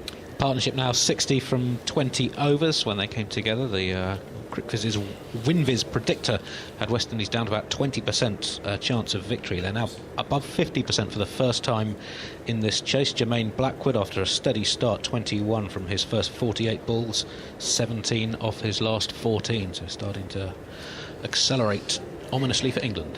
Carlos got a smile on his face. You've been up and down this test, haven't you? It's ebbed and flowed nicely. Yeah, it's been a very good advert for Test cricket. I really enjoyed it. No one has ever been so far ahead that you thought it was a bore or you were losing interest in the game, and here we are with all 3 results possible, as they say. For those who are just tuning in now, England were 170 ahead at the start of the day. Many felt that getting over 200 would pose an interesting proposition to the West Indies. Mark Wood and Jofra Archer out in the middle this morning. They managed to get to 199, so 200 exactly required by the West Indies. And it was an early few wickets. Jofra Archer bowled beautifully in his first spell, fired up, picked up 2 wickets. The one of Craig Brathwaite, and then Shamar Brooks, LBW, for 0, before Hope was dismissed for 9 by Wood. So the pace bowlers doing the damage initially, and John Campbell retiring hurt after a blow to the toe from Jofra Archer, a searing Yorker right up there, right on the edge of his toe. And since then, a recovery from these two, Blackwood and Chase, 2 very capable players out in the middle. Roston Chase has scored 5 centuries in Test cricket, 2 of which came in the final innings, and Blackwood coming off some good form domestically. Someone who is an entertaining cricketer, but in this situation has just absorbed the pressure and played really smart cricket. Not that the opportunities haven't been there, though. I just mentioned 3 chances for England in the last 5 overs or so, as Dom Bess will return to the attack from the northern end. Didn't see loads of turn from him earlier. We talked about this surface effectively being a day 4 pitch because of all that rain and bad light on day 1. But can he do something here? He's got a slip and a short leg. He needs to inspire this team. Deep point in play as we will resume here. 95 for 3 then, the West Indies, as Chase drives out to deep cover. They push the single. They've shown a lot of intent as Mark Wood has come in to field the ball and tosses it to mid-off as Chase goes to 34, 96 for 3. This is another battle within a battle. Obviously the first innings would have played heavily on his mind when he first faced up to Dom Bess, but let's see how Blackwood approaches it. He's now in. Does he take him on or does he stay calculated? Lovely, powerful drive, but straight to extra cover. The thing about this is they've got so much time, though, Carlos, so they don't need to take any risks whatsoever. They've got a man out at long on, deep mid-wicket, so they can just milk it. England need to somehow find a way of extracting wickets as Bess bowls up and over, and that was a good delivery, pushing forwards to the ball. Blackwood meets it with his bat But it was close to being pad first. The longer Blackwood bats as well, the more worried England would be, just because of the pace he can potentially score at. That was a lovely delivery, lovely flighted delivery from Bess as he's through again now. Slightly shorter this time. Blackwood on the back foot, turning to short fine. Jofra Archer sprints in to collect as Chase tells him to stay at his end. A lot of pressure on a spinner in the fourth innings as Bess spins himself a catch. He's now into his stride. Through his action, Blackwood pushes to mid-wicket, diving to his left. Rory Burns manages to stop the ball from going out to long on, so a dot ball. Spider Kang hovering in the distance as Blackwood sets up once more, short in stature compared to his counterpart at the other end, as Bess bowls to Blackwood driving. It's a miscue to cover. Zach Crawley there, no run at the end of the over. It's 96 for 3, requiring 104 then the West Indies. Chase on 34, Blackwood on 38.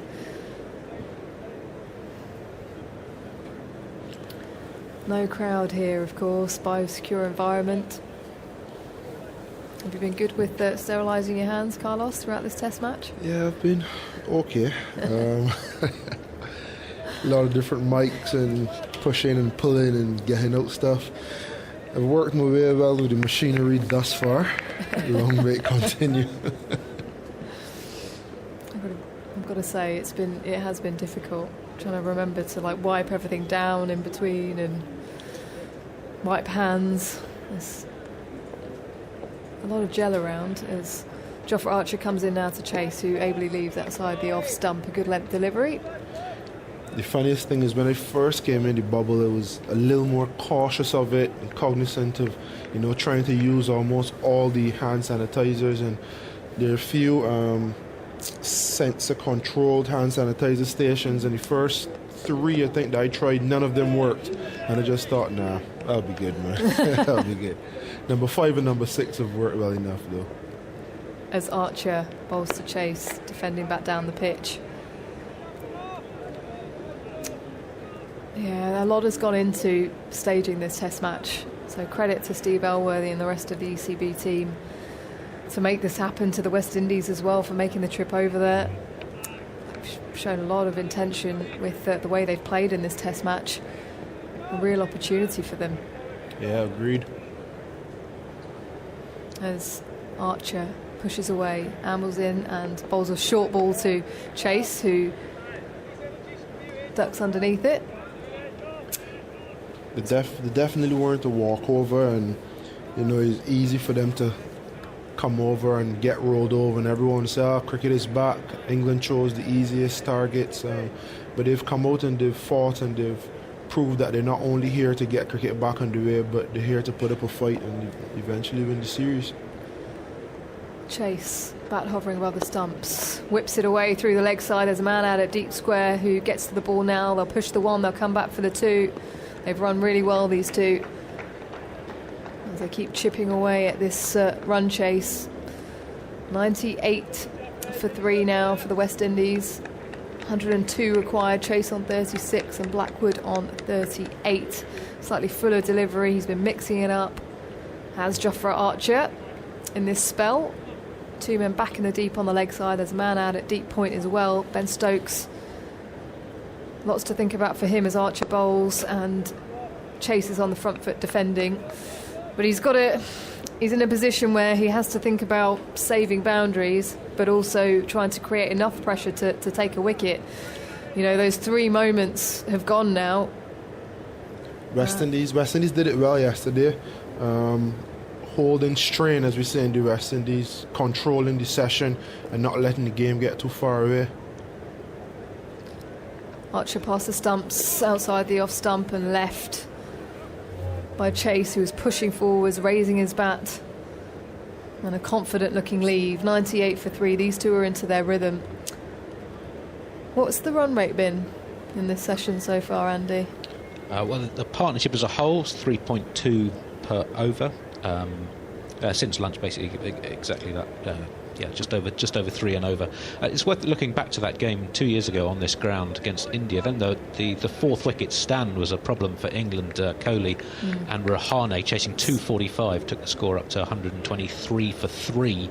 Before then, Kohli was out to Moeen Ali, and the wickets fell rather rapidly at the end. So England not out of the game by any means.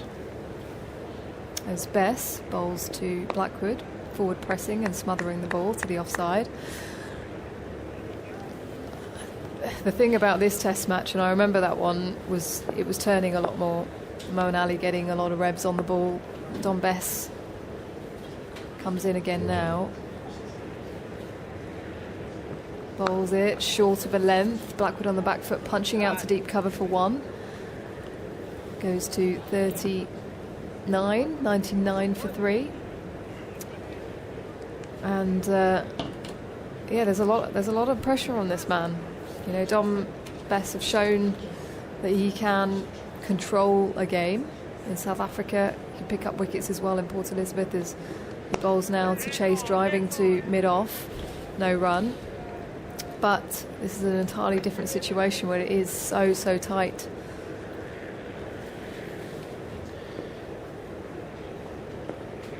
Light breeze blows across as Bess bowls flatter to Chase on the back foot, defending back down the pitch. Probably a bit too early for Isha, but you think the journalists would have 2 stories written up. If they win, what a decision to leave Broad out and bat first. And if they lose, what were they thinking? Yeah, that decision at the toss from Ben Stokes. He spoke about the pitch being dry and that it might turn more going forwards. It hasn't turned as much as I think they would have hoped, as Chase pushes to the offside, just leans on it out to deep points as they come through for 1. And that is the end of the over, and that's 100 up for the West Indies, 100 for 3, which means 100 for them to win this game. Chase 37, Blackwood 39. It's going to be an interesting finish. I still maintain that. At the moment, the West Indies look incredibly comfortable. Yeah, but you just never know. 1 wicket, a couple of wickets. The problem for England is there's experience to come. And 2 guys who we know can play, Jason Holder, Shane Dowrich. So it's looking tough for England at the moment, but there have been chances. Ishan, you're never in on this pitch.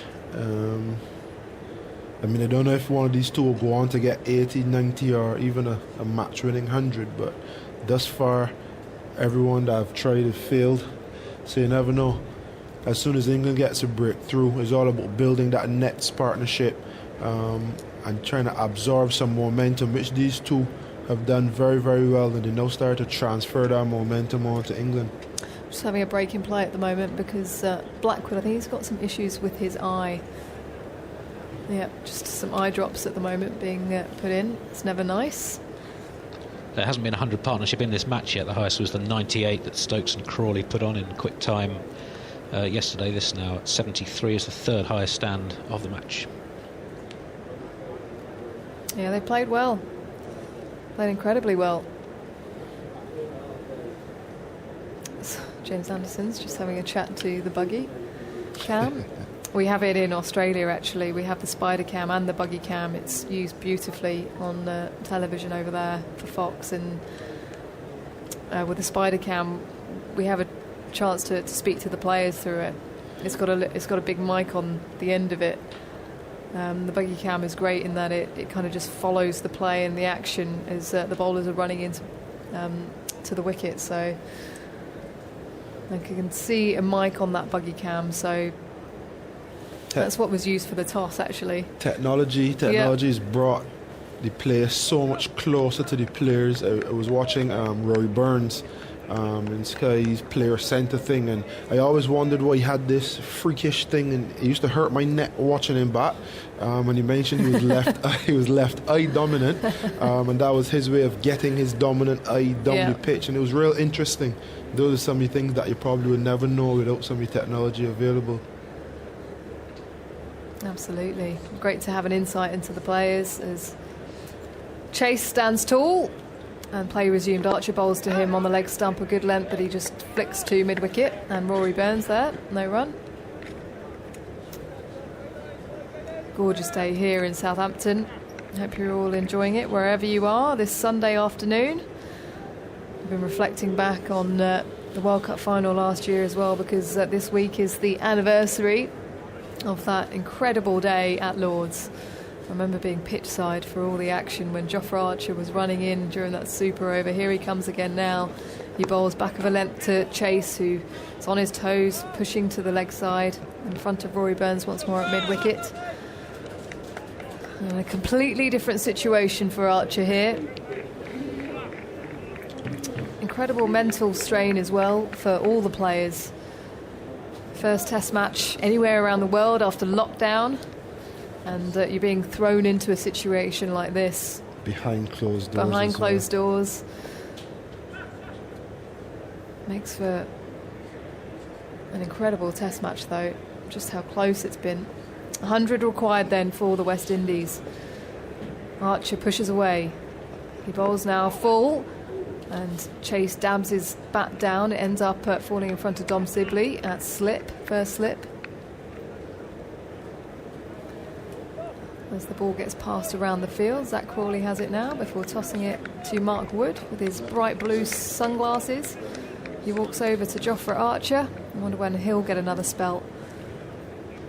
As Archer, braided hair, turns at the top of his mark. Runs towards us now. At the crease. Bowl short, it's up in the air. Will it be taken? It is. That's the wicket. Jofra Archer with the breakthrough. And the simplest of catches for Jos Buttler. It's Roston Chase who has to go for 37. He's hanging his head as he walks past his partner, Blackwood. What a partnership for those two, causing all sorts of concern for England. And just looking at the replay, it was a bouncer. He was riding it. I think it catches the edge of the bat as it hits him on the shoulder and pops up. So the score now for the West Indies, 100 for 4. Still require 100 to win this game. And Archer has 3. You just had a feeling something was going to happen. As soon as one team was poked the head ahead of the game and taken some semblance of a lead, this test match has brought everyone back down to earth, brought everything into the balance, and just as you were hoping that this partnership would go on and take the game away from England, Jofra Archer has striked the lead and the target still 3 figures, still 100 needed. Roston Chase 37 from 88 balls, just 1 for the partnership, 73 off 24 deliveries. Archer now has 3 for 26 in 9 overs and 4 balls. As Simon Mann battles with the machinery, not for the first time this series. It is a battle he will never win. Wrong headphones. That's my problem. I had to change them. Right, well, it's game on again. It's amazing how this game can fluctuate. I mean, yesterday that partnership that Stokes and Crawley were involved in, to be taking the game away from West Indies, and then the wicket fall, it changes the game. England lost, the last 7 for 64. It's 100 for 4. England have had their chances as well since lunch. I mean, these two play really well. Chase and Blackwell, but Chase has gone. Right, it's Dowrich in at number, 6/7, depends how you look at it. Turns that away down towards backward square leg, and he's off the mark straight away. John Campbell retired hurt earlier after a blow on the toe from Archer. He will bat. So West Indies have lost 4 wickets. Dowrich, the number 7, is out there. So Dowrich and Blackwood at the moment. Blackwood 39, Dowrich on 1. Chances since lunch for England. Stokes at slip, tried to anticipate a catch, went to his right, went to his left. Butler down the leg side. Burns in the gully, although that would have been a no ball. And the run-out chance for Crawley. Roston Chase finally out for 37. We're in for a very tense last couple of hours of this Test match. It's been a belting game, really, for the first up of the summer. It really has delivered. Here goes Archer into ball outside the off stump, forced away nicely. Good half stop by Rory Burns at backward point, diving away to his left, palms it towards Sibley, who runs round at slip, and they go through for a single. 102 for 4. Archer, that one was 90 miles an hour. So 98 to win. Dowrich has 1, Blackwood has 40, and Archer has 3. 10 overs, 2 maidens, 3 for 28. How are you as a watcher in tense situations, Carlos? Apparently not good. So, you're finding that out, are you? Yeah. When you know you have to bat or you're on the field, you know you have to bowl, I think I'm a lot more in charge. Even when I'm captaining, I think I'm a lot more in charge of my emotions, and you feel a lot more in control. But now is a lot of schizophrenia happening. Yeah, it's a fantastic climax to this game. Best bowls. Forward goes Blackwood, pushing it back up the offside of the pitch, and there's no run. Well, you can take a breather now. He's making way for Michael Vaughan. Well, it's a lovely summer's afternoon in Southampton. Both sides in with a victory chance. Best bowls. Blackwood comes forward and eases that into the offside. Crawley to his right, picks up cleanly. If he'd done that earlier, there might well have been a run out. Might have had time to throw it to the wicketkeeper, actually, to take the bails off. Wouldn't even needed a direct hit, I think. Afternoon, Simon. Good afternoon, Michael. Everyone.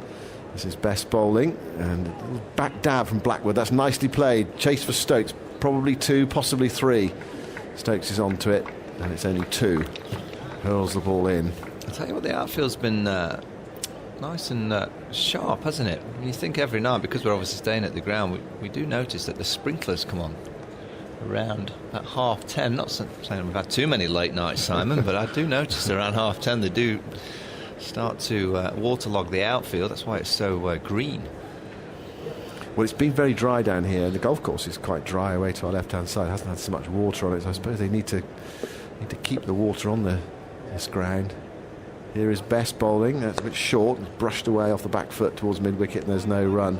So you weren't involved last night. There were a few up late last night. I could hear it from my room. No, I was in bed. I was watching Match of the Day. Right. And there's a programme about Alan Hansen on. It was very entertaining. Best to Blackwood. Full. Blackwood drives and finds the gap. Lovely shot between short extra cover and mid-off. Beautifully played. And Blackwood is playing a fine hand here. He goes to 46, and West Indies to 108 for 4. Well, he's played beautifully. He just played like a high-class batsman. He's played with control, maturity, chosen the right ball so far. We're so used to Blackwood having a dash and taking huge risks. So far, he hasn't done that. Just played with great control. That was a wonderful placement. It's not a big gap between extra cover and mid-off. Threaded through expertly. Best bowls outside the off stump. That one turns and bounces a bit, and Blackwood chops down on it, goes into the offside. Picked up by Crawley, and there is no run. So Bess has bowled 9 overs for 27. 9 overs, 2 maidens, no wicket for 27. It's the Archer at the moment who's doing all the damage. 3 wickets, and he's also forced John Campbell to retire hurt. Yeah, I'm interested in John Campbell and when the West Indies are thinking about using him. If they may have to. I mean, they might not have to. This partnership might see them home. You'd think that Jason Holder will come in next, and then you would have thought that Campbell will probably come in after Jason Holder, even if he can just hold an end. Yeah, well, it remains to be seen whether he can run in any way, in any meaningful way. Might be a situation where he sort of stands and delivers. Yeah, and it's better than not batting, isn't it? Yeah, totally, yeah. 9-10 Jack. We've got Joseph, Roach and Gabriel. There's a bit of chin music here. Got leg slip. Ben Stokes looks like he's going to go and position himself. That's a second slit, first and second slit. Gully's coming in tighter. Darich on strike. Archer bowls to him. Short of a length, nudged into the onside. They go for a quick single, shy at the stumps, the non-striker's end. The throw misses. And it's backed up at mid-off. It was Pope with the throw. He's quick, isn't he? Jermaine Blackwood, he was down there very fast, and I think that's fine if you know as a batsman that he's that kind of runner between the wickets and you can be alert yourself to get ready. It's when you get a batsman that comes out and he's not quite on it mentally and he's probably not quite as quick, when it can become a problem. This is a position down here at third man which is interesting. Catching position for that kind of ramp shot from the short ball. Here goes Archer. Bowls to Blackwood, and Blackwood gives himself a bit of room there. One that banks a fraction. He plays it away into the offside towards point, and there's no run. Archer has come all the way down and he's having a chat with Jermaine Blackwood. Bit of chirp. Yeah. 109 for 4. There's a bit of chirp on Twitter, wasn't there, as well, between Archer and I haven't Tino. I haven't personally seen it, but I've heard about it. Yeah, Tino's giving him a little bit of stick. Archer turns at the far end. Goes in now and bowls to Blackwood, and there's that potential uppercut from Blackwood.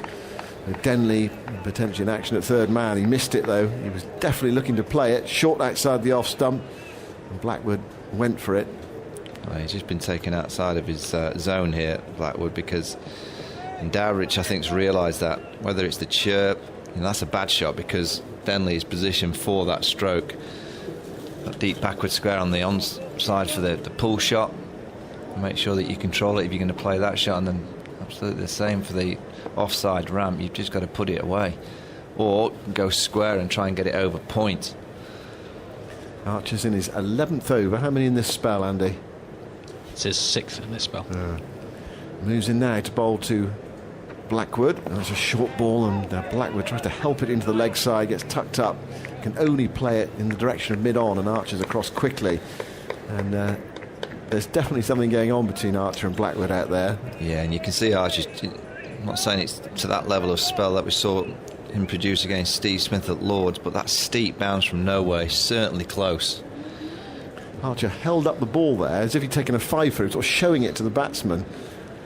I don't know what he was saying. I mean, and another man goes back now, deep backward point for that potential uppercut. Archer into bowl to Blackwood, and Blackwood gets a short ball. He ends up on his backside. He's just trying to avoid it, and Archer's followed all the way through again, and he's standing there offering a word or two of advice. He's got a smile on his face as Jermaine Blackwood. This is hot. He's gone under it. He had that split moment where he thought, I mentioned the Steve Smith incident and spell at Lords. Well, that was very similar. It almost was a similar kind of blow. It just missed his helmet. Well, Archer's doing everything he can here to help England win this game. 3 for 29. He's roaring in up against Jermaine Blackwood. Archer bowls another short ball, and Blackwood plays that well, bending at the knees. It was a bit higher actually, and Archer again has followed all the way through, having a chat with Jermaine Blackwood, and that is the end of the over. And so that's 6 Archers bowled. Can they give him another one? Yeah, I think they have to. I mean, he's capable of bowling long spells, and he has got that sort of relatively short, economical run-up, but they might want him to come back later as well. Well, I just think now you strike, you get rid of Blackwood. Looks like he's got him in a little bit of a kind of a mentally difficult place for Blackwood, because he's not too sure how to play it. Now they've got these two fielders back on the offside. He's not too sure whether to play, to duck, to sway out the way. Certainly give him one more. It's Dowrich on strike for now. And Dowrich, who's a good player of off spin, is facing Dom Best. Stokes is just holding things up at the moment. He's making a change in the field. What's he doing here? He wants the cow corner man a bit squarer. I think Dowrich will be busy here. He'll try and take him on, which could open up an opportunity for Dom Best on this kind of surface now. There's a long on in as well. Best tosses that up, and Dowrich is struck on the pad. Shout for LBW. And not out, says umpire Kettlebury. It did turn. I wonder if it turned too much, really. England have 3 reviews left. Clock is ticking down. Yeah, they're going for it. With 4 seconds left. Don't know, what do you think, Michael? It seemed to turn quite a long way, that. Well, Don Bess is absolutely certain that it's out. But as you said, it was a sharp spinning delivery. All sorts of questions to be asked. Is it going down? Is it height? Remember, the umpire's decision is not out, so there's got to be a lot going for it to get the overturn of the umpire's call. Right, here we go.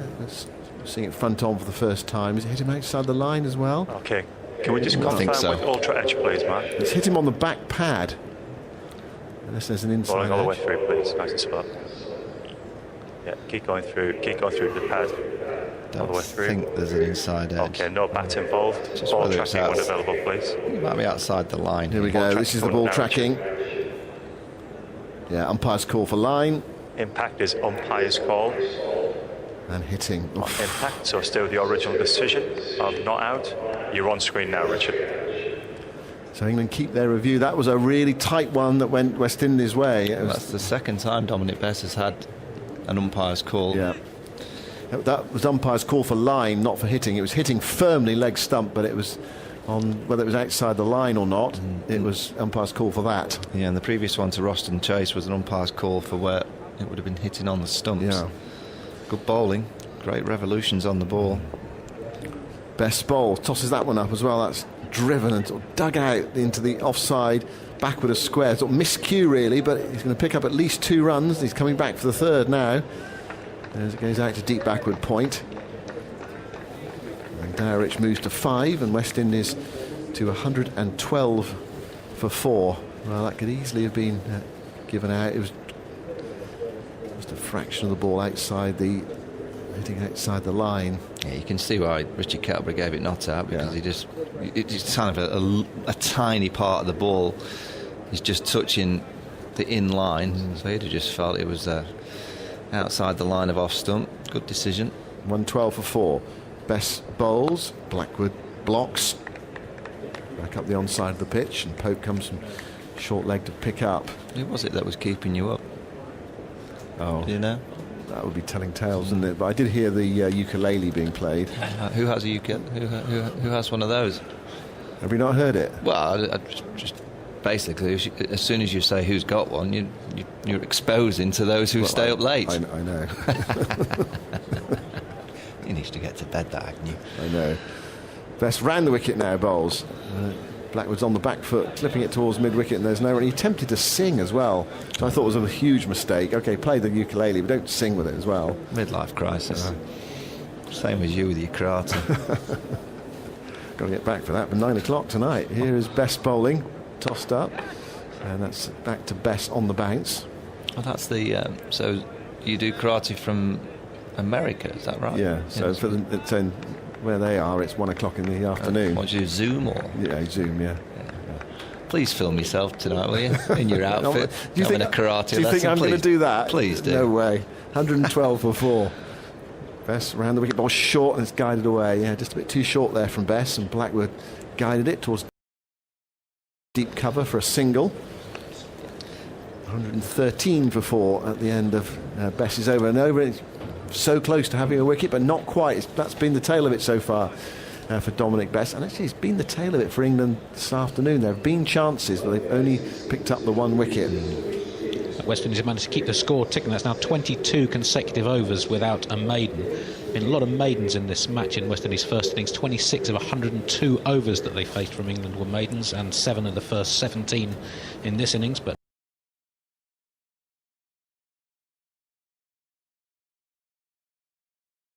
none since, and we've now had 39 overs. Yeah, and I reckon a lot to do with that, Andy, is the tactic England used after lunch, where they kind of spread the game a bit. Cover point went on the boundary, square leg on the boundary.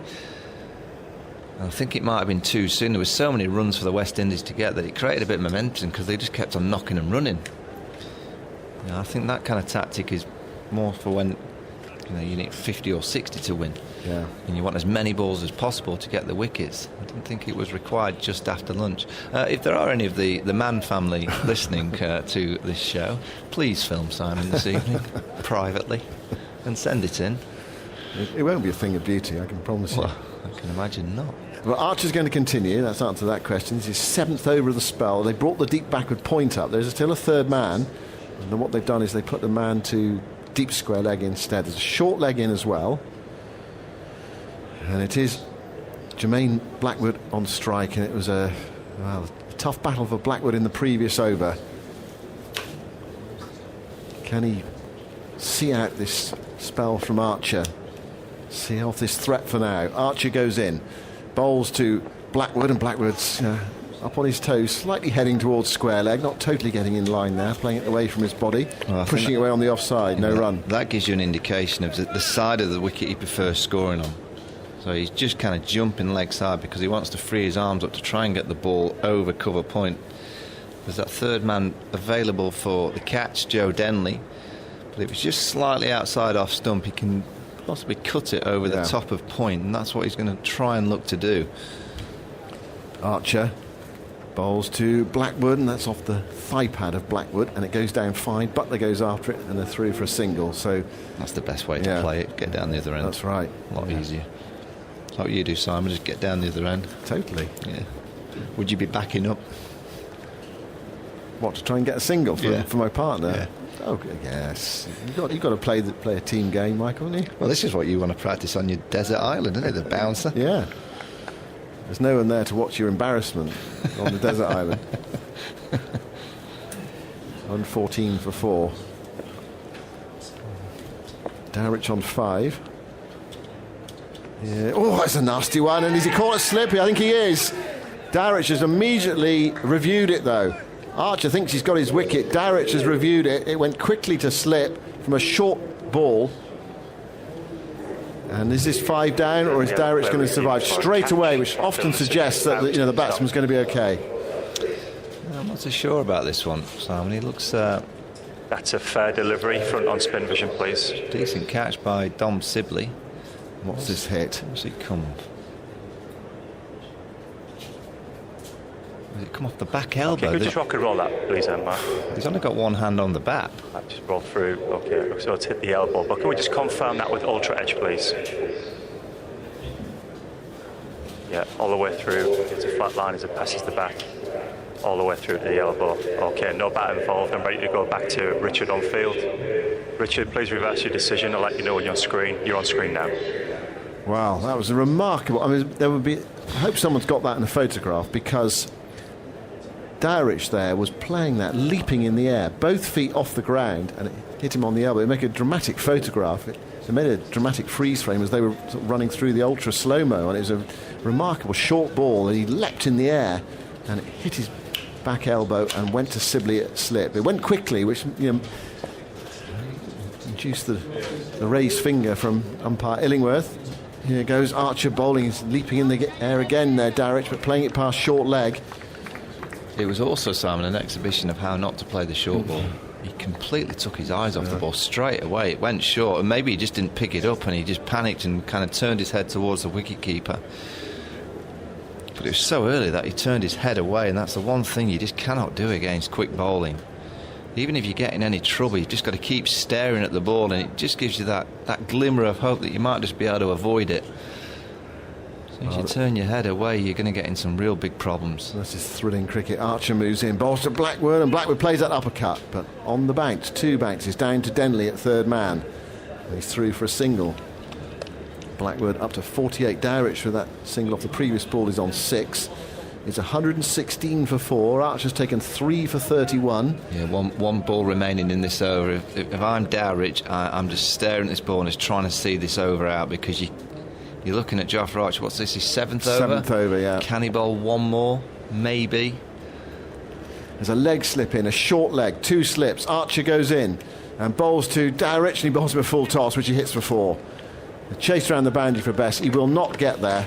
I think that was the bluff ball, wasn't it? He was looking perhaps for the slow Yorker delivery, and in the end it was a friendly full toss on the pads, and he clipped it away for 4. It's 120 for 4, and Jonathan Agnew is coming in, and with 25 minutes to go until tea, and what is an absolutely fascinating test match. Well, yeah, we're in for a tremendous last hour and a half's play. 2 hours, 80 runs for the West Indies, 6 wickets for England.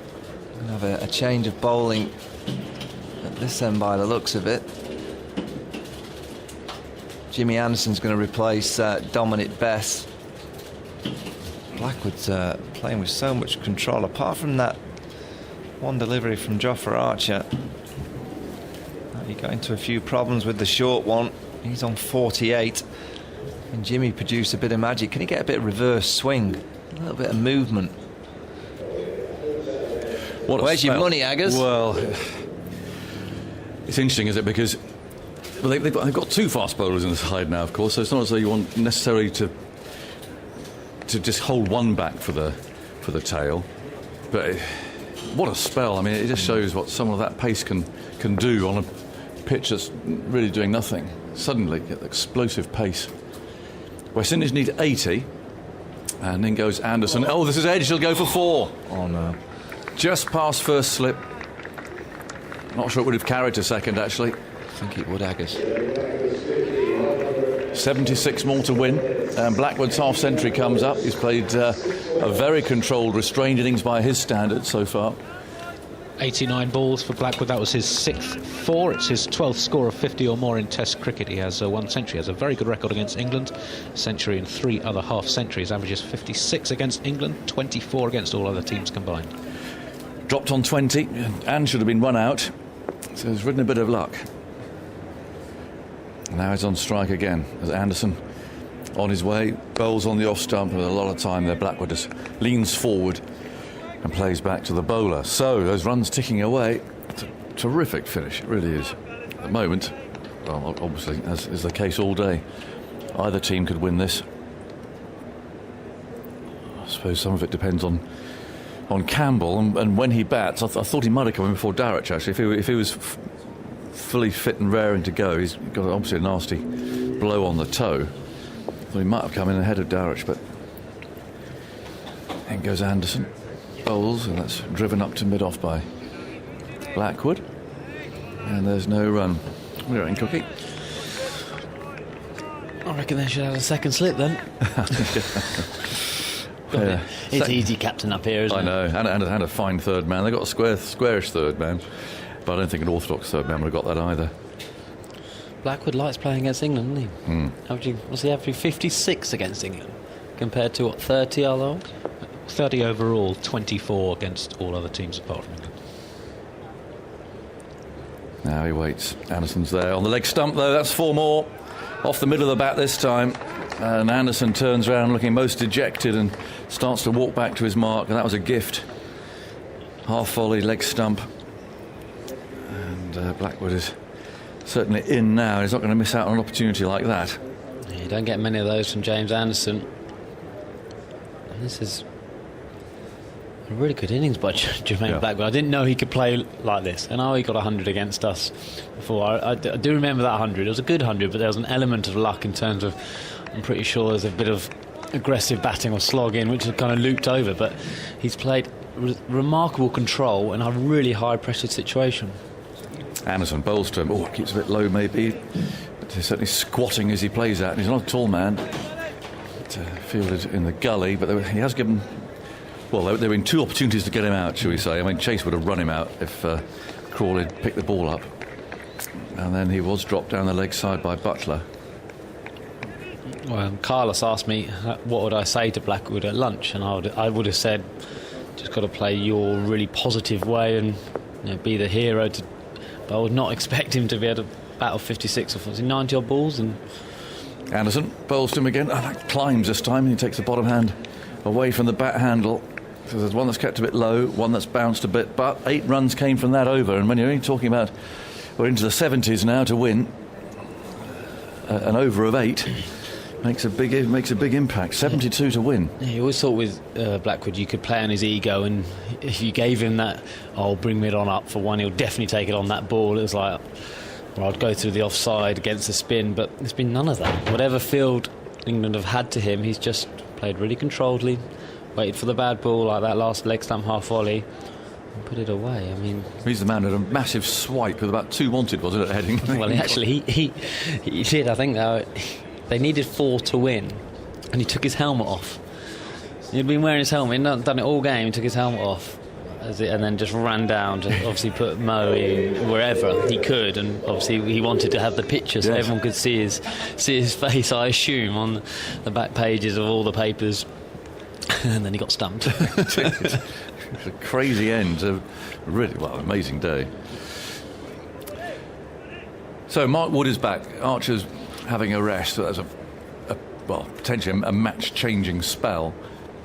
And now let's see what Mark Wood can do. With a short leg there, and the first ball is pushed away into the offside, catching Archer there just a little bit deep.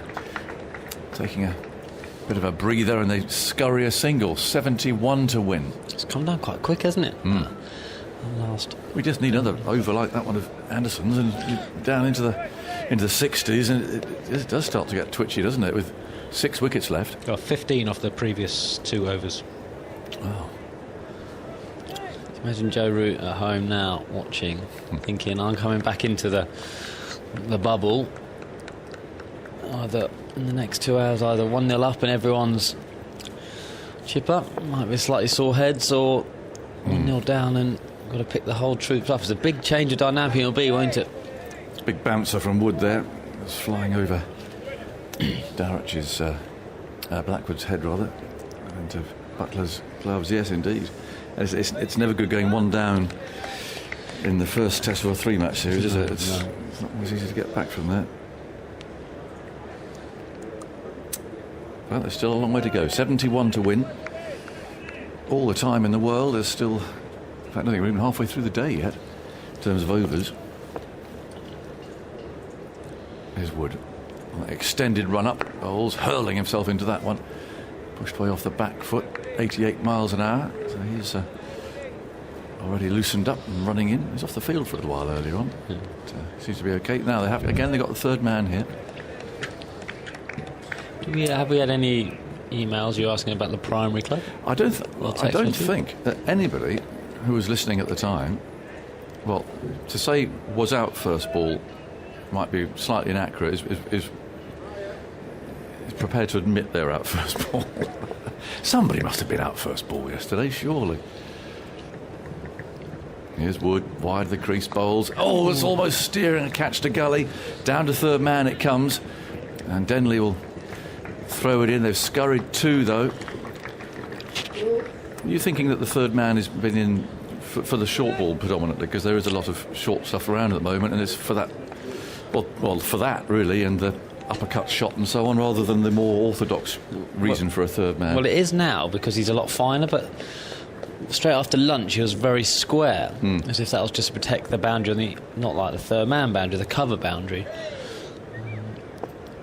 But this is now, they obviously decided to go hard. They've got the short leg in, got the man out on the leg side and the third man. 131 for 4, 69 now needed to win. In comes Wood and Bowles. That's slashed away past Stokes. It hasn't got off the middle of the bat, I don't think, and Denley should get there, running round to his right from third man once more. He does so, just a yard inside the boundary, and they come back for another 2, and runs are definitely coming at an increased rate now. He's taking it on, and every time he's trying to look for that cut shot. It's high risk from England, isn't it? I mean, it's scoring runs from it. Yeah. Partnership 33 from the 37 deliveries. It is high risk because throughout both teams have been pitching the ball up. Still a short leg there. In comes Wood. Bowles, fuller length this time, turned into the onside. Another single. And that's the problem, isn't it? When you've got the attacking short ball field with men to protect that.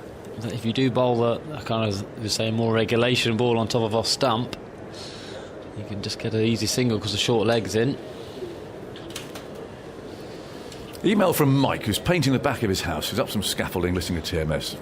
That's a good place to listen. Mike, take it easy. Shout out for Rich Poole in the friendly match. Broadston versus Bournemouth yesterday. So down in our neck of the woods, Rich. He was out bowled from the first ball of the innings. He batted again at 5 and was out bowled first ball by the same bowler, and was allowed to bat again by Bournemouth and was caught behind for 2 off the same bowler.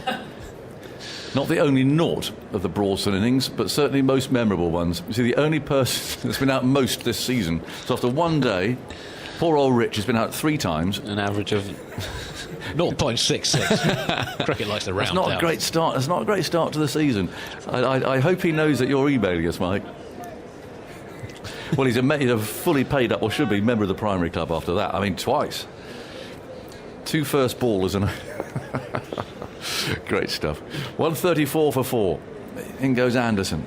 Bowls. Oh, he's creeping forward there. Blackwood playing across that pad a little. Anderson fields.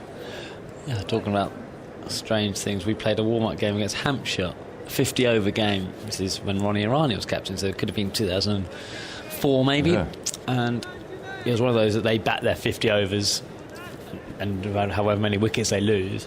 Chris Benham got a pair in it in a one-day game. Batted at 3, got a 0, came back and batted at 13 and also got a 0. Dear. Yeah. Anderson bowls on the off stump. Blackwood defends, playing out to cover. And there's no run. Oh, Jeff Cooling. Bedfordshire Farmers captain Tom was bowled first ball of the innings by Elstow's Kane Hamilton Boyle. That's a good one to get in the scorebook. Well, Brian Davison was caught Kinkhead Weeks, bowled Wingfield Digby once and Oxford University, got both double barrels in. Oh well, you've got to pay up as well, I'm afraid. Off goes Anderson. Oh, he's thumped him. Over mid-off, and the ball bounces just once into the boundary edge. Another boundary off James Anderson. 138 for 4. It was pitched up. It was rather an inviting length, and well, that's more like the Blackwood we know and love. It just absolutely hit that beautifully. It's the first sign of an unusual shot, if that makes sense, like a shot we would expect from Blackwood, but just came out of nowhere, just bumped him over the head, over the top of mid-off, as if that's what you're meant to do to the person who's got 580 odd test wickets. It was in the slot again, though, wasn't it? It was just that length. Anderson again runs in, bowls. Blackwood looking dangerous, hit on the pad. They all appeal behind, nothing from Anderson himself.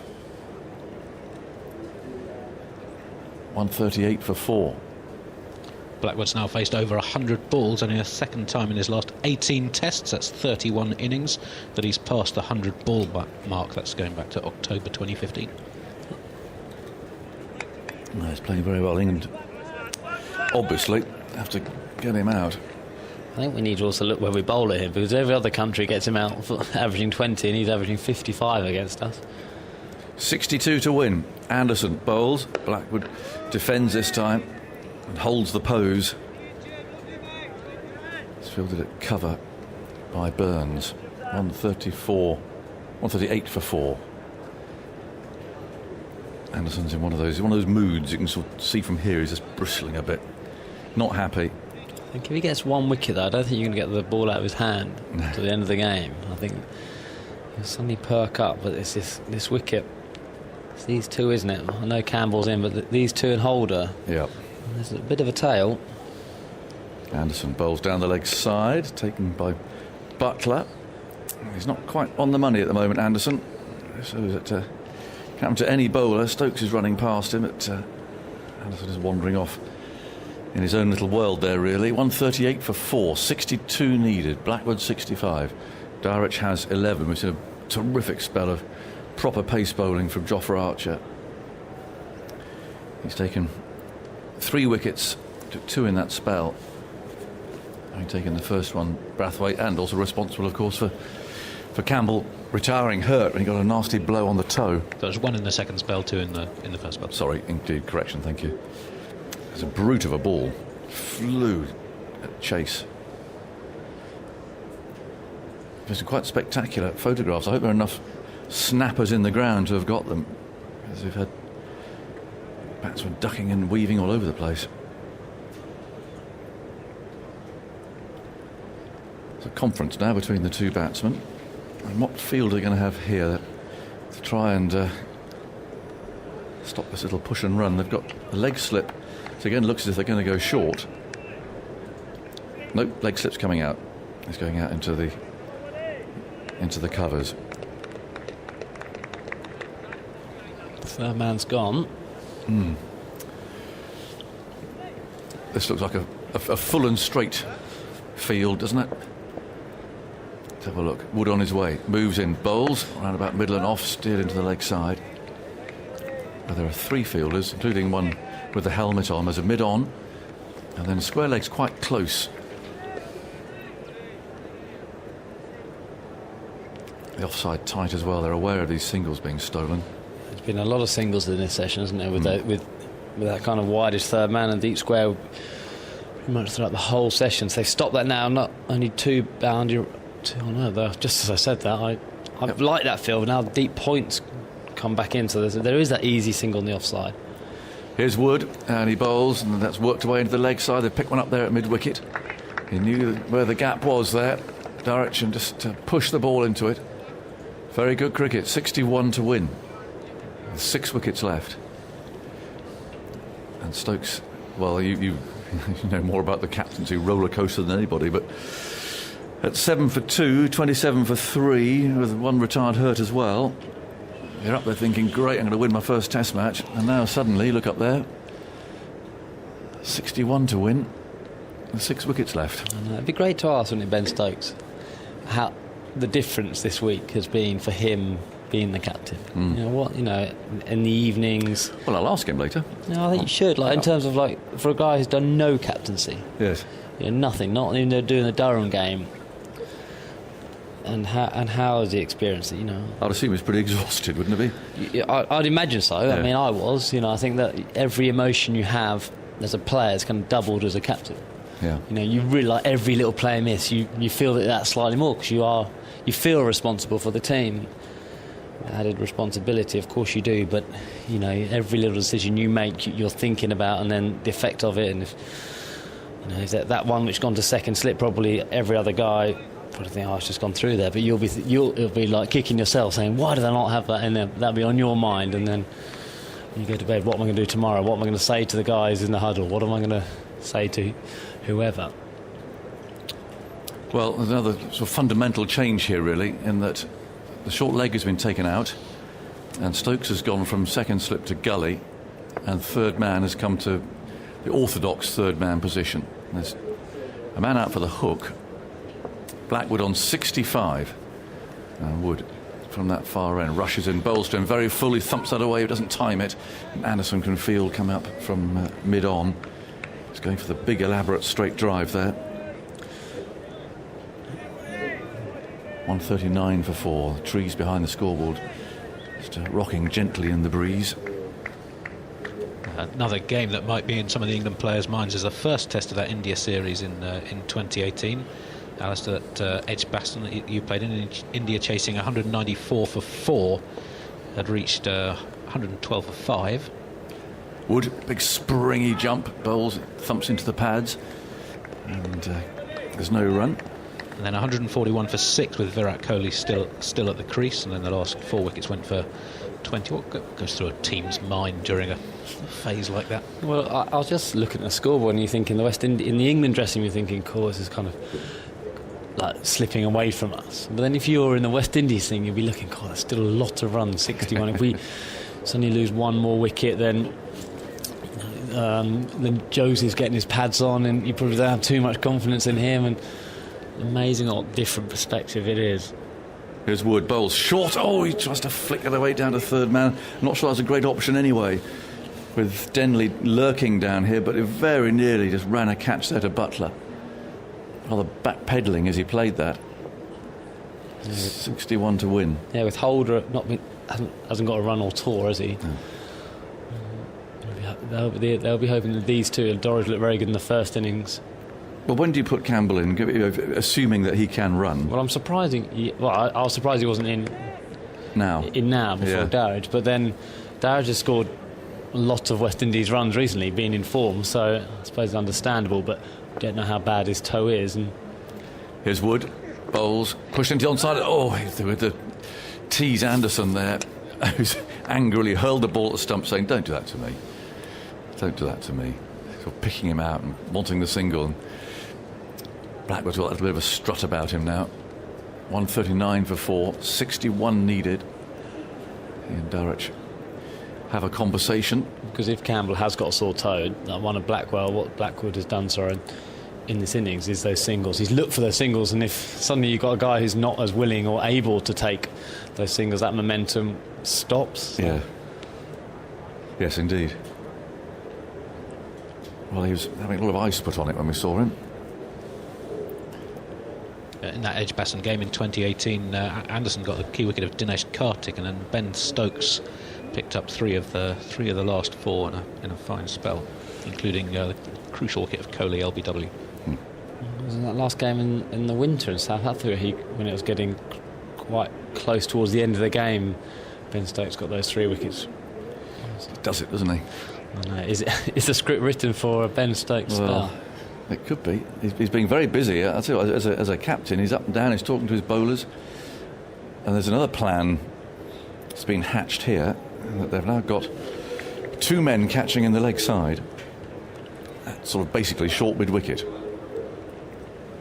And Stokes has placed them there very precisely. And he's moving to second slip now.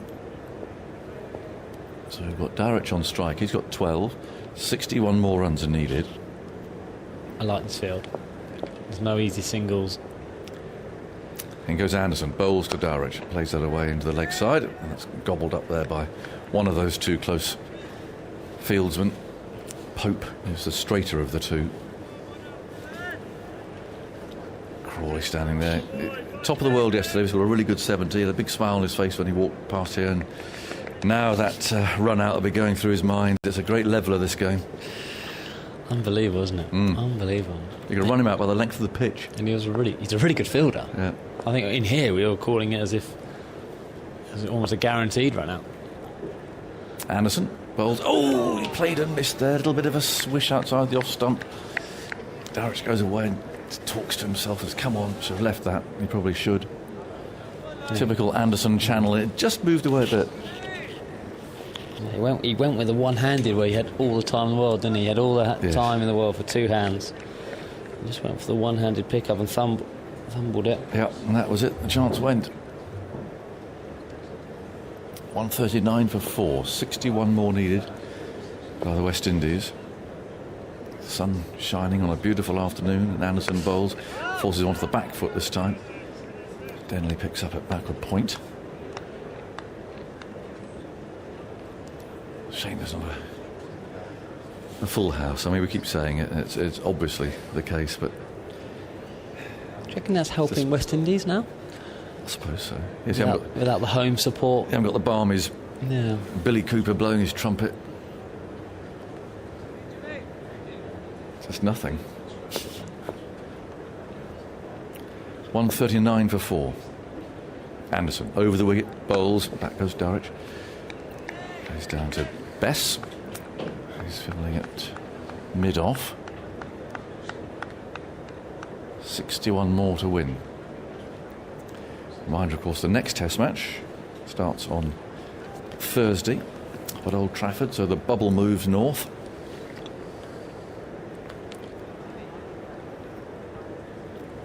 And into the hotel at Old Trafford. Anderson over the wicket, bowls. That's a thick edge. There's no third man for Anderson, and it's been chased by Denley down towards the boundary. Will it go all the way? No, it doesn't. And they've come back. They've got 3 there, haven't they? It's a good running. Very good running. 58 to win. 142 for 4. Blackwood there was going to the danger end, as it were. He's very, very quick. He has eye on 3 all the way. And for him, the field changes, so Denley stays down there.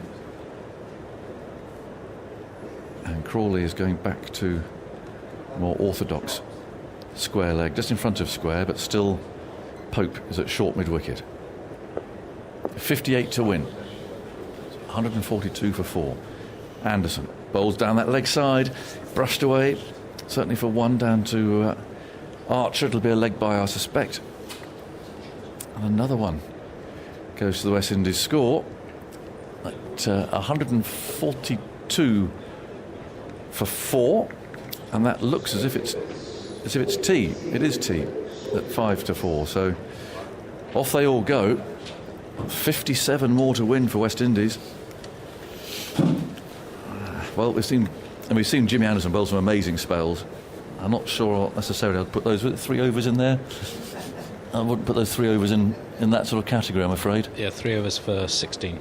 Yeah, just didn't quite come back with it, but anything can happen in this game. It's certainly not over yet. Just another wicket, and suddenly the pressure's back on the West Indies again.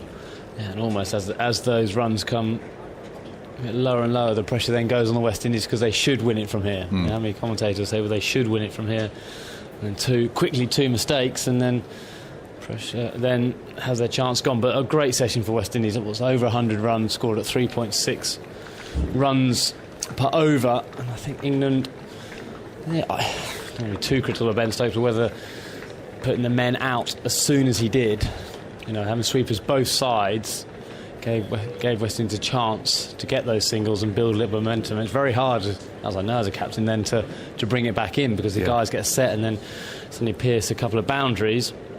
In a way, that's quite a well-timed tea break, isn't it, for England, do you think? Really good, because you could see everyone in the last, after that wicket of chase, they went up for a bit, and then Dora just came in and played quite nicely and scored quite quickly alongside Blackwood. So time for Chris Silverwood to regroup. But just get off and let's kill that momentum for a while and just start again. Chris Silverwood to regroup them, let them have 10 minutes on their own, and then it's the final push, isn't it? Yeah, it is.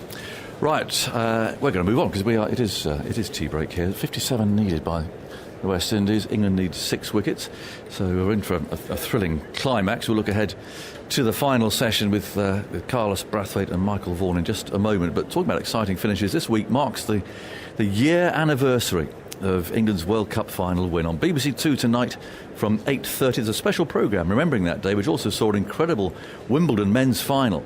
It's called One Day Sports Super Sunday. And on Tuesday on 5 Live Sports Extra, we're replaying in full that World Cup final on the exact anniversary.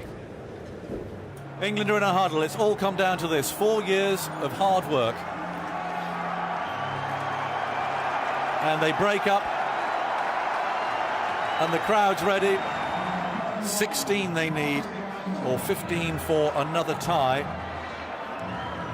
And young Jofra Archer, well, for all those leagues that he's played in his T20 leagues, he's never bowled an over like this in his life. He's getting a slap on the back there from Joe Root. I hope his mother's stopped pushing the baby around. She's got to be watching this. She couldn't take the pressure earlier. Yeah, I'm just seeing who's going to take first ball. It's going to be Neesham by the looks of it. Do you like the idea of a tiebreaker? Just as I'm just throwing, I know you've got 15 and you're in a difficult situation. So. Do you? I think I'd rather share. So Neesham, who's left-handed, takes guard from umpire Dharmasena. The sun is fully out now, but the lights are on and the shadows creeping onto Lords. A sunlit evening, what a perfect stage for this dramatic finish. Here's the first ball. Archer from round the wicket bowls very wide outside the off stump. It's corner wide. Oh. And Archer there, he looked devastated at that call. It was a good length. I think it was very full. But there's a gimme for New Zealand. In goes Archer. He bowls to Neesham, very full, beautifully bowled. They're going to run this second one quickly because I think Gupta might have stolen that one a bit. The throw goes to the far end, and they've made their second. I might be keeping an eye on Guptill here because he was out of those blocks very quickly. Oh, what a Yorker that was. He was. That was in the block hole. He had to dig that out. He did well there, Neesham. Archer runs in easily and bowls. He's heaved that for 6. Oh. What a shot. 6 into the mound stand. And Archer missed his length. 7 from 4. It's a good hit. It's a wonderful hit. To come in and suddenly he's had 2 balls to have a look, but it's not many against Archer. It's a superb blow. 7 from 4. It's 9 for no wicket in the super over. Here's the third ball. Archer, round the wicket, moves in, bowls to silence. That's clubbed away into the leg side. They shouldn't get 2, but they're going to try it. Throw it. Oh, there's a fumble out there. Oh, no. And they do get their 2. 5 off 3. Jason Roy was it out there, I think. 11 for no wicket. Yeah, he is running into the sun, I know, but he's just snatched at it.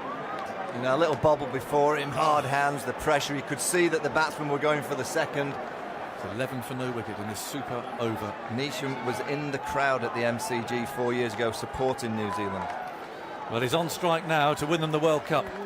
In goes Archer, round the wicket, bowls to him, and it's heaved into the leg side. That's heading towards the boundary, intercepted by Roy. They shouldn't get two now. The throw comes in to Archer, and he's made his ground again.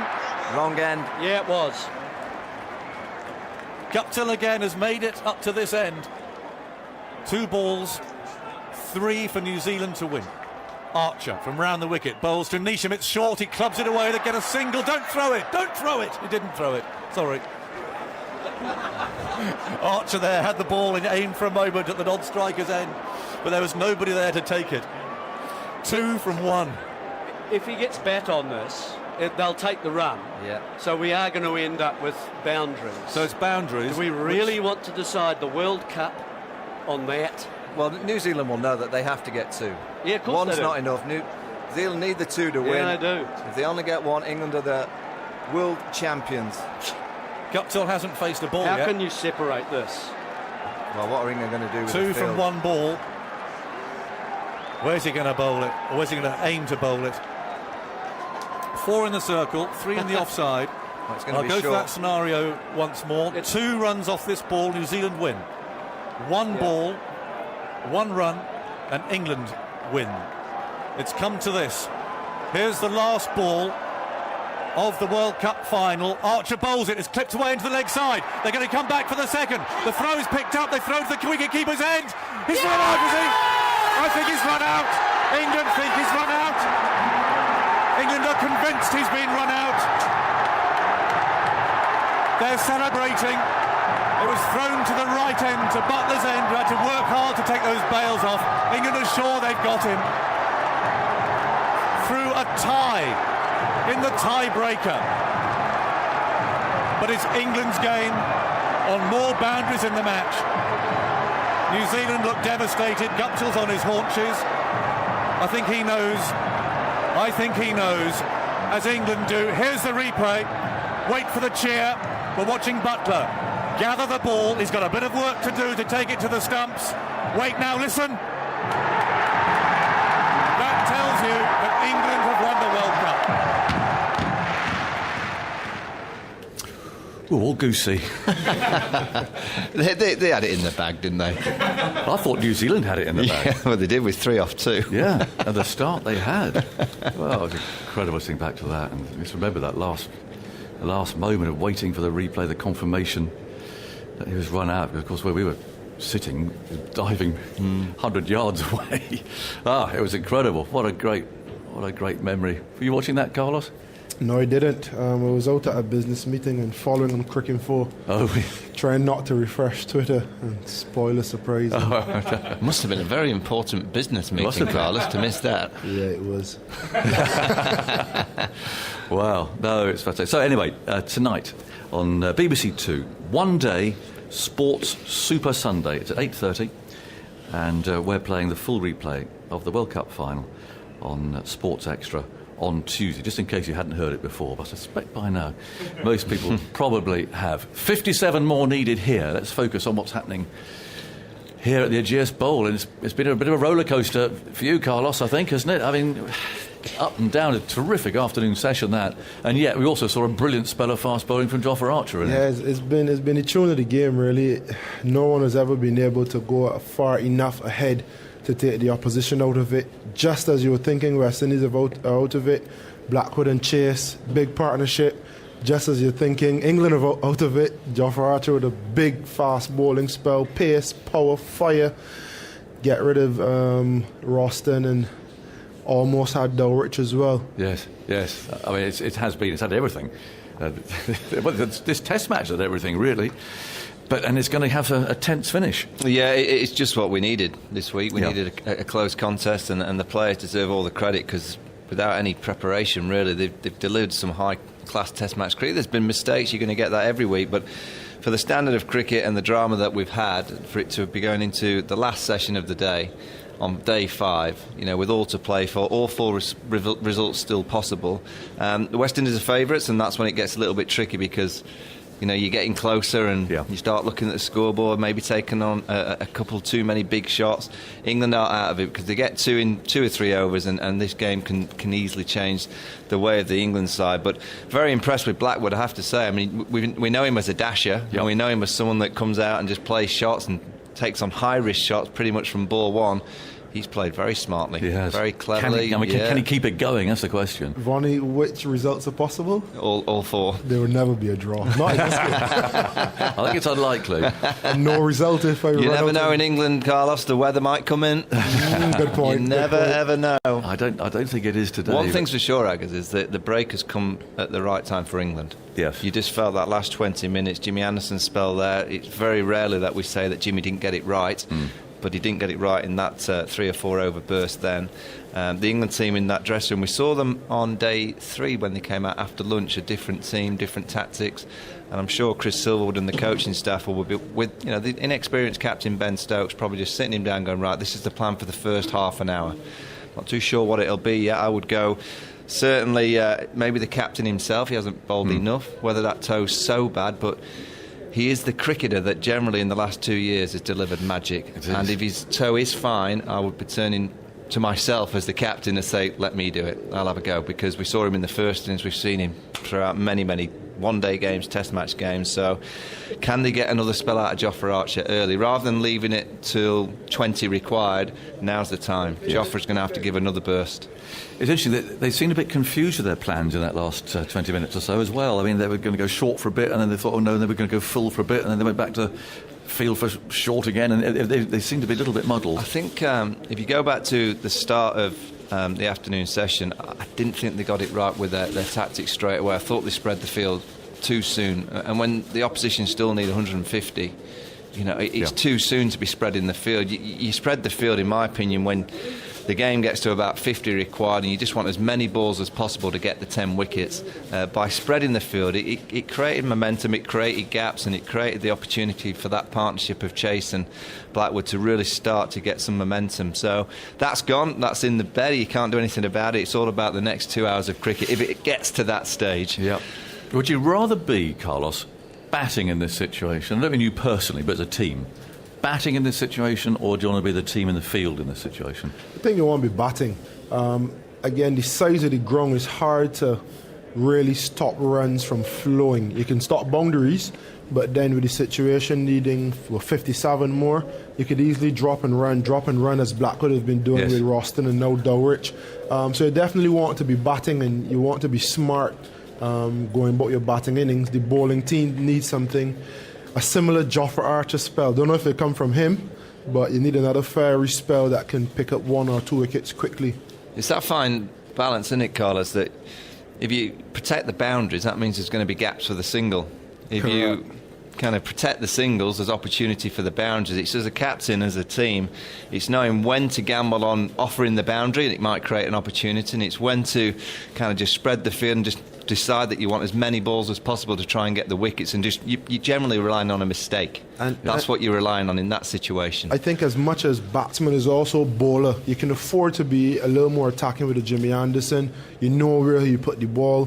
For a Jofra Archer, for a Wood, you want to give them a closer attacking field, but you want to give them some protection as well. So as we're saying, Caribbean, an in and out type of field where you have your catchers and your boundary riders.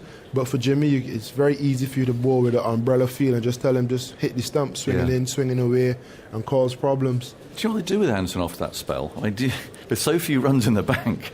Well, do you think there wasn't a great deal for him, because there wasn't as the swing, the seam, his pace is 78, 80 miles an hour. It's just Ben Stokes. I just think he's going to have to bowl himself. He's got magic in him. Yes. He's the England captain. He generally delivers, and he's a bit like Ian Botham. He might bowl a long up and he'll get a wicket.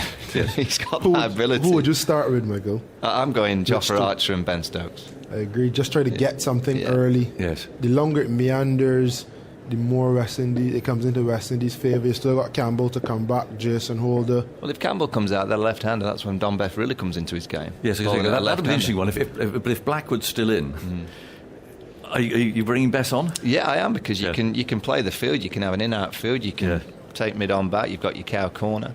You can bring mid-off up and just say, OK, if you want to try and take on the big drive like you did in the first innings, trying to take against the spin over the top of mid-off, good luck. But it's cat and mouse. It's knowing when to gamble. It's knowing when to dangle that carrot.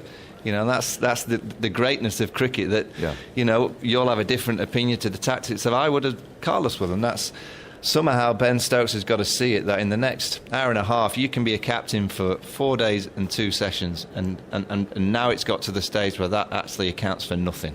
All the decisions that he made, batting first, playing Wood and Archer, that counts for nothing. It all now relies on him to get this next hour and a half absolutely spot on. It's a gorgeous afternoon. Just settle down if you're sitting in your gardens or something, because it's going to be I bet there's a few Aggers. Very tight. Oh, bound to be. Nice and lots of people or something, playing some cricket as well, which is really nice. Did you see that email about the chap who got 2 first ballers yesterday and a 5? I think it was a 5, wasn't it? Oh, he had 3 innings. 3 innings. They're playing a friendly game. So he's out for the first ball of the match. Came back another go, out first ball again. The same bowler. Is he playing today? I think he might have retired. It's a great story. But, anyway, that's what it's all about. So that's nice. So 143 for 4, 57 needed. I heard the bell go a moment ago, so the umpires will be appearing shortly. And I'm sure there's words being said in the England camp to absolutely nail down the plan. I suspect someone might just say to Blackwood, come on, just keep going the way you are, because he is playing out of character. And he has given, well, there have been a couple of opportunities to get him out. He was dropped by Buckler down the leg side. It wasn't a good miss, that. A little flick away down the leg side. No, that was a poor miss. Yeah, it was. That has to be taken with the gloves on. And that one went through Rory Burns at kind of a fine gully. That clearly was a sharp chance that he didn't pick up. You could see he kind of went away from it with his head. The run out. Yeah, no balls have been played as well. It's down to this next hour and 20 minutes. I think that's all we've got left in the game as the cat gets ready. With the good thing is that Phil Tufnell's always very calm in situations like this. So who better do you want to your side as a commentator when it gets like this than Phil Tufnell, who will be... Are you backing Phil? Squirming, and he'll be all over the place. Alison Mitchell's coming in here. So you two do your... Oh, do you going to say, Michael, you going to say something? I'm actually going to leave you. I've got a double pit change here. OK, well, you go off, and I'll just witter about nothing in particular until Phil Tufnell has slotted in his headset. Ebbity Rainford Brent is wearing the loudest trousers I think I've ever seen.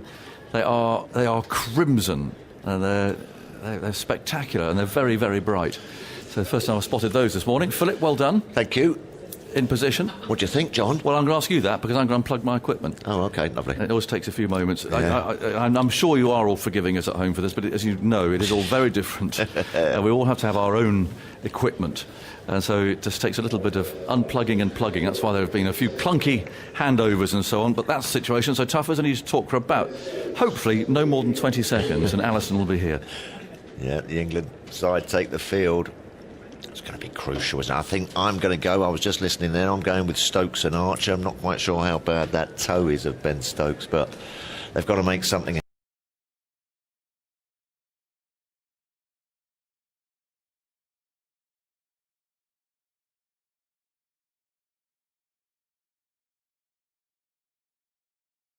happening here. And a couple of desperate wickets. Only need 2 wickets for me. England get rid of this partnership, and then the skipper, and then they're into the likes of Roach and Gabriel. So you've just got to keep believing. They've been a bit unlucky. I think they've been a bit nervous during that session as well. I saw a bit of nerves.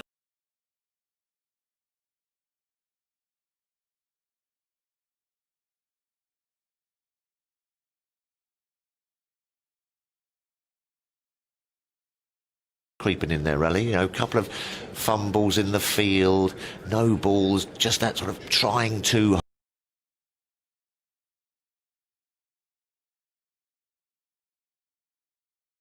hard, but then sometimes that can make the old shoulders tense and the hands a little bit electric. So England just need to try and relax. Yep, there was a missed field where there could have been a run out. There was the drop by Butler. There was a missed catch, albeit it was a no ball by Stokes, so it wouldn't have counted. But just all those things add up, don't they, to say we're not quite taking those chances when they present themselves. And sometimes it's not because you just don't know why. It's almost because you are trying too hard. And that spell of Jimmy Anderson, just a little bit two sides of the wicket, got clipped away through the leg side. When you're in this sort of position and you need, runs are at a premium, you've got to just be hit one side of the wicket, because the gaps are, everyone's spread out a bit trying to save the fours, and it's easier just to tick over the ones and twos, and that's what West Indies did beautifully. They got England in a position where they didn't quite know what their plan was, but they've regrouped, and I'm sure they've been sitting down and had a bit of a team talk and come out with some firm plans of how they're going to go about this. Well, plan number one is throw the ball to Jofra Archer. Plug him in and let him go. And he is now running in to bowl to Blackwood then. One slip in place and a short leg. That one's outside the off stump. No shot offered. And kept a touch lower as well. It was fuller from Archer, but he bowled a scintillating spell, didn't he? Full of menace and venom and fire in that afternoon session. Yeah, it reminded me of that spell at Lord's to Steve Smith, really cranked it up. He's going to be tired. He's going to be a bit weary, though, that's for sure. But he's still a young fella. He's got 7 overs in him, and this is the game here for me now. If Jofra Archer doesn't make the breakthrough, England are in trouble. Blackwood on 65 as Archer is in, and it's defended into the onside. Short leg is there to pick up, and there's no run. Ollie Pope in that position. This Archer's 13th over of the innings. He's got 3 for 35 so far. And the other wicket of this innings has gone to Mark Wood. You just get the feeling that if England can just break this partnership, the door might be open. But Holder's in next, isn't he? Yeah. Jason Holder. Yeah. There is still a bit more batting to come. 2 good partnerships will do it. Fended away, but controlled, actually. Around the corner, turning it.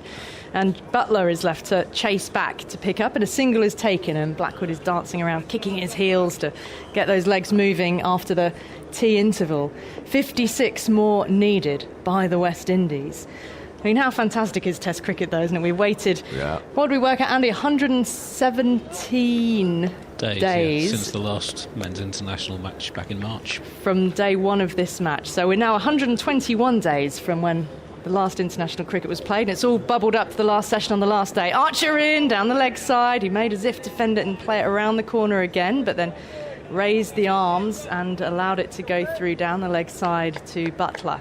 And every edge in this situation, I've been in this situation many times when you see the scoreboard tick down and what have you, every leg by seems to go for 4. Every edge just goes past someone's hand. It's very difficult to keep your chin up and your enthusiasm going, knowing it's just around the corner. Archer to Dowridge. He's riding the bounce on his toes, defends it into the onside. One of these fabulous evening sessions, isn't it? The last session of the day where the sun is shining and these stands ordinarily would be full of crowd on the edge of their seats, wondering which way this one is going to go. 6 wickets for England to get. It sounds like an awful lot. I must admit, I thought the wicket would misbehave a bit more today, and it hasn't particularly. I mean, the odd one's bounced, the odd one's kept low, but nothing really threatening.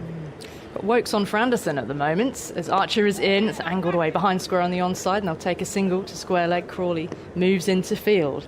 Yeah. It's another sharp one, and keep adding them up. 55 more needed. It's the end of the first over after tea. The West Indies 145 for 4. I'm just looking at the body language there. You just saw Jofra Archer sort of kicking the dirt, hands on the hips. There's another little single. They've just squeezed round the corner. They've all built up. They've done that very well. I thought the West Indies might come out and look to be ultra aggressive today and sort of really put the pressure onto England, but I think, as you say, we haven't been out there on the pitch. We haven't been able to sort of gauge it, but they've just decided to sort of like drop anchor a bit, if anything, and play just good test match cricket to get there, and I think it's been proved right so far. Well, I realised that they had this whole day to do it, and they didn't go out thinking we've got to get these runs quickly. No. And in fact, then they were in trouble, weren't they? 27 for 3, remember? England were right on top, feeling like we've got them where we want them, but a stand of 73 between Blackwood and Chase, and then Archer dismissed Roston Chase. Instead, Dowridge has picked up, and they've been able to continue. Pace barrage, Wood. Yes, here we go. Archer one end, Wood the other. Anderson off the field at the moment. It feels a little last throw of the dice. Let's see if pace and bounce can do it. How will Wood go here? He's going full, and it's been punch-driven defensively up towards the offside, and Wood's able to field in his follow-through. Do we know about Ben Stokes' toe? Have we heard anything back from the dressing room? I don't believe we've had anything No. official. He's there fielding at second slip, hands on his hips. I just feel he's that kind of cricketer who makes things happen, Ben Stokes. Even if circumstances and conditions aren't in his favour, he just has that ability. Wood wheels at the end of his run-up now, way to his right to run up to bowl, and it's clipped behind square, fielded, though Crawley gets down to it.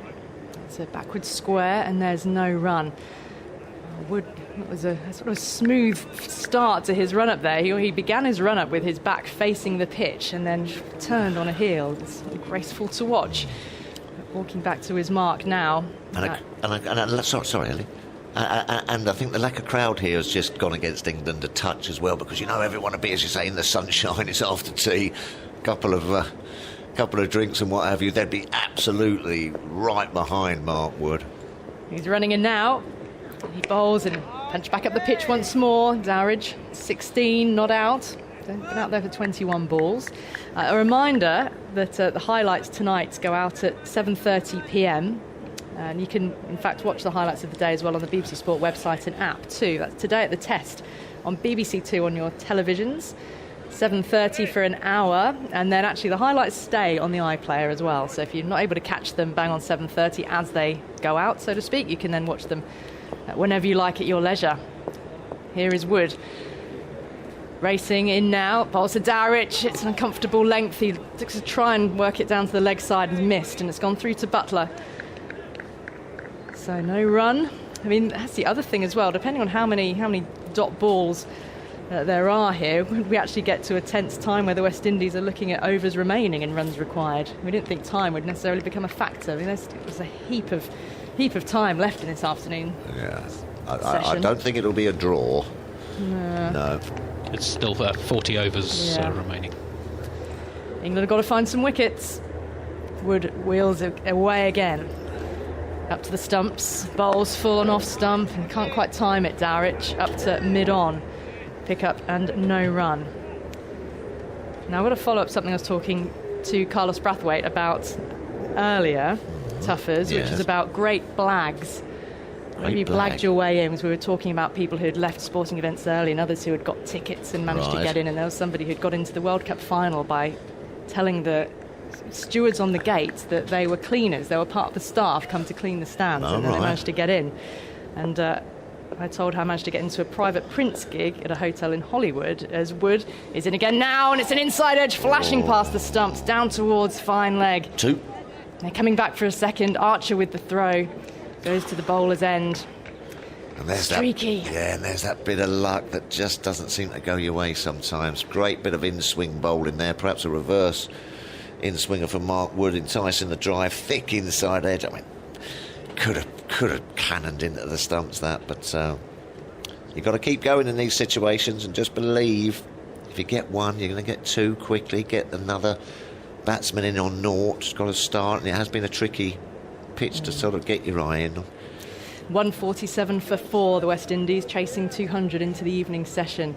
So I was mentioning how I'd managed to blag my way in with Jackie Oatley, you might know, football commentator and presenter, into this private Prince gig. And Jackie had reminded me actually just earlier in the day how Brian O'Driscoll, Ireland and Lions captain, was also in this queue trying to blag his way into this concert. And in fact, Brian has tweeted what a night that was, as Archer is in now. New over bouncer.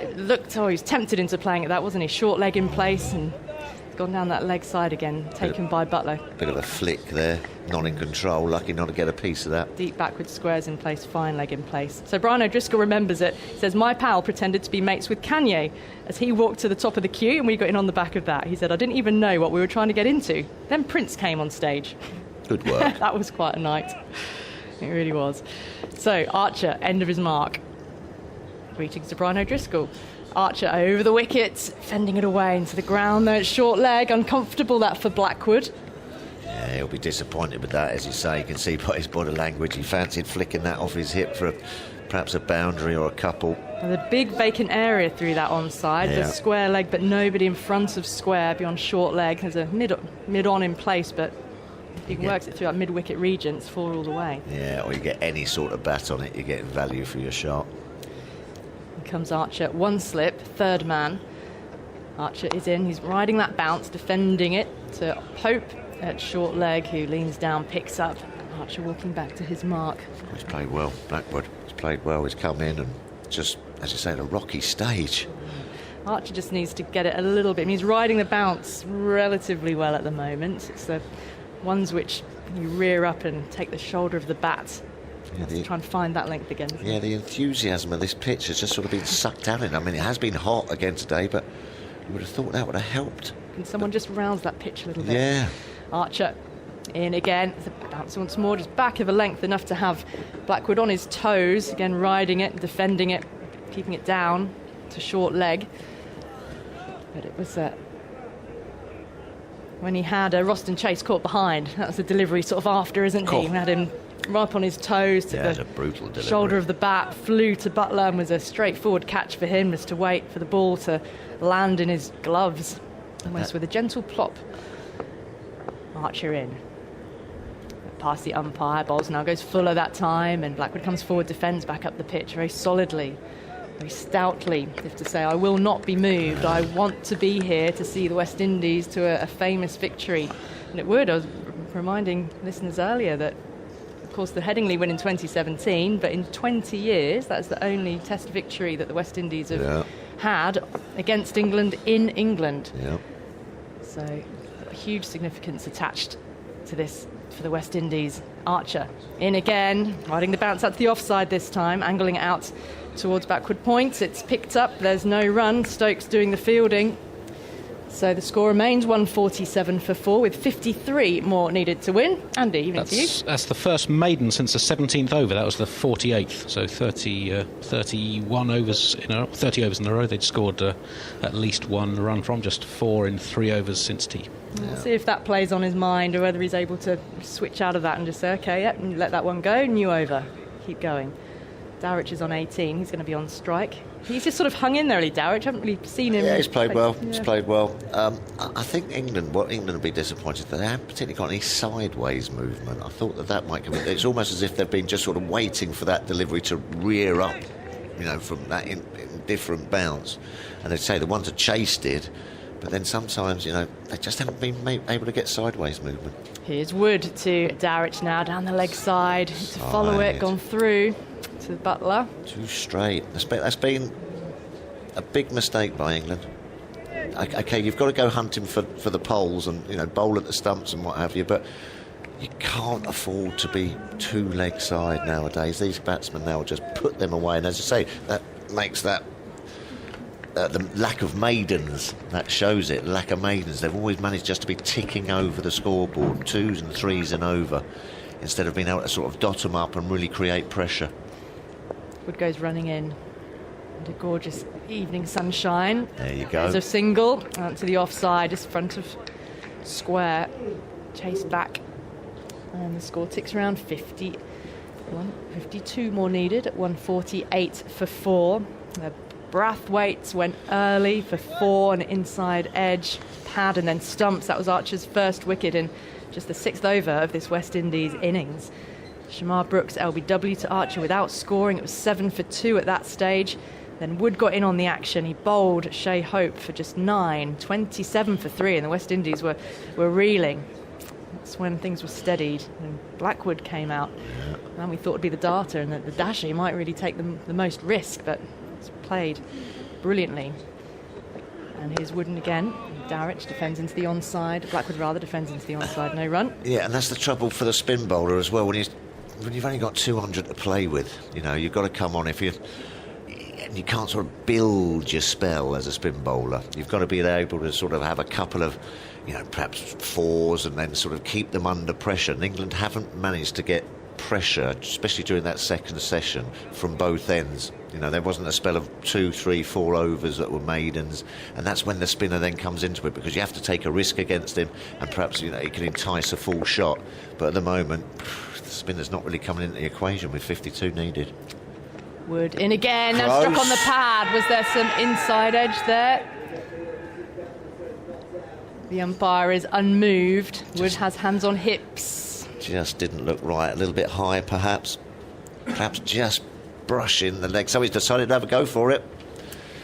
With 5 seconds to go on the timer. Yeah, just desperate times for England. They're having a gamble here. Well, it's Blackwood, isn't it? He's the man. LBW, on-field decision is not out. Front foot first, please. Could be an umpire's call. Still got 3 reviews up their sleeve, remember. Might not burn one. That's a fair delivery. Front on spin vision, please.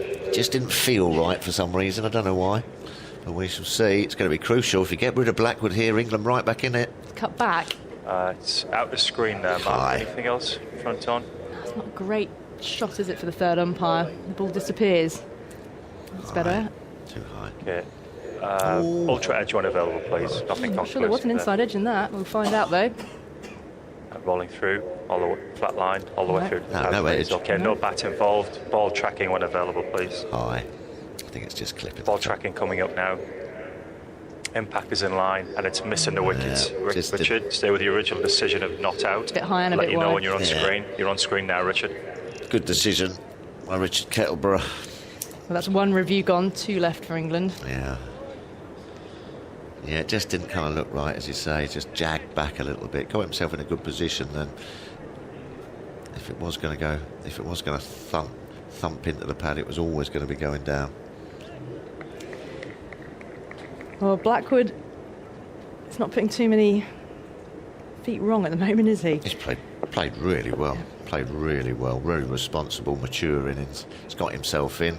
No real rash shots, was there? No real risks taken. A few flashy cuts, sort of an uppercuts, but that's his shot. You know, that's his onion, as we say. Can he keep in this mindset, though? The closer the target comes, though. You know, when the line gets closer and you feel like we're close to getting over the edge, it should relieve pressure, but maybe it would make you want to get there quicker. But still a way to go. Could still turn quickly. Now it's uppishly off the thick outside edge, but safe down to the backward point boundary. And throw comes in at 149 for 4.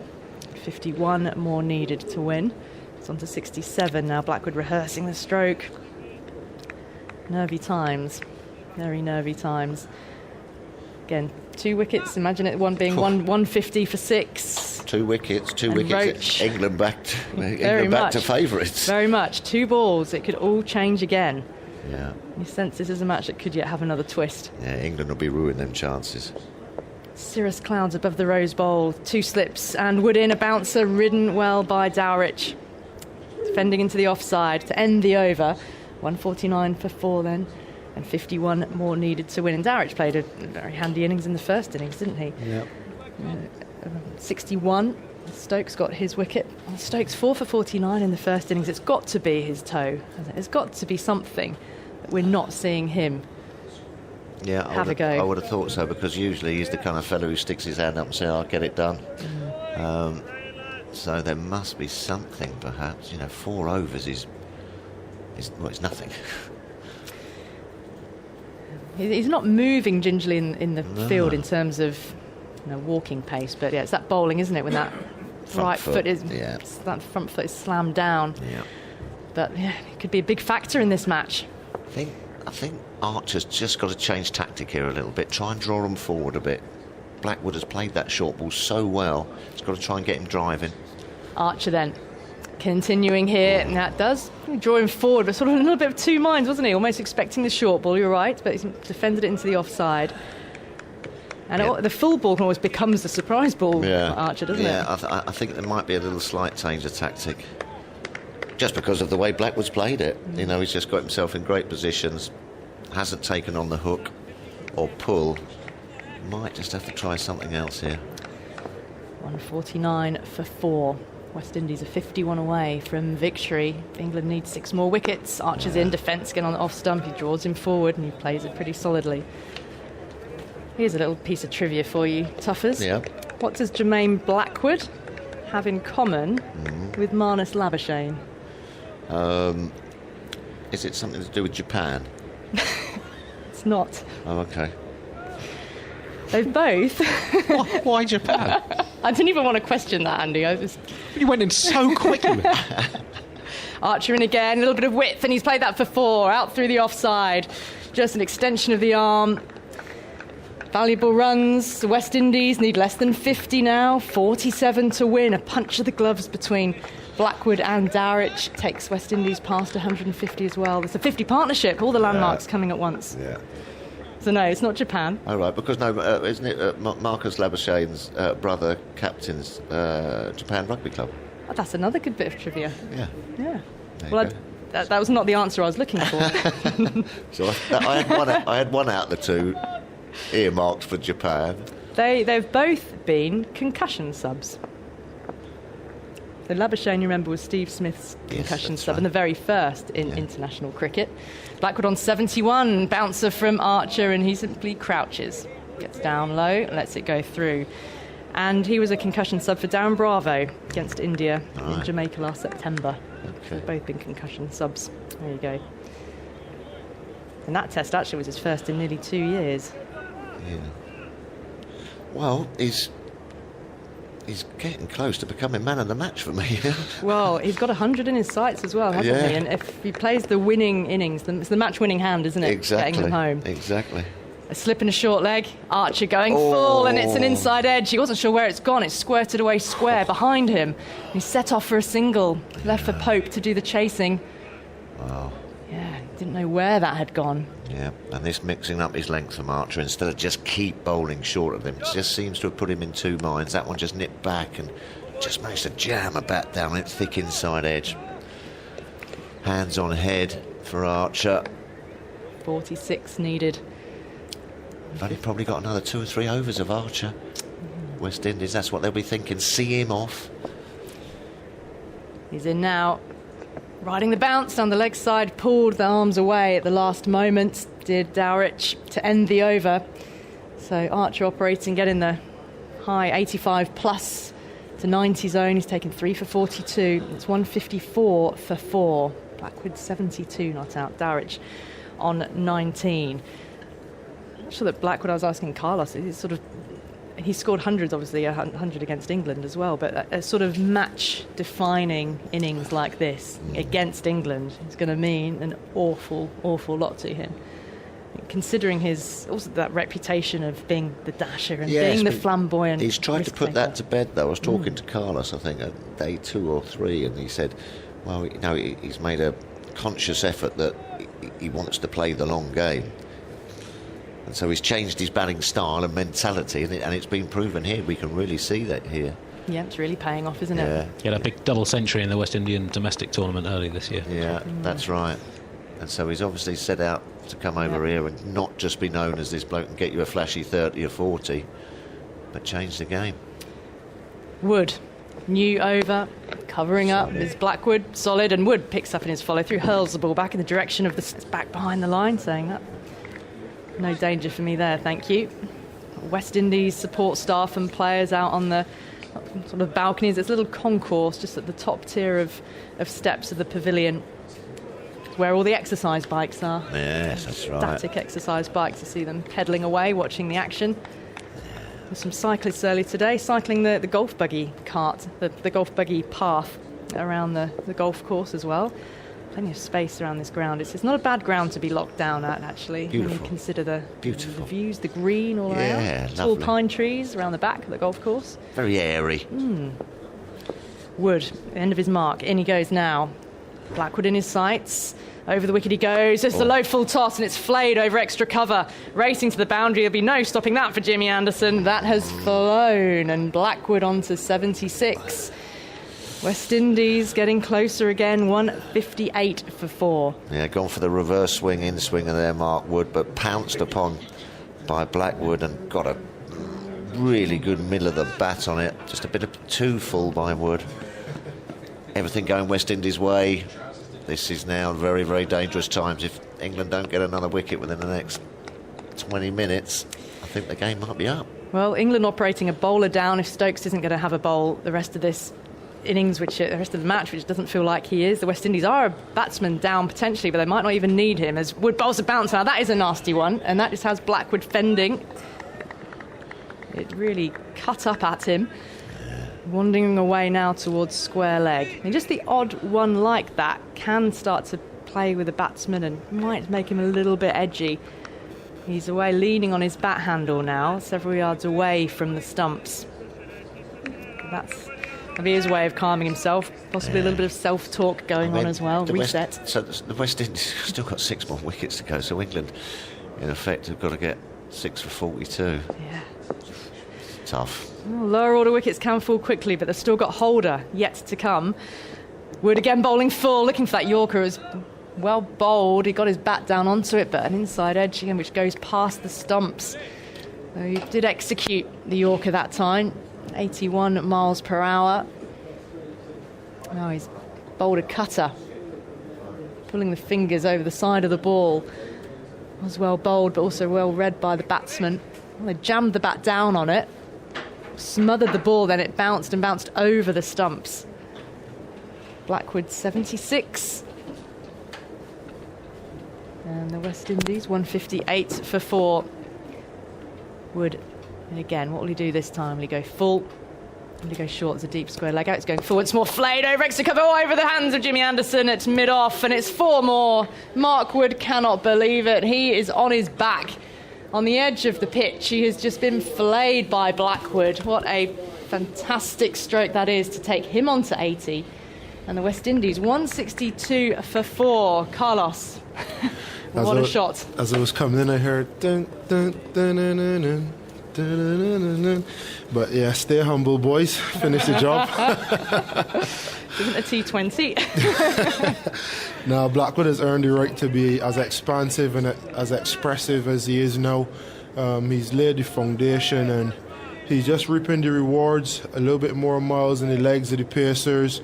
He's seeing it as big as a breadfruit at the moment, and he's capitalising on a fantastic start. Highest score in the game, isn't it, Andy? Yep. Yeah, it's overtaken Crawley's 76. And the target, this is running away from England quickly now. He's tried to hammer that back along the ground past the bowl, and Woods managed to stop it in his follow-through, but the West Indies now need only 38 more to win. 38 runs, plays 6 wickets with Blackwood 80 not out and Dowridge on 19. Carlos, he's a smiling man sitting down next to me at the moment, although he did just, give me a look which said, there might yet be a twist. But yeah, Simon Mann's coming in. I'll leave you to it. This game has always thrown up a twist. No team has ever got this far in front. 38 to win with 6 wickets in hand. Could be 5 if John Campbell can't add much with his 1 foot.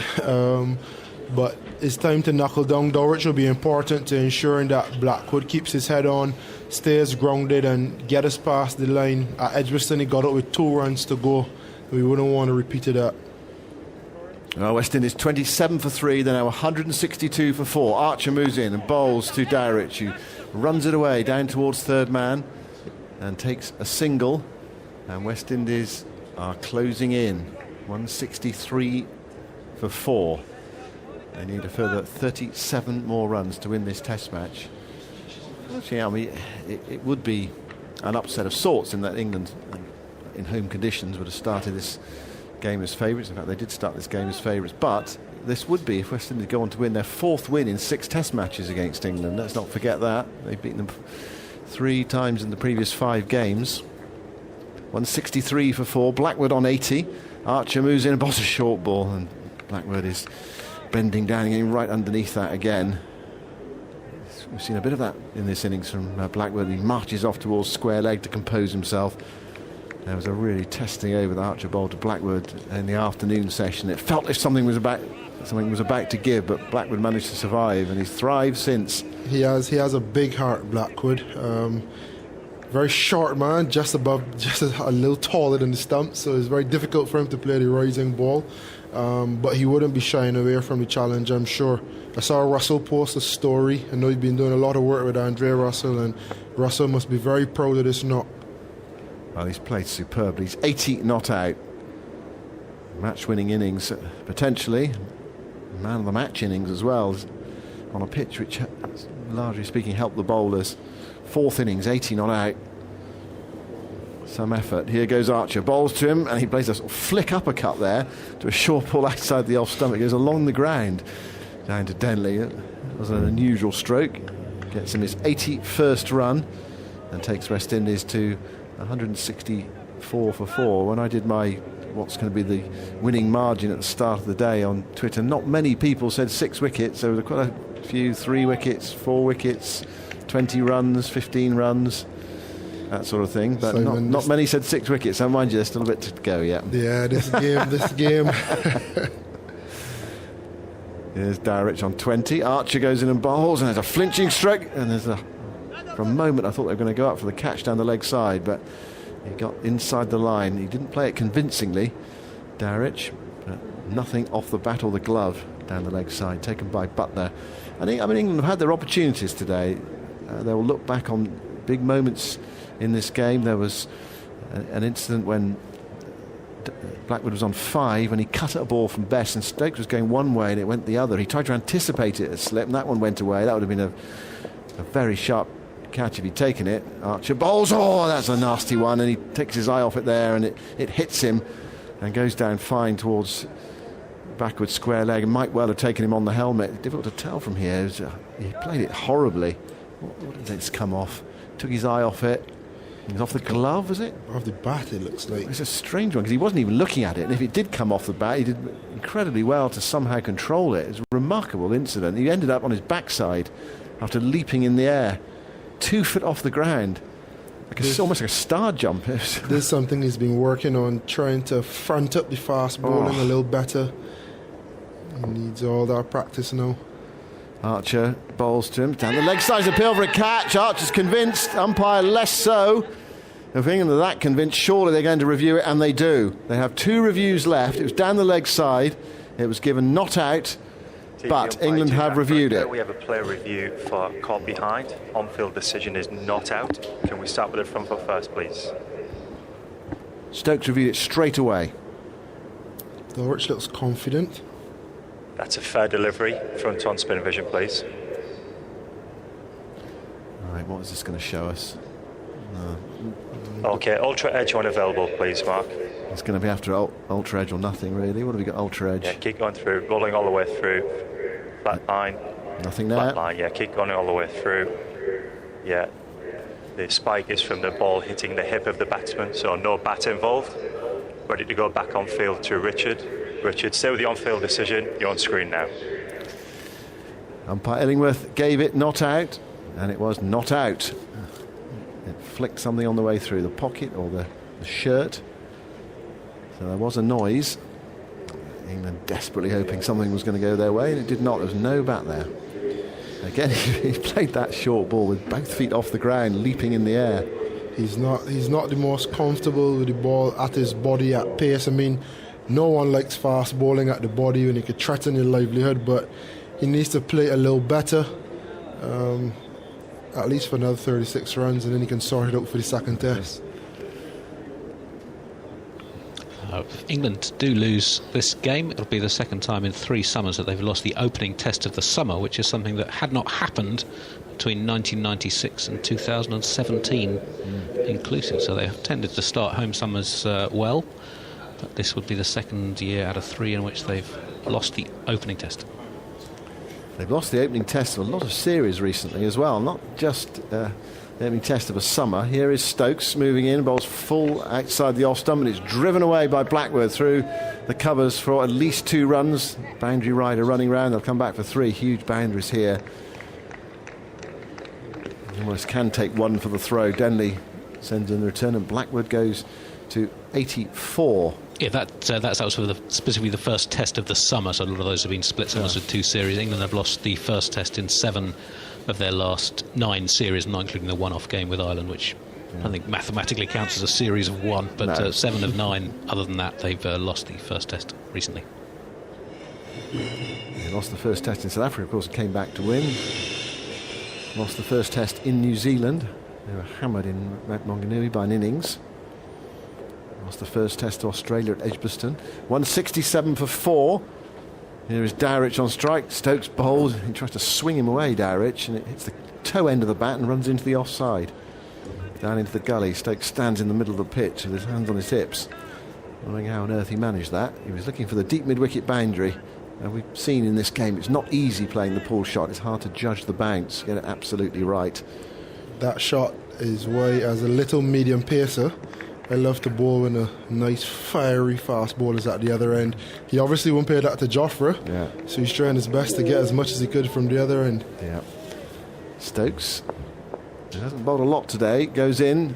That ball's very full outside the off stump, almost Yorker length, but wide of off stump. And Dowrich tried to guide it away and missed it. And it went through to Butler. 100 for 4 when Roston Chase was out. The game was in the balance, but Dowrich has done an excellent job for his side as well. He's gritted it out. It's not been easy for him. Tough against Archer at times. Playing a valuable innings. They've added 67 from 27 for 3. It looked a long shot for West Indies. I think even Carlos had lost a bit of belief there, especially with Campbell off the field injured as well.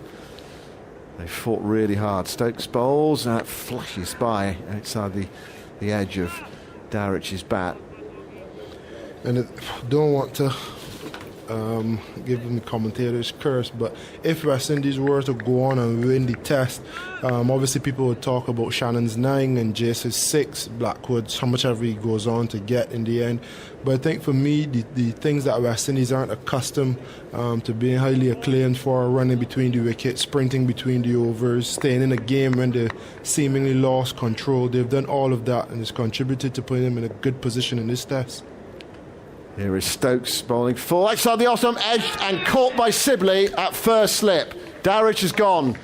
Stokes back into the attack and he's taken a wicket in his first over. It was full outside the off-stump, edged. And hold on a second, they're just checking the no ball. This really would rub it in for England if this is a no ball. They've had opportunities today, England, but they've frittered them away. Now, is this a no ball? Let's have a look. We're just seeing the front foot land now. They're checking it. The foot is coming down. Is there going to be any behind the line? I don't think there is. I don't think there's anything behind the line. I think this is going to be a no ball. And it's signalled as a no ball. It's a definite no ball. Now, there we go. You just thought the game would throw up a wicket. Stokes not keeping his foot behind. He'd be very disappointed. Yeah, it was fractionally over. We saw some no balls earlier.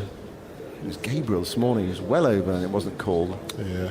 And Blackwood was dropped by Burns in the gully off what would have been called back as a no ball by Stokes. Makes you think, are they not telling the players from the dressing room where these are happening? Well, Stokes overstepped on that one, and he overstepped on the one earlier. Burns didn't even put a hand on it in the gully. It looked relatively catchable, especially coming out the seats as well. No spectators to blur the vision. Here's Stokes bowling, and that's edge, and that one's caught as well by Butler. Now, is this a no ball as well? We'll wait and see, but Stokes has got him. Dowrich is walking off, and umpire Kettleborough is not asking the batsman to wait this time. He seems pretty confident that's not a no ball. So Stokes has got his wicket. Dowrich has gone for 20. It's 168 for 5. And Stokes banging it in. It bounced a bit and he found the outside edge of Dowrich's bat, and Butler away to his right took the catch. So West Indies 5 down and they need 32 to win. And Jason Holder, I can see him coming down the steps at the far end, and I suppose there would be something appropriate if Holder were to see it through to the end and knock off the winning runs. West Indies captain. Q, Stokes versus Holder. Round 4. So far they've gotten each other out on 3 previous occasions in the game. If West Indies lose another wicket now, back down to the wire again, no one's in front, balance of power, neutral. Important 5 overs, I'd say, just to get the England momentum a bit flatter. And within 5 overs, I think Blackwood will get close to 15 runs, eat away into the deficit and make it a stroll home as opposed to a panic. Yeah. Well, England need to go bang bang, really. They need to follow one up with another one straight away to keep themselves in the game. You've got Holder out there, who's a reassuring presence really for West Indies, coming in at number 8. And that double 100 in the last series. In quality and stature, very tall and imposing. But Holder dismissed Stokes twice. Stokes has already dismissed Holder once. Can he complete the quartet of dismissals? Then Stokes here. 2 slips and a gully in. Not easy starting on this pitch. Here goes Stokes now to bowl to Holder. His first ball. He's up the stumps now. He bowls and he goes past the outside edge of Holder's bat. First up. Holder survives. Stokes gets his wicket ultimately. One off a no ball and then following it up next ball, finding the edge again. So 168 for 5. 32 runs to win for West Indies. And Blackwood, well, he's got a chance here of 100 and winning the game. He's got 100 already in Test cricket against England in that last series in the Caribbean, and he's played ever so well. Okay, he has had a bit of good fortune today. I've mentioned the Stokes one at slip, but there's also one down the leg side, Butler. You feel that one really should have been taken by Butler away to his left. He's actually given us a leg by, wasn't it? But it came off his glove. Would Joffrey get an assist for the Dulwich wicket? Because he definitely softened him up, and Stokes reaped the rewards. You saw a pull shot out of nowhere, then a chance, and then ultimately the wicket. Yeah, we're bowling in partnerships, I suppose. Archer is going to continue. He's into bowl to Blackwood, and Blackwood plays away from his body. They're pushing into the offside. Goes straight to Burns at cover. Call of weight. There's no run. Archer into his 17th over. He's bowled the most overs of any England bowler today. We haven't seen Dom Best for a while. England hoping that it might be a Best pitch on the final day, but perhaps not enough runs to play with ultimately. There was a threat from Best. He had 2 very good LBW shouts that the umpires called on both occasions. Archer moves in now. Bowls to Blackwood, and Blackwood gets a ball that keeps low, but he fidgets it into the leg side, turns around and gets the bat down in time. Stopped by Pope, away to his left. Good piece of fielding at short leg from Pope. Let's look in the field for Archer. I mean, it's a strange one, really. They want to bowl at Holder. They don't want Blackwood to do much damage. There's a deepish mid off, a deepish mid on, deep backwards square leg, fine leg, and third man.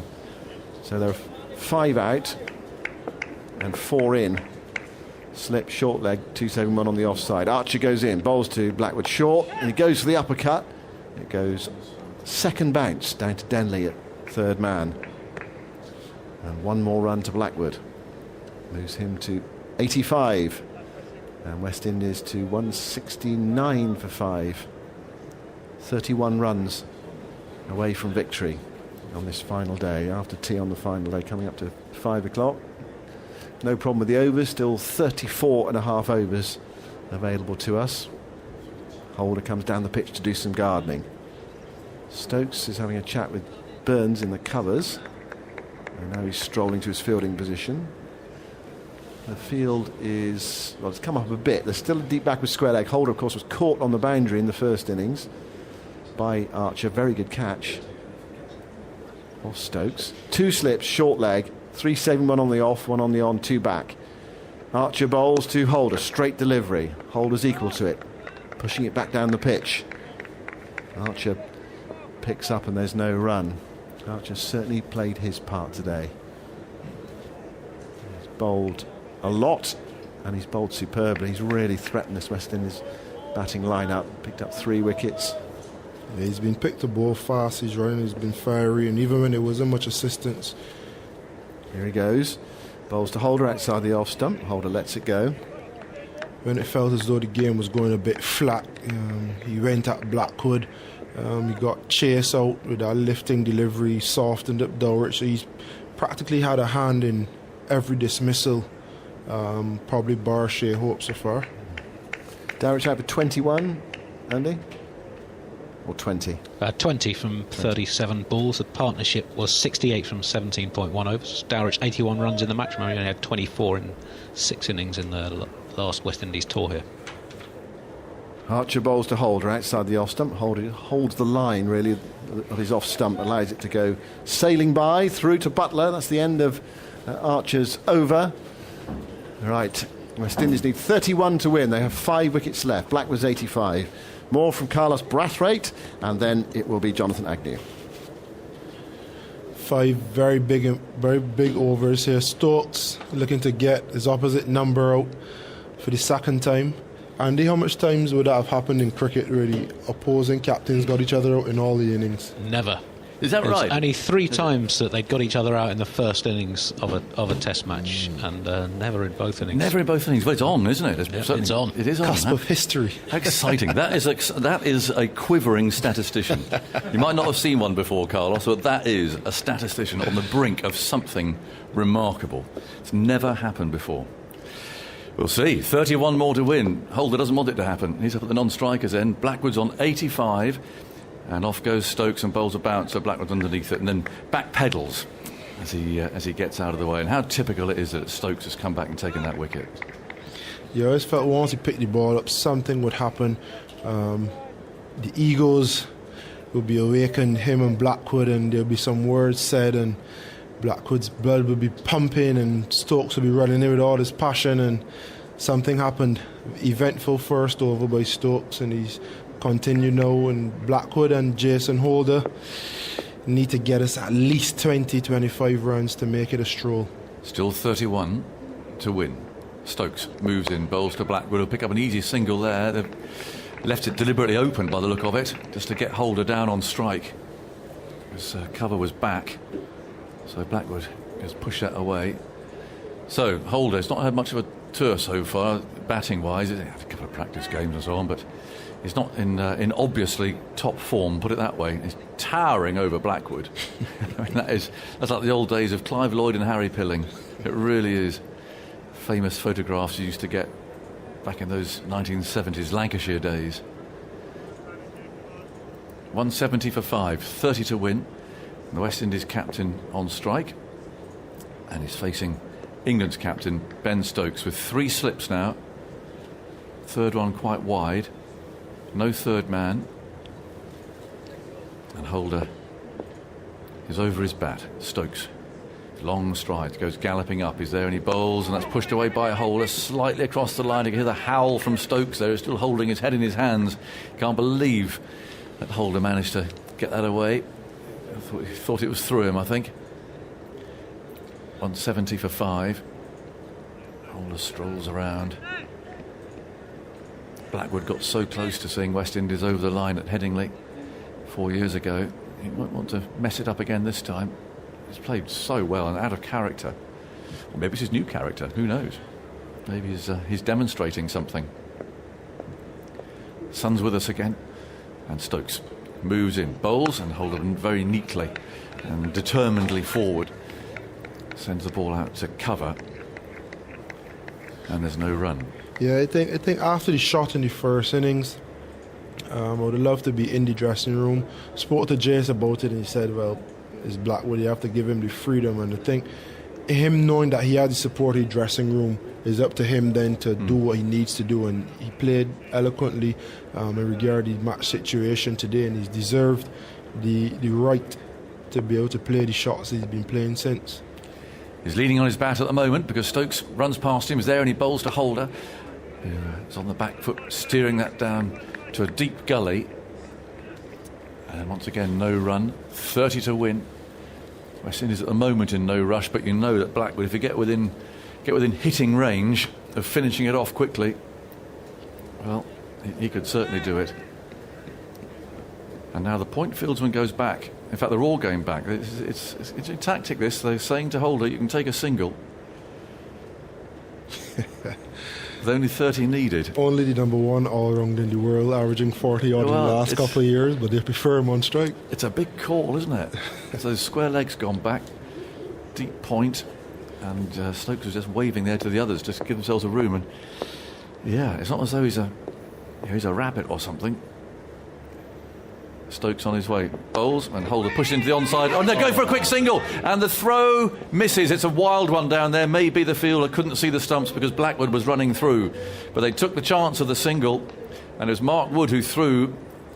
In the end, it was very wild, but I suspect it was because Blackwood was running between him and the stumps, and so he just couldn't throw it straight. But there was confusion there for a moment. I think Blackwood wanted the strike and was a bit surprised that Holder was stealing that single. Yeah, I think they're trying to break Blackwood's rhythm, and they're giving him an easy single, face one ball, and then keep him off of strike, hoping he plays an injudicious shot when he gets back on, thinking he's in the same rhythm. But it's funny, Jason Holder has to steal the strike. Yes, yes, he did. He had to persuade him to go. Blackwood didn't want to go. Now, looking at the throw again, it was definitely the case that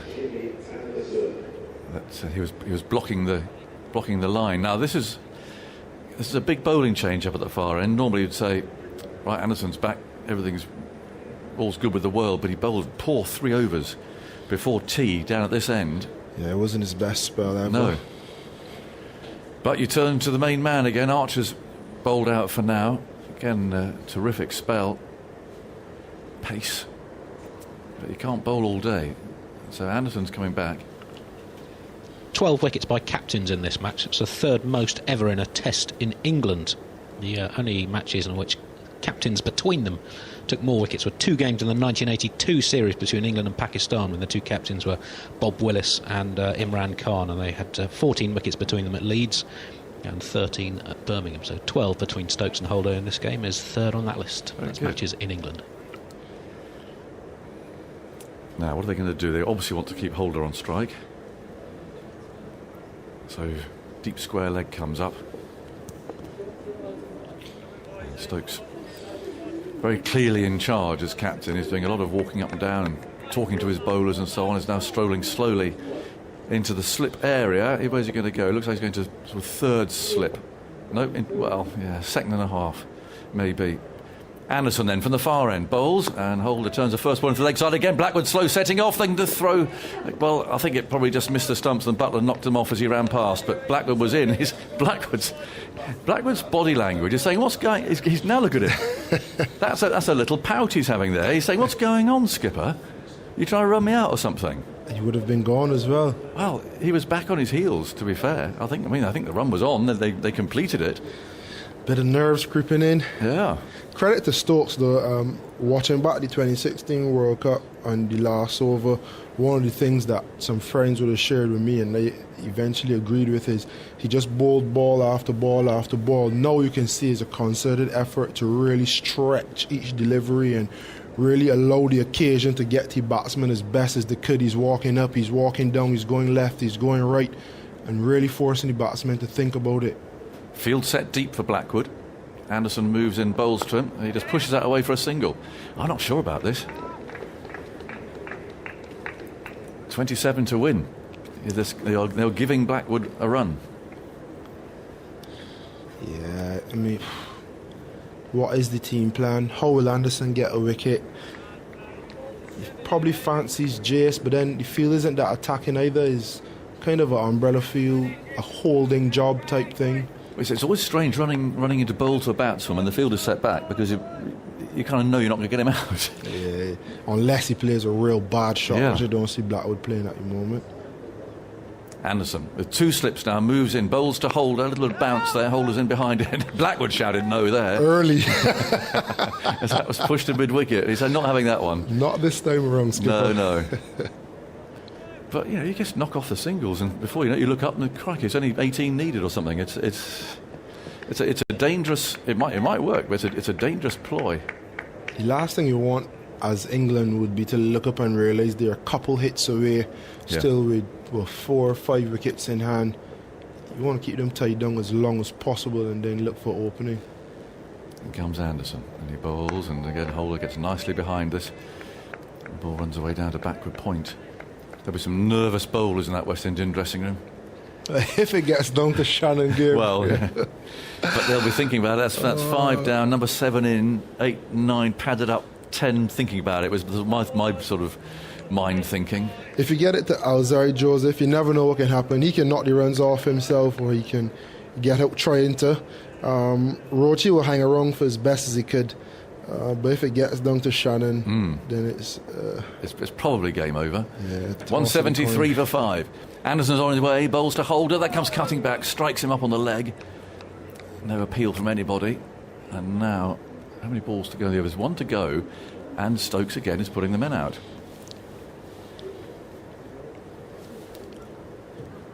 So out goes Denley, and out goes Crawley on either side. And again, if Holder wants a single, well, he can have it almost where he wants. There's still a cover fieldsman in the mid wicket, but the instruction seems to be, well, you can pick it up if you want. Here's Anderson, bowls, and Holder comes forward and plays it straight to mid off. So there is no run there. Archer fields, and that means that Blackwood will be on strike for the start of Stokes' next over. 173 for 5. And there is no need to rush because the West Indians, they know that Archer's, well, he's bowled out for now.